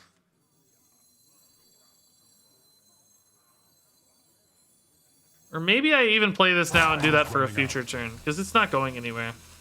There's a chance this dies. And if it doesn't die, I can just Kodo mount it. Okay. And then I can, oh, but if I get it off aquatic form, I can't play it all next turn, unfortunately. I don't know if that's good or not. Maybe not good. Oh, Noyotron sucks too, protecting that 2/4. Ugh. Give me Seaweed Strike. Yeah, I'll take the Dredge here.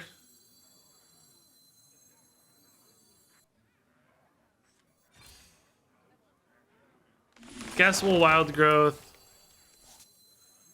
This sometimes hits another bottom feeder, but not always.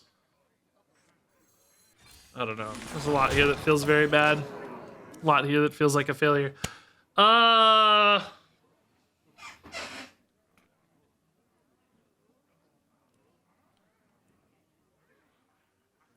Composting is still standard, but we just rarely ever actually go very wide in this deck so far. Error. Hot bucket. I don't have mana for all that. I'm like 1 mana off constantly, right? I need 8 mana to activate this. Okay, if they don't kill this, I can actually trade it in and then... Well, I still don't get the rush though to kill the things I need to kill. Ugh. So trade it in, aquatic form, grab it. It's big, but I mean, I guess I can just Kodo mount it. But what do I hit? I can't get 2 of them. Is what I really want. I'm gonna die though if I just make 2 of them and I don't rush it in. I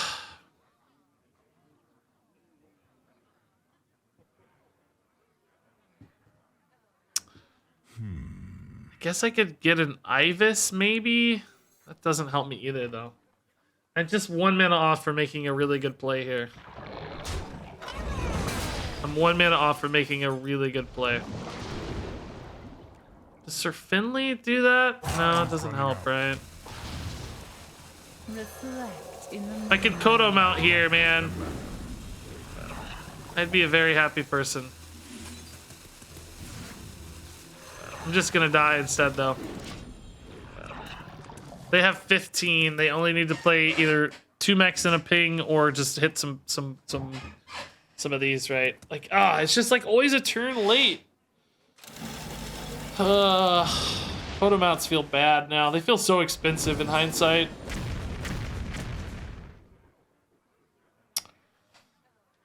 I could have sworn it went back together. For YouTube intro, can you spin around like the Diamond Finley, please? Yes, I will, I will break the laws of physics and gravity in order to spin for you, sir. That's game, man. Even if they didn't hit face, I wasn't even paying attention, but it feels like giga game. Oh, they're trading a little. Maybe it's not game. Oh yeah, I think they missed lethal. Okay, cool. That might not matter at all because I'm still gonna die. I think it's still gonna be irrelevant. Yeah, I can kill the 2 big guys, but that's all. Completely, utterly useless. Just utter garbage. Yeah.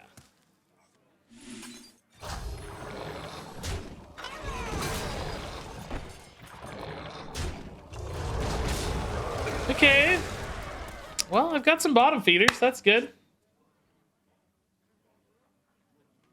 That puts stars in my eyes.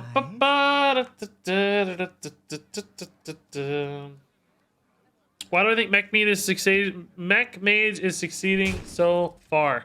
I don't know. You're right that I didn't think it would hit the mech consistency necessary, but I guess it's just that the meta's opened up enough for it. It still to me feels like it's not perfectly optimized. Like it just doesn't have 4 mana cards. You know what I mean? Just literally doesn't have 4 mana cards. Stuff like that made me really nervous for it. But it just doesn't matter. They're filling in gaps just fine. Reloading it off and popping off with Mecha Shark. I think Mecha Shark's just so good that it... I think if they only had Mecha Shark or the Automaton, that would be the kind of appropriate amount of scaling. But between the two, it's just like, can't keep up. My elements are frightful. Strength comes in many Can't keep up. forms.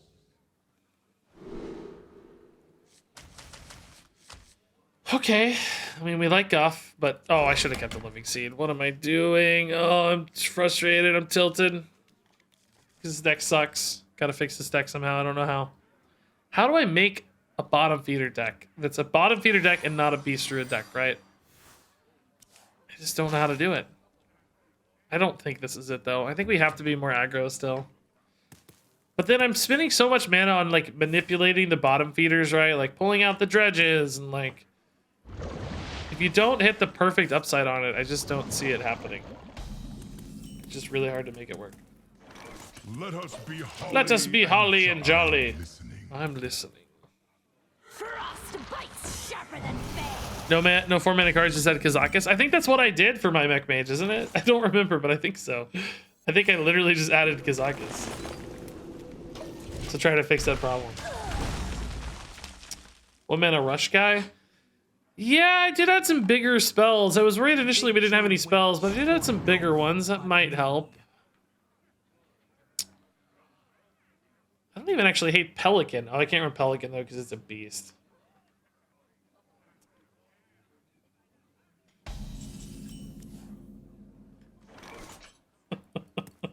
Piniest Tinus. Yeah, I do agree with you. That's why he's here. It happens again. Dude, deck blindness is a real thing. We need to start like a foundation for deck blindness.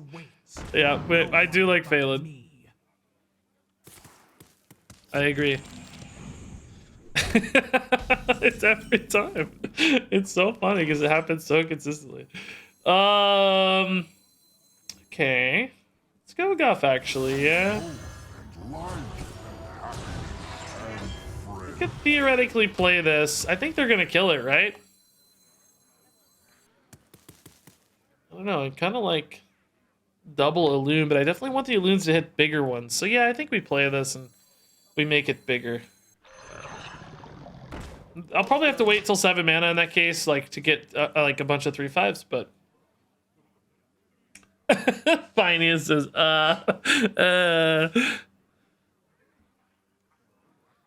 yeah, 11, exactly. I'm just spending all this time manipulating my deck and doing all this stuff, and then I'm not really doing anything, right? I'm sacrificing so much tempo along the way for a, you know, marginal tempo upside later. Like, I'm like, oh, I got a 3/5, yippee! You know what I mean? Like, the 3/5 is just not a compelling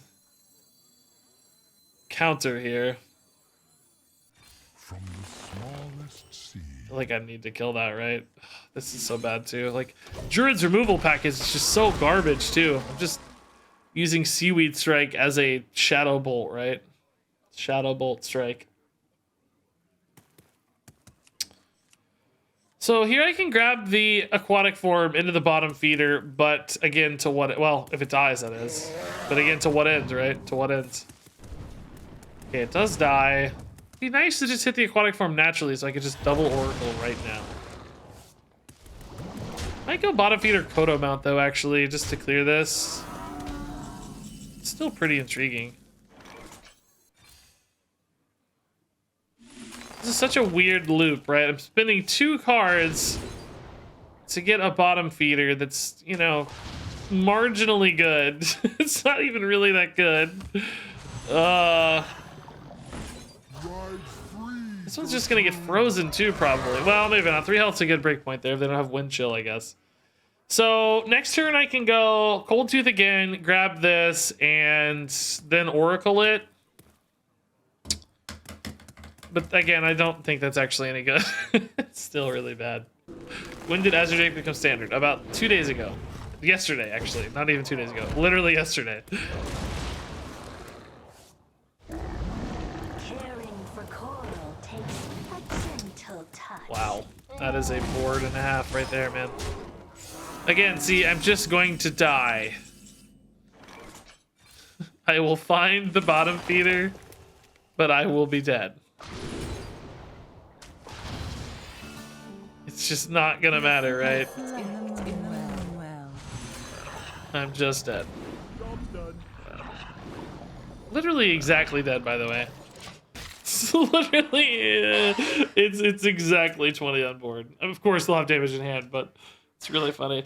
It seemed like I did all that, but it's turn 8, and all I did is make 3 5/7s. You know what I mean? I didn't even really do anything. It's just this is not a big enough payoff card, right? You just can't. You can't rely on this as your win condition.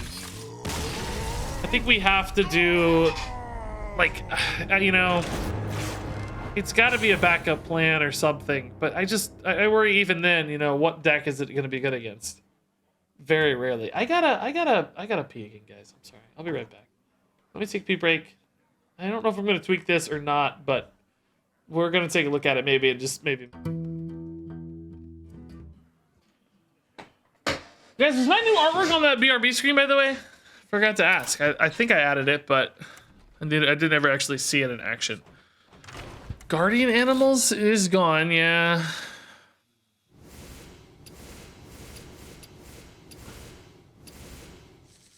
I just didn't really want to build a Beast Druid, you know?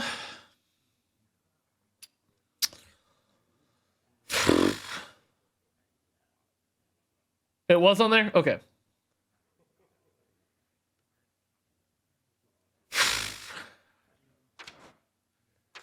I just didn't want to make it a Beast Druid, right? I wanted to make a Bottomfeeder Druid.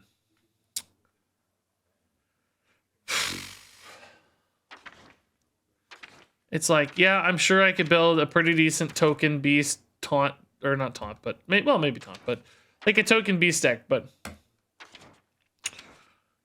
it's just not as interesting to me. Any other way to really enable the bottom feeder?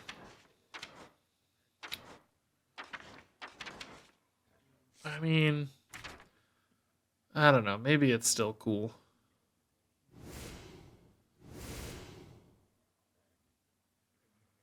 Maybe I just put in enough dredge to make it interesting, right? For some reason, I kind of doubt that, though.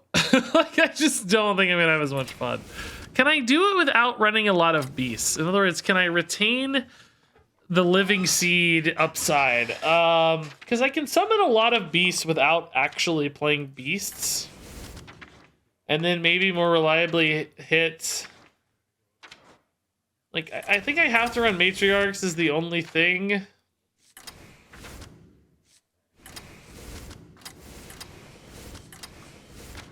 But maybe maybe nothing other than Matriarchs, honestly. Can I get away with anything, any other non-beast? Like, can I get enough stuff without...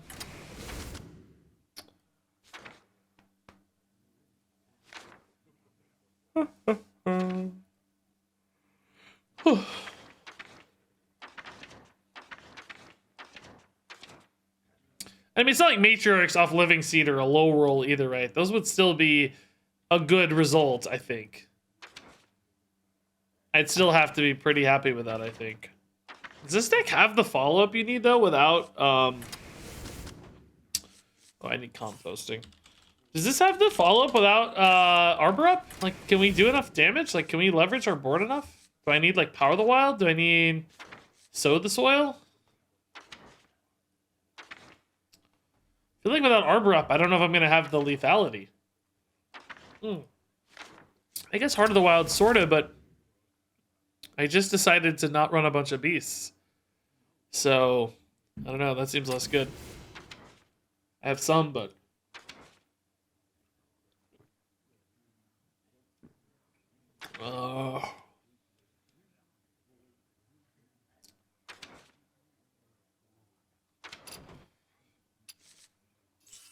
any neutral follow-up cards that got good? There's like Blacksmith, but too hard to activate.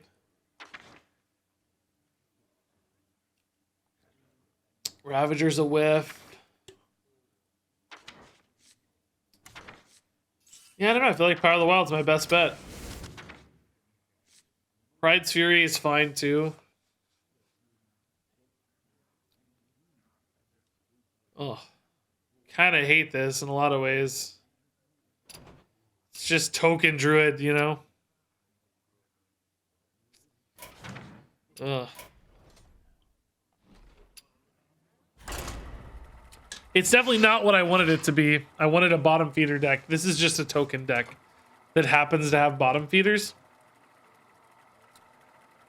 I guess we'll see which...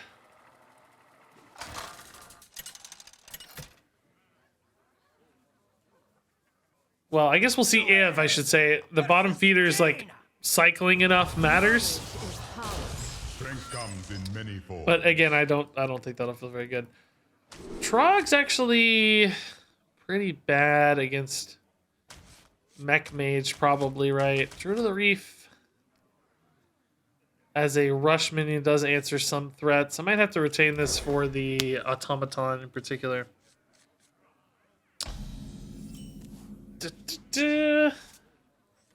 Hot take, our friends are the bottom feeders, yeah. Yeah. Uh-huh. So I played 3 decks today, right? The other thing I was going to try today was a big Death Rattle Rogue. Okay. Hey, bottom feeder, nice! Kennels on 3 is cool. Find me a Dredge and we're in business, maybe.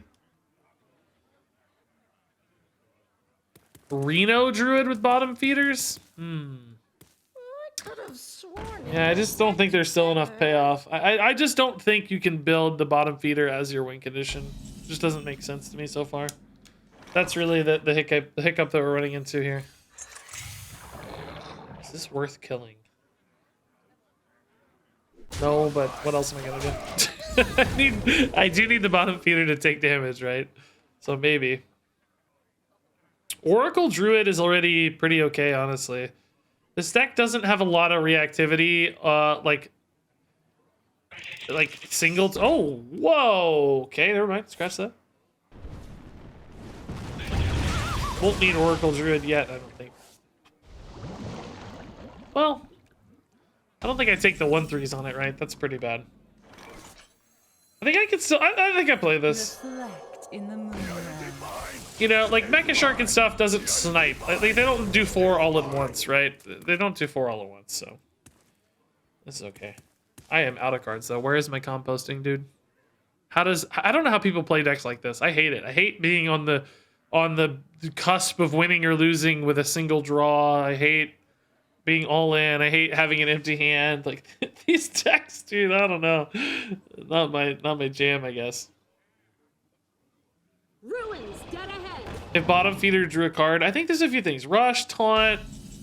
If it drew a card, like a few of those would really help, right? Now that said, okay. I think I didn't notice. They didn't realize that had an activator, did they? Oh boy. God deck indeed, yeah. Oh man. It's really hard to build good decks when you just put Oracle and Trog in. It's like, yeah, okay, any deck's good. Shame concedes count. Okay, good. Good. We're undefeated, so.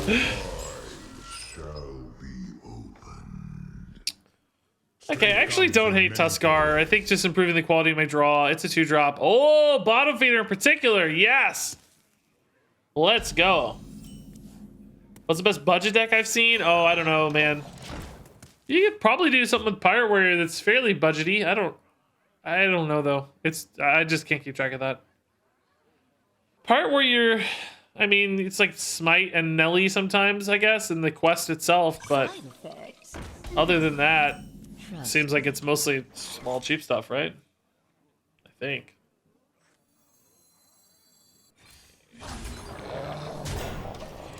Trade this in soon, hopefully.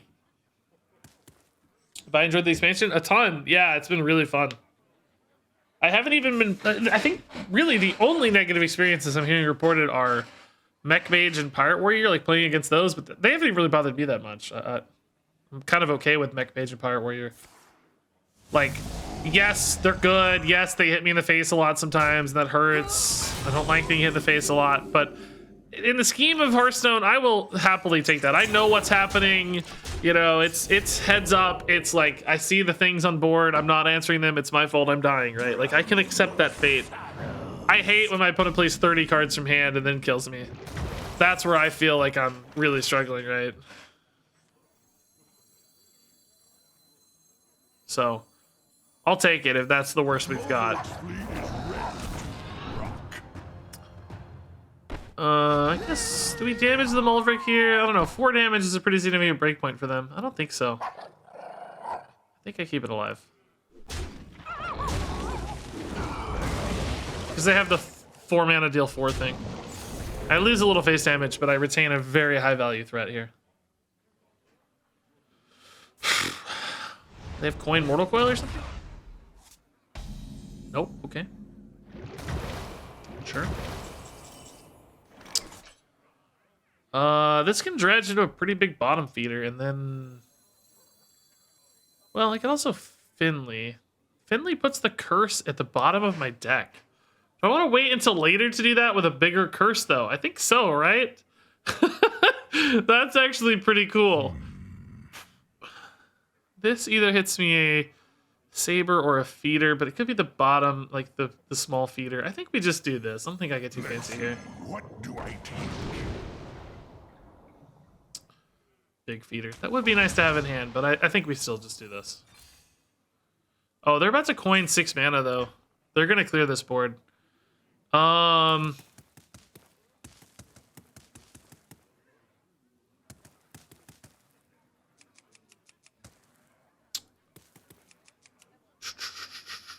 Okay, never mind. They're gonna coin their 6 mana removal. This board's dying, so I'm just gonna reinvest into the next board. I can't get it above 4 health where it will matter, right?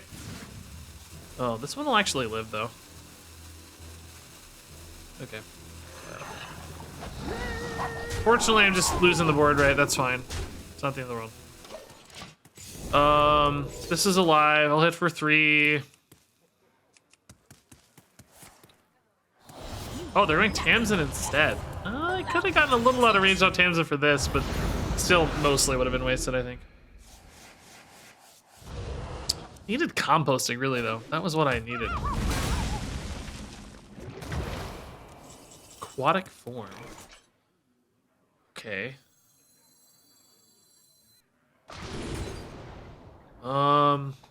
Oracle Finley any good? I grab 1 card that's on the bottom, so I could grab the Matriarch, right? Do I grab the Matriarch? Do you grab the rightmost card? Oh my god, does anybody know? What is the best way? I don't know, we're about to find out.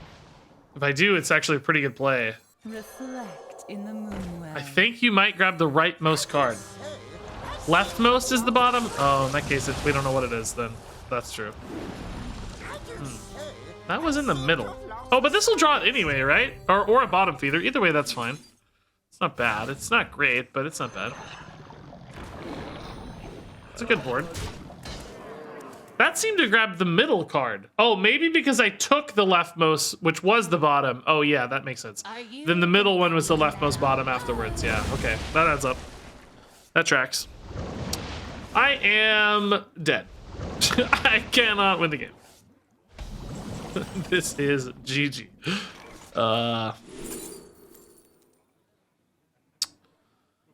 Oracle into Oracles. Not really a very exciting play. I think I just take a reroll maybe. Bottom feeder's big. How does this work? Do I get the other 5/7? I do. Yeah, that's not bad. Okay. That's a better reload than I was expecting, to be honest. It's not bad. Pretty good turn. Honestly. To reload with 10, 14 on board is not bad. They're gonna kill one, sure. Probably gonna have the mana to rip some of these curses, aren't I? Like, screw these, man. I don't care. Side effects? No. Trust me.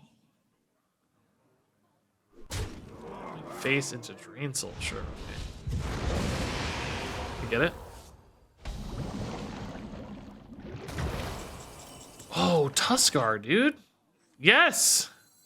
Do I take here and maybe try to hit an Oracle first? Oh, because this doesn't draw, though. That's the problem. Just dredges. Yeah, let's see what we find here. Oracle Tuskar is pretty good. Reflect in the moonwell. Let's see, what do I take? 7/9 bottom feeder, dude. That's sick. And I can copy with the Oracle next turn. I think I have to go face, right? Like, yeah, I could like maybe try to protect this or something, but it's Warlock. They're gonna clear the board pretty effectively very often. I just have to try to find some magic out. So next turn we know what we're drawing. I'm probably always playing Oracle, bottom feeder, and 2 curses. Because that's all I can afford to play. I don't think Hero Power will be better. Although, I don't know, it's debatable. Particularly with the Thalmos out. Maybe it will be better. Well, there's only 1 curse anyway, so currently. Might weave in another one? They do not. Okay. Well, yeah, definitely Hero Power then. I don't like giving them card draw, but I also don't want them to have spell damage, so. Oh, that curse is done. Well, never mind. Hero Power it is. 100%. Witness true strength. Okay. This is like the ultimate curse, or ultimate bottom feeder board, man. Could easily be dead here. Curses could kill me, no doubt. But if not, this is 14, 19, 21, 22 damage. Only good follow-ups I really have are Power of the Wild and Pride's Fury. Composting is probably too late.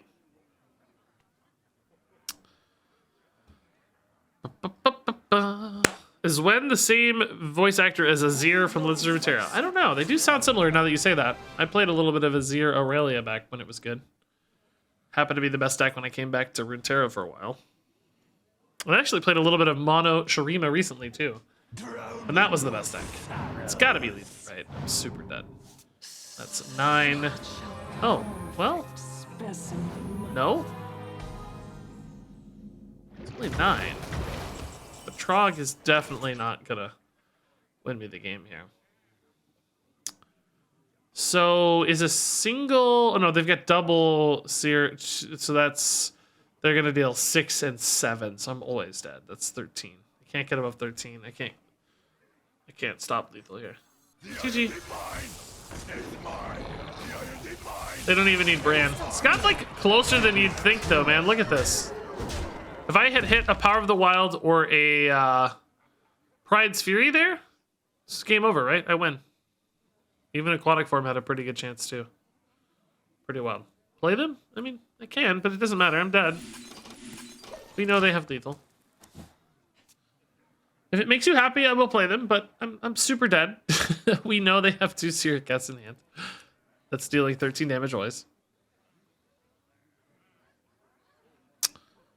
Ba-ba-da.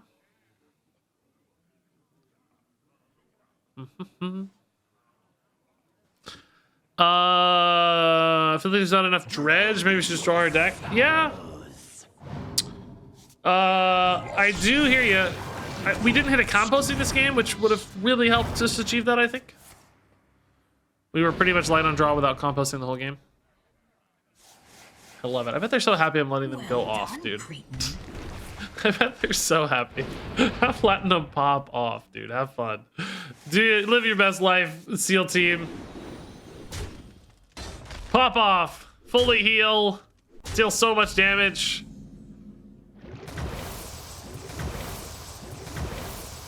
You do you. Close, man. That was closer than I thought. Those like 2 or 3 reloads were pretty cool.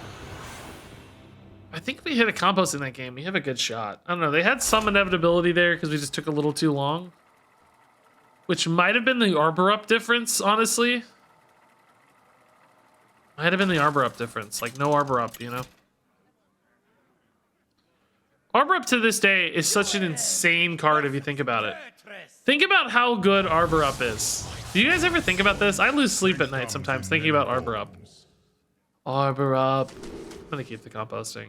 Well, Team Hunter, I think we have a better chance to just go. No, I'm gonna just go. They are unlikely to have quite as much crazy removal, I think. It'll be quite a living seed. If it hits Matriarch, I'm really sad. If it hits Bottomfeeder, I'm not thrilled, honestly, I think. I think we wait. You think Curse Warlock is viable? It depends on your definition. It's currently tier 3. So yeah, I mean, a good player with it could definitely hit Legend if they hit a good streak or the right meta or whatever. Or just play well. So yeah, I think I would word that as viable. It may change, obviously. We don't know how things are going to develop, but I can't play a 3-1 against Demon Hunter. I don't even know what's right to play this, honestly. Somebody who hasn't played a lot of Token Druid, I'm not sure. I wouldn't hesitate to play a Bottomfeeder here, but this doesn't have a lot of upside there, and does have more upside as a rush minion. But denies them an attack of value. I don't know. Doesn't seem that good.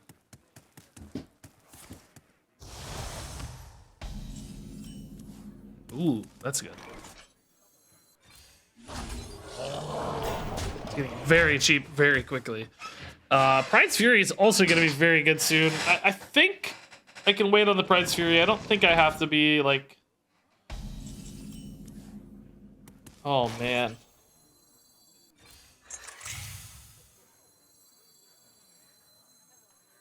Okay.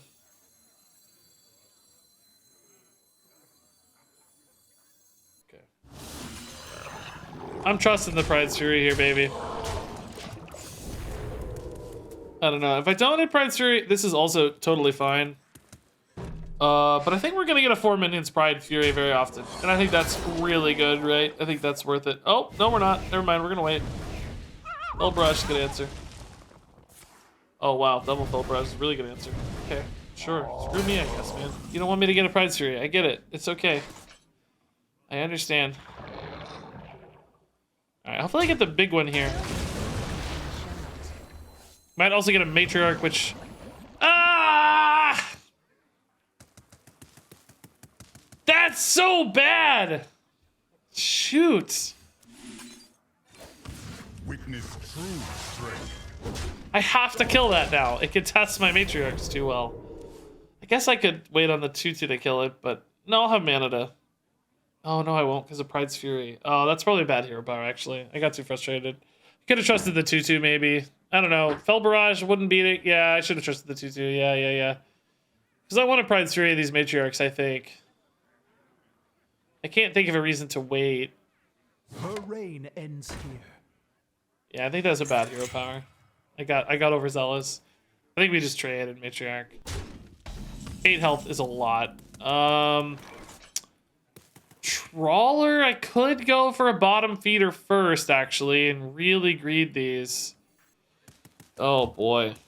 That's so greedy, but I like it, actually. I like it. Let's see, what do I take? I think it's kind of interesting.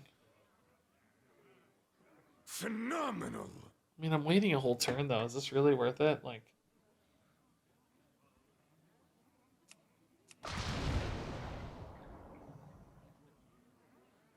I don't know.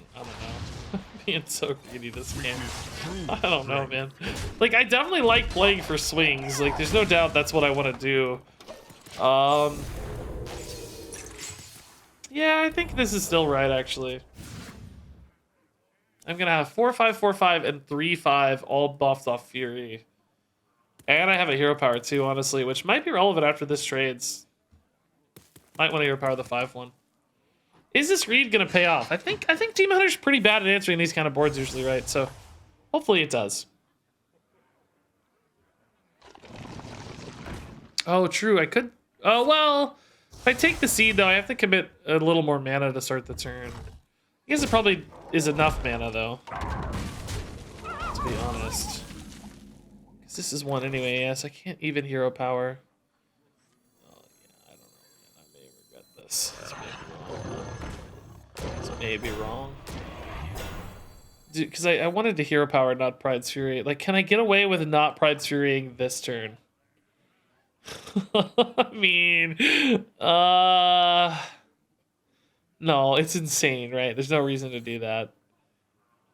It's just, this trade's so bad, though, if I go for Prize Fury with it. I could value trade, but then I got poisonous problems, and this eats it too well. No, let's not be sneaky. I've already fumbled this by getting too greedy, right? I've already fumbled this by getting too greedy. Let's not be too greedy again. This is a really good play. It's a lot of health. It's 14 damage. Like, we don't need to do anything greedy here. It's a good turn 7, unfortunately. Man. Oh, Fel Redlers are so good at answering one of these. I mean, they're not that sticky, though, so that's maybe not that bad of a result. Just trade and trade.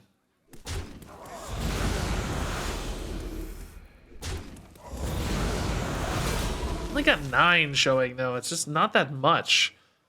Finley is also just, I mean, this is basically a mulligan next turn, right? I'm basically saying, like, okay, if the card on the top sucks, I'm gonna try to get a better card, and I think Trog sucks.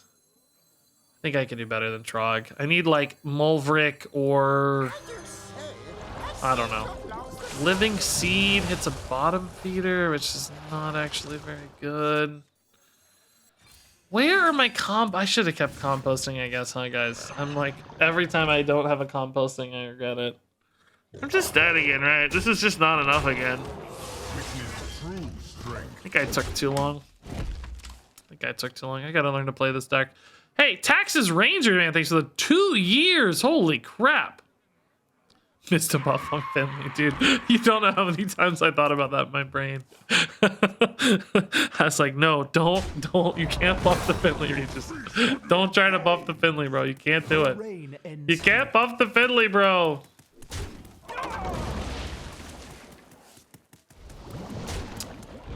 So I need an 11 damage buff here, and we're good to go, right? I'll hit composting now that it's garbage, I'm sure. Kennels, there's just no way, no. I'll die too fast. Yeah, again, dude, bottom feeder payoffs just aren't worth it. Like, running all these garbage dredge cards, man, it's just not worth it. This deck just, I'm giving up. I'm giving up the dream. I have no desire to do this. I did get that one funny game that's kind of a highlight, maybe. I might save that for something cool, but...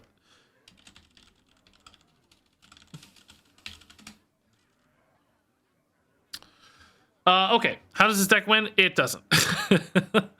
It doesn't win. Man, I was gonna go soon. Ugh. I wish I had one more good deck today, though.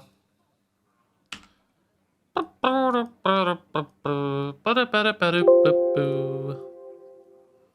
need to go soon, though, because I gotta make videos.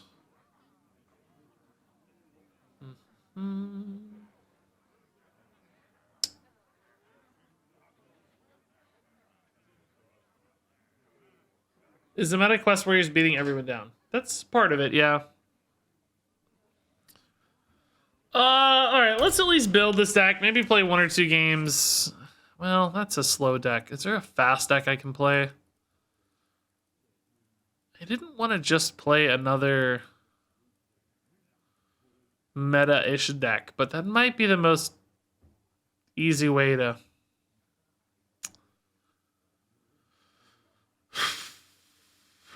What is Quest Warriors' worst matchup? They really don't have one. It's so crazy. Their only matchup that is even slightly unfavored is Token Demon Hunter. They're favored against every single deck in the game right now. Of course, they're 50-50 against other Quest Warriors. Because math. But literally every other deck in the game, except Token Demon Hunter, they're favored. And this one is 0.2% unfavored. Their worst matchup is 0.2%. Mech Mage is close. Hunters are close, but still favored. It's crazy. How do you beat Pirate Warrior? What would be the best way to beat Pirate Warrior? A deck with like a lot of removal. The problem is like Juggernaut beats you if you go too heavy removal, right? I feel like Warlock would have the best removal package. I kind of want to make a Pirate Warrior counter deck. Like anti-pirate. I'm gonna call it You Wouldn't Download a Card. Well, people will get it. Based on the old meme reference, you wouldn't download a car. Isn't that what it's called? You wouldn't steal a car? But this is you wouldn't down because it's anti-piracy. So it's you wouldn't download a card. Get it? Very deep cut, yeah. I think that might be possible to add enough removal to beat Pirate Warrior, though, right? Like, really efficient mid-game removal. Is there enough, though, I guess, is the question, because we lost a lot. And then if you do, how do you actually turn that into a victory? Like, is it just curses? Because Curse Warlock had a terrible matchup against Pirate Warrior. Right? Like, is there a way to fix Curse Warlock against it? Yeah, it's 82% for Curse Warlock, so that's not it.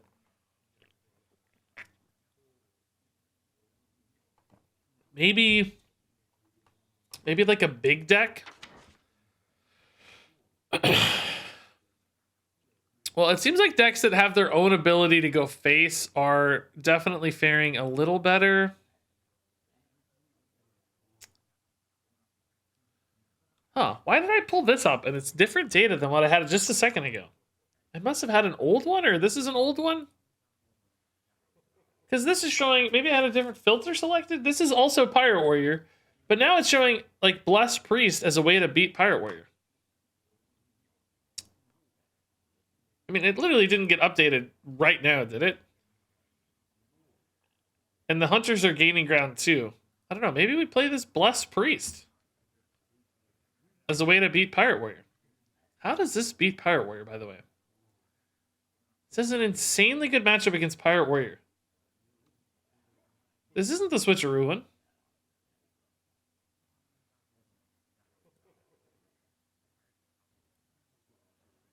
That's probably called Miracle, no? Or no? What's the Switcharoo one called?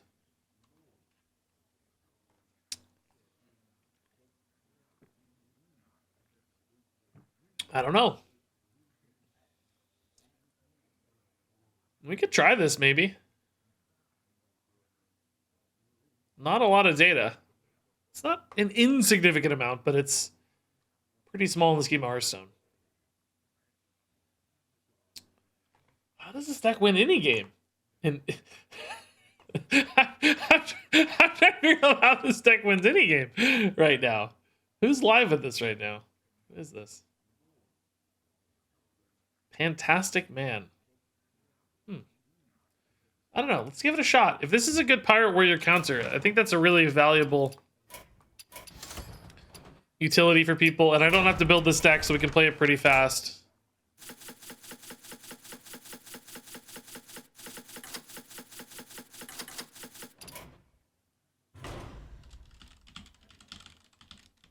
Okay. Oh, this is the mirror. This is that one. Am I just blind?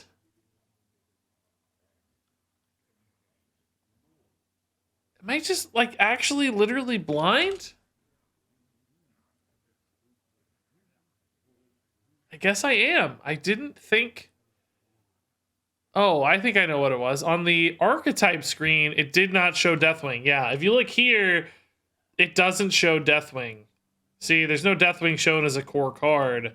But if you click in and you go, and there's no Deathwing here as the overview, but if you click into the actual deck, it has the Deathwing list that I grabbed. Huh. Man, I really don't love this deck, but if it beats Pirate Warrior. Oh, it also didn't show Switcharoo, yeah. God, this is just so miserable. Like, I don't think I could popularize this.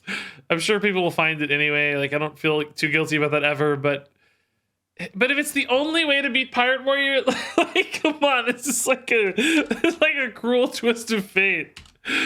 But is this just more degenerate is the real question. Right?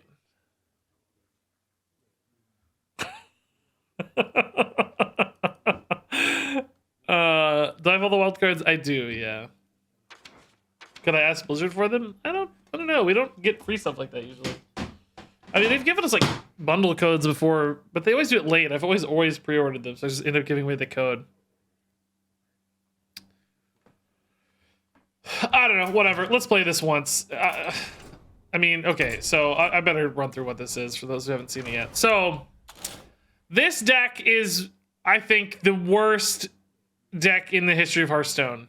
Not from a power level standpoint, but from a, God, this sucks to play against standpoint. If you haven't seen this, this is a Switcharoo Priest. Switcharoo Priest in Wild is doing crazy things with Darkness and Stone Tusk Boar. Since those don't exist in Standard, we have Twin Fin, Fin Twin, and Deathwing. So this deck tries to draw Deathwing and Twin Fin off Switcharoo. Then you have a 12/12 3-mana Twin Fin that summons you, of course, 2 12/12s. And I think this is degenerate. I hate that this exists because it just either steals the game or it doesn't, right? And there's no real meaningful middle ground of that. And I think that's a really unfortunate way to play Hearthstone. But, and the only reason I'm playing this right now is because apparently it's the only deck, according to data right now anyway, that has a really good matchup against Pirate Quest Warrior.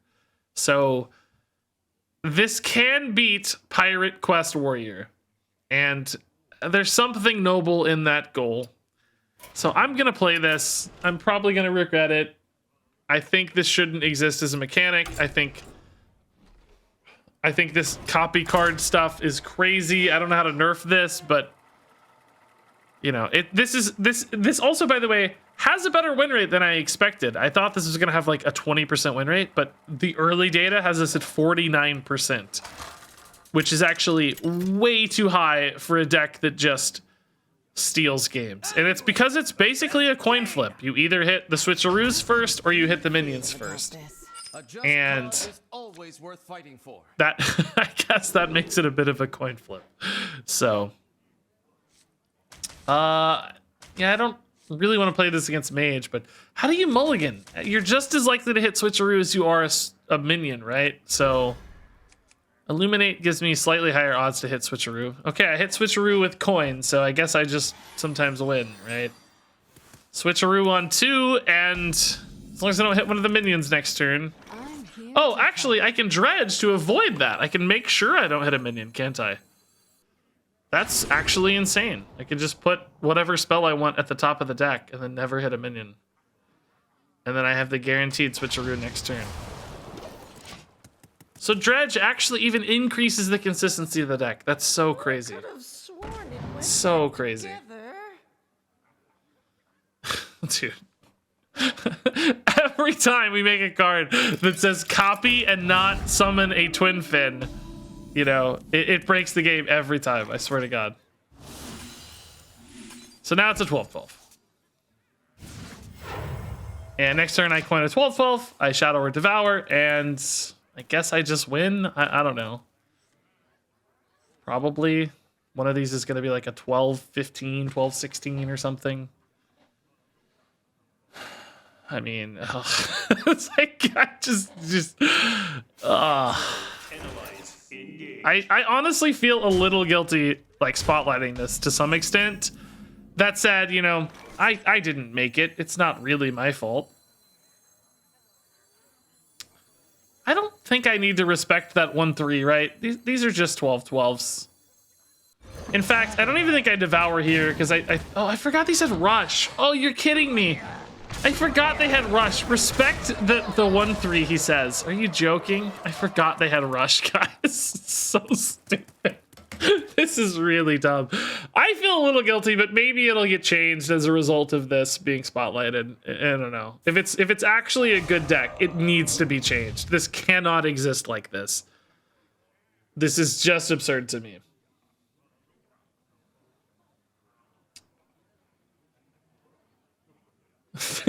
Yeah, confused by my respect comment. Yeah, indeed a very disrespectful deck too.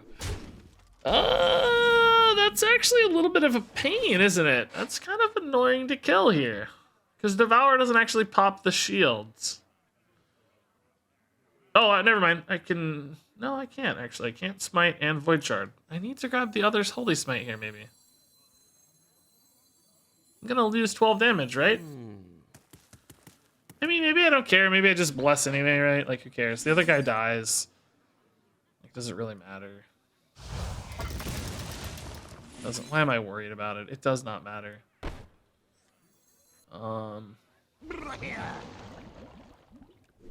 just doesn't matter.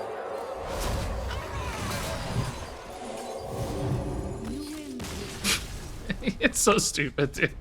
It's so stupid, dude.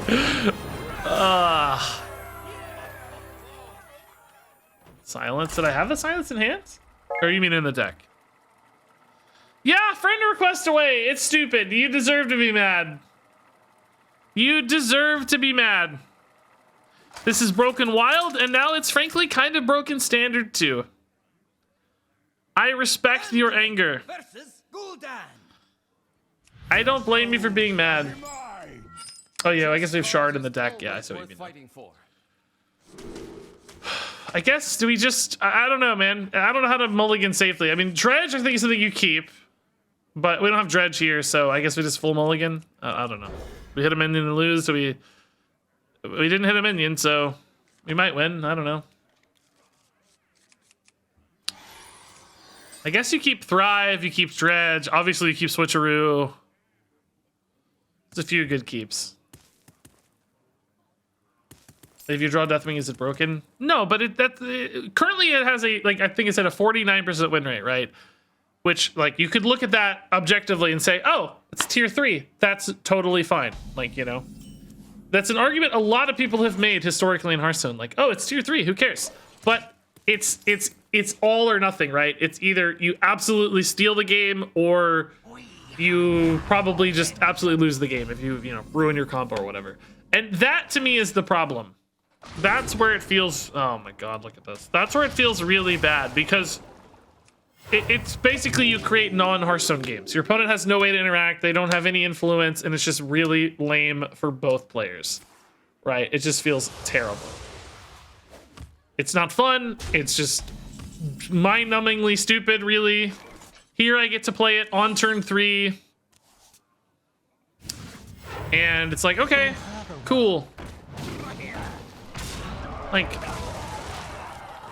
I mean, it's happened 2 games in a row, right? Like, it's just not good Hearthstone, right? It's frustratingly, annoyingly bad Hearthstone, I think. Side effects? No. Side effects? No. Cool, the game's over on turn... whatever this is, I don't know.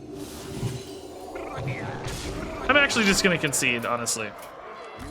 But that's what I should have done last time. Oh, Girthquake, I think, is one of our viewers, by the way. That's fun. I think I'm just gonna show the deck and concede, because I feel really bad taking wins from people like this. For the record, I don't actually think you should feel bad if you take wins from people. You didn't make the deck. Don't hate the player, hate the game. You know. I don't think this is anybody's fault for playing. It's degenerate, yes, but if you want wins, you want an easy time, I can't begrudge you, right? I'm not going to hold it against you. But I do think this needs to go away. Maybe it'll, maybe it's just low enough win rate that it'll naturally go away and people will stop playing it, right? That's always a possibility. But honestly, I don't know. Memes like this always stick around and steal games. I would be uber tilted if I wasn't watching you play it. Yes. Yeah, that's the problem, right? Is like, yeah, okay, it loses half its games or whatever automatically. But the guy who's playing a game or two a day and was like, he has 20 minutes to play Hearthstone every couple days. Like, if he gets hit by this, he's going to be so mad. He's going to be so frustrated. I don't want people to have those terrible experiences. Girthquake, GG, by the way, man. Oh, that was you typing. Oh my god, I didn't even see that. That's you in chat, yeah. So, anyway.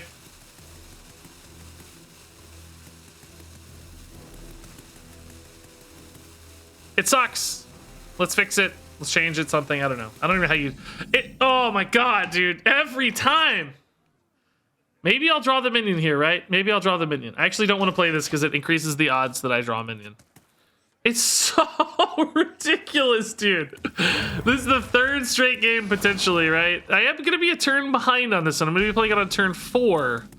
God forbid. I'm only going to have the turn 4 Twin Fins. How would you fix it? I don't know. Mana, sure, but I like Switcharoo as a card. I'd hate to lose it. I think Twin Fin, just summoning a Twin Fin would help. It honestly wouldn't still totally fix the problem, but it would help.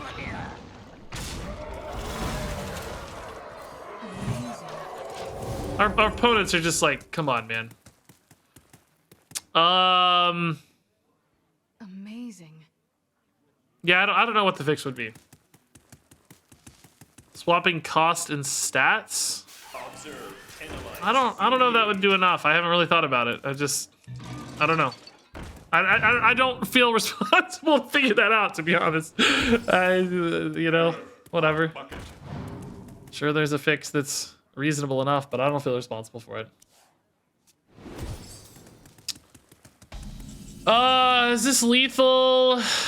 It's 24 plus 3 is only 27. It's actually not lethal. That's kind of cool, at least. I think we just kind of shut this stuff down though and go face, right? He doesn't concede, I'll concede. Flyer, don't concede, man. I'll concede. I mean, he's not going to answer this, right? Like, we know we've won. It's stupid. I'm just going to concede for it. I don't want to steal the win before. So insane.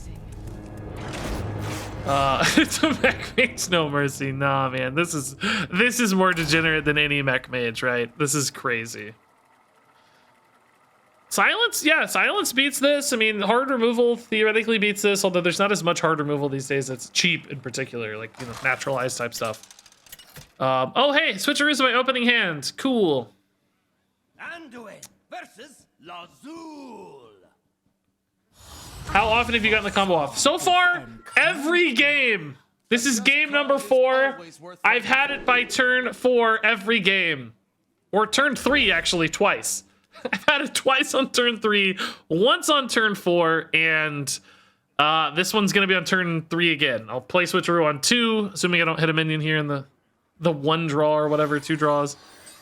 So far, we're 100% though.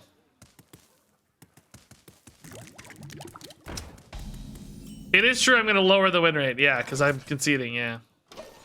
Okay, they have silences. I thought this was a warlock the whole time, by the way. They have silences. They might be able to handle this, guys. There may be justice in the world after all. Didn't hit the minions. GG, I guess. Job's done. I even hit this. Probably, but... Draw the minions and distribute their stats? That's kind of an elegant fix. It might still make these too big, though, right? Because it would still be Like, you wouldn't be taking much off, right? Oh, I guess you would, because you'd be like 6-6 and 6-6. Yeah, that might be a decent change, honestly. I think we hit these, right? It's just worth the hitting. Hey, look, a turn 3, 24-24. The 4th game in a row. By the way, we haven't played any pirates, but I'm over this deck. This is my last game. Oh! Oh! A counter! Yes! I'm so proud of them. I think we split these stats out then here, right? Just to be sure that I have 2 threats again, right?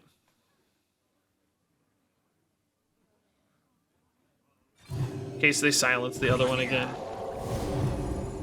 I mean, honestly, if you think about it, this is almost as degenerate. Like, they actually had an answer, and I'm still just hitting them for 20 again.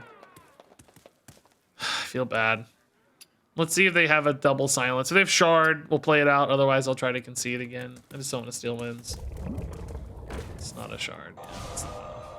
Can they maybe kill this one? Doesn't even matter. They still have lethal. It's insane, dude. I mean, look how much damage I can do, too. I have Bless. I can hit for, like, who knows how much. Flash Heal, Bless, Shadow, Shadow. Or, I mean, not in that order. Flash Heal, Shadow, Shadow, Bless was, like, 20-20 or something, probably.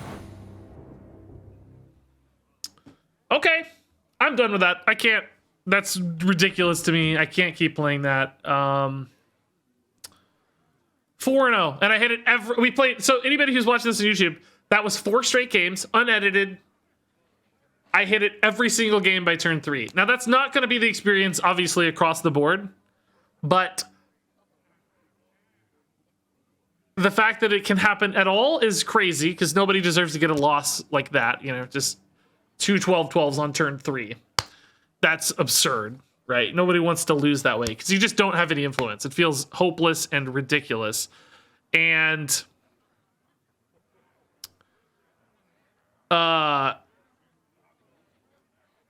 It's enough, right? 4 in a row. 4 is too many. So it just shouldn't ever happen. Like I said, it has a 49% win rate right now. That means you probably hit it about 50-50, because it seems like when you hit it, you can't really lose. And when you don't hit it, of course, you probably lose 99% of the games. So, yes, again, its win rate might land in like tier 3, and that might seem okay, but the play experience is miserable. You can't purely go by win rate data.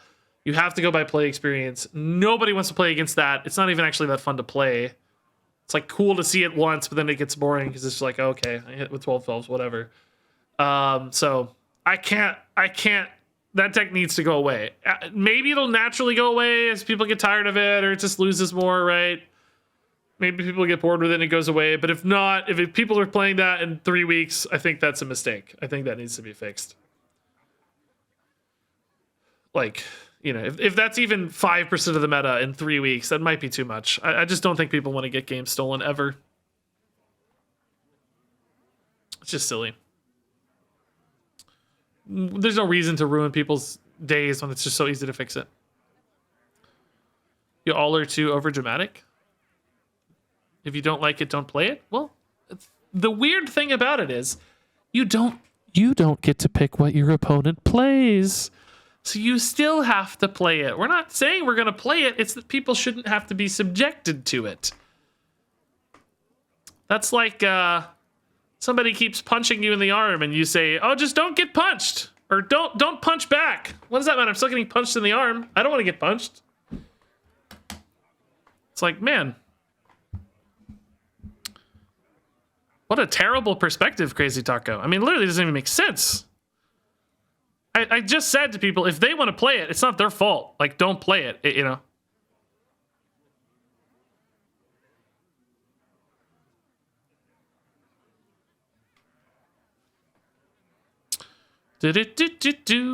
Crazy Taco, I can't. You're being silly and not actually communicating.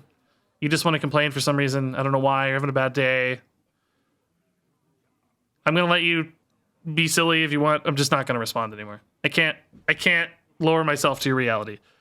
But you go off. You do you, man. Where can I find these Decklists? I don't know. I think I'm gonna burn it. I think I'm gonna burn it. Like, it just can't exist. Like, I don't know. I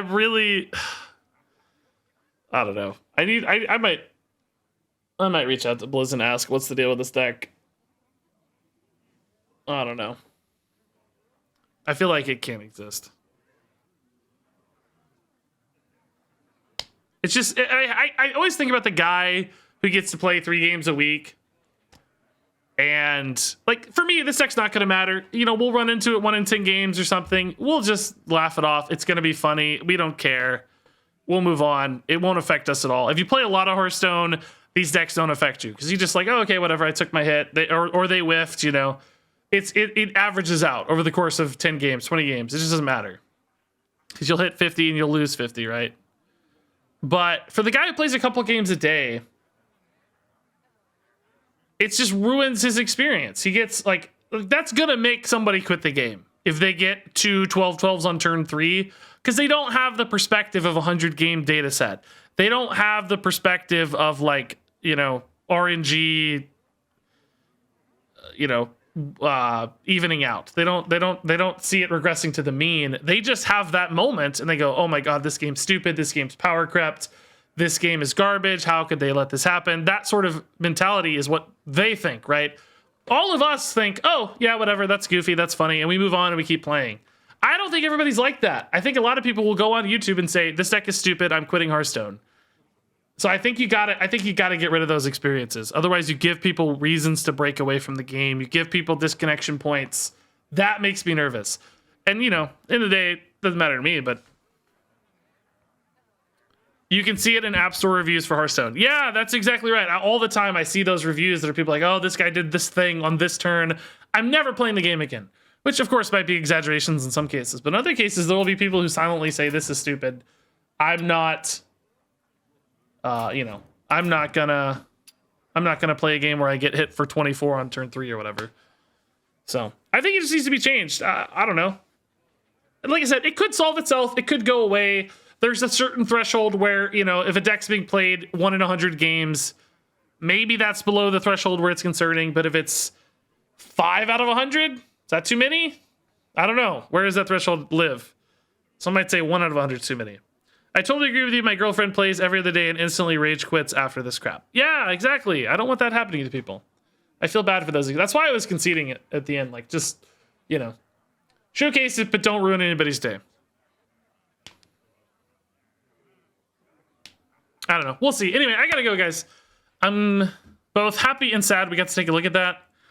I'm really tormented about whether to post it or not. There's there's this argument that, like, I can bring exposure to it. Maybe that'll get it changed, but at the same time, bringing exposure to it might make more unscrupulous people. Well, I don't even know. It's not even unscrupulous people. You're allowed to play it. There's no reason you shouldn't play it. It's not your fault that it's that way. If you have fun playing it, I can't ask you to stop that. That's your business. So maybe I don't feel that bad about it. It's not the player's fault. You know. Yeah, top posts on Reddit, yeah. I don't know, we'll see. Just gonna censor everything. I'm gonna post it and censor it, yeah. Well, I'll send a message to Blizz, see if there's any thoughts about it or whatever. That'll guide my decision a little bit. I'll probably end up posting it. Like, I posted the Pandaren importer OTK. It got nerfed the next day. So, you know, I don't know if I had any influence on that, obviously, right? I'm not that significant or anything. Who cares about me, really? But maybe there's some precedent that things can be changed if we, you know, squeaky wheel them enough, I guess. Anyway, I'm gonna go. I gotta run. I gotta go make videos. I gotta go do stuff. So let me drop a raid before I go. We'll be back tomorrow. More Hearthstone. I'll probably be starting a little later tomorrow. I think we had some stuff in the morning we got to do. So we'll be back tomorrow, but maybe a little later. More decks. Probably duels tomorrow for sure. I'll get a duels run in tomorrow. We've got enough decks right now. I got 4 or 5 decks queued up for videos. So duels tomorrow. More standard probably as well. Still a lot of decks I want to test and try and stuff. So yeah. Anyway, thanks for hanging out, everybody. Thanks for the subs and bits and follows. Thanks for entertaining me with you wouldn't download a car. This was supposed to be an anti-piracy video, but instead it's an anti-priest video. It morphed. I thought it was going to be an anti-pirate. Instead it's anti-priest, but whatever. All right. Love you all a ton. Thanks for watching. Good luck out there in the universe. I honestly, legitimately don't think you should feel too guilty for playing this deck. If it looks fun to you, if you want to get a win or two, have a highlight moment, I don't think you should feel bad. You didn't make the cards. It's fine. I don't think anybody should feel bad. There's no emotional shaming here. I just think it needs to be changed. But anyway, love you all a ton. Thanks for watching. Enjoy the raid. And until next time, game on.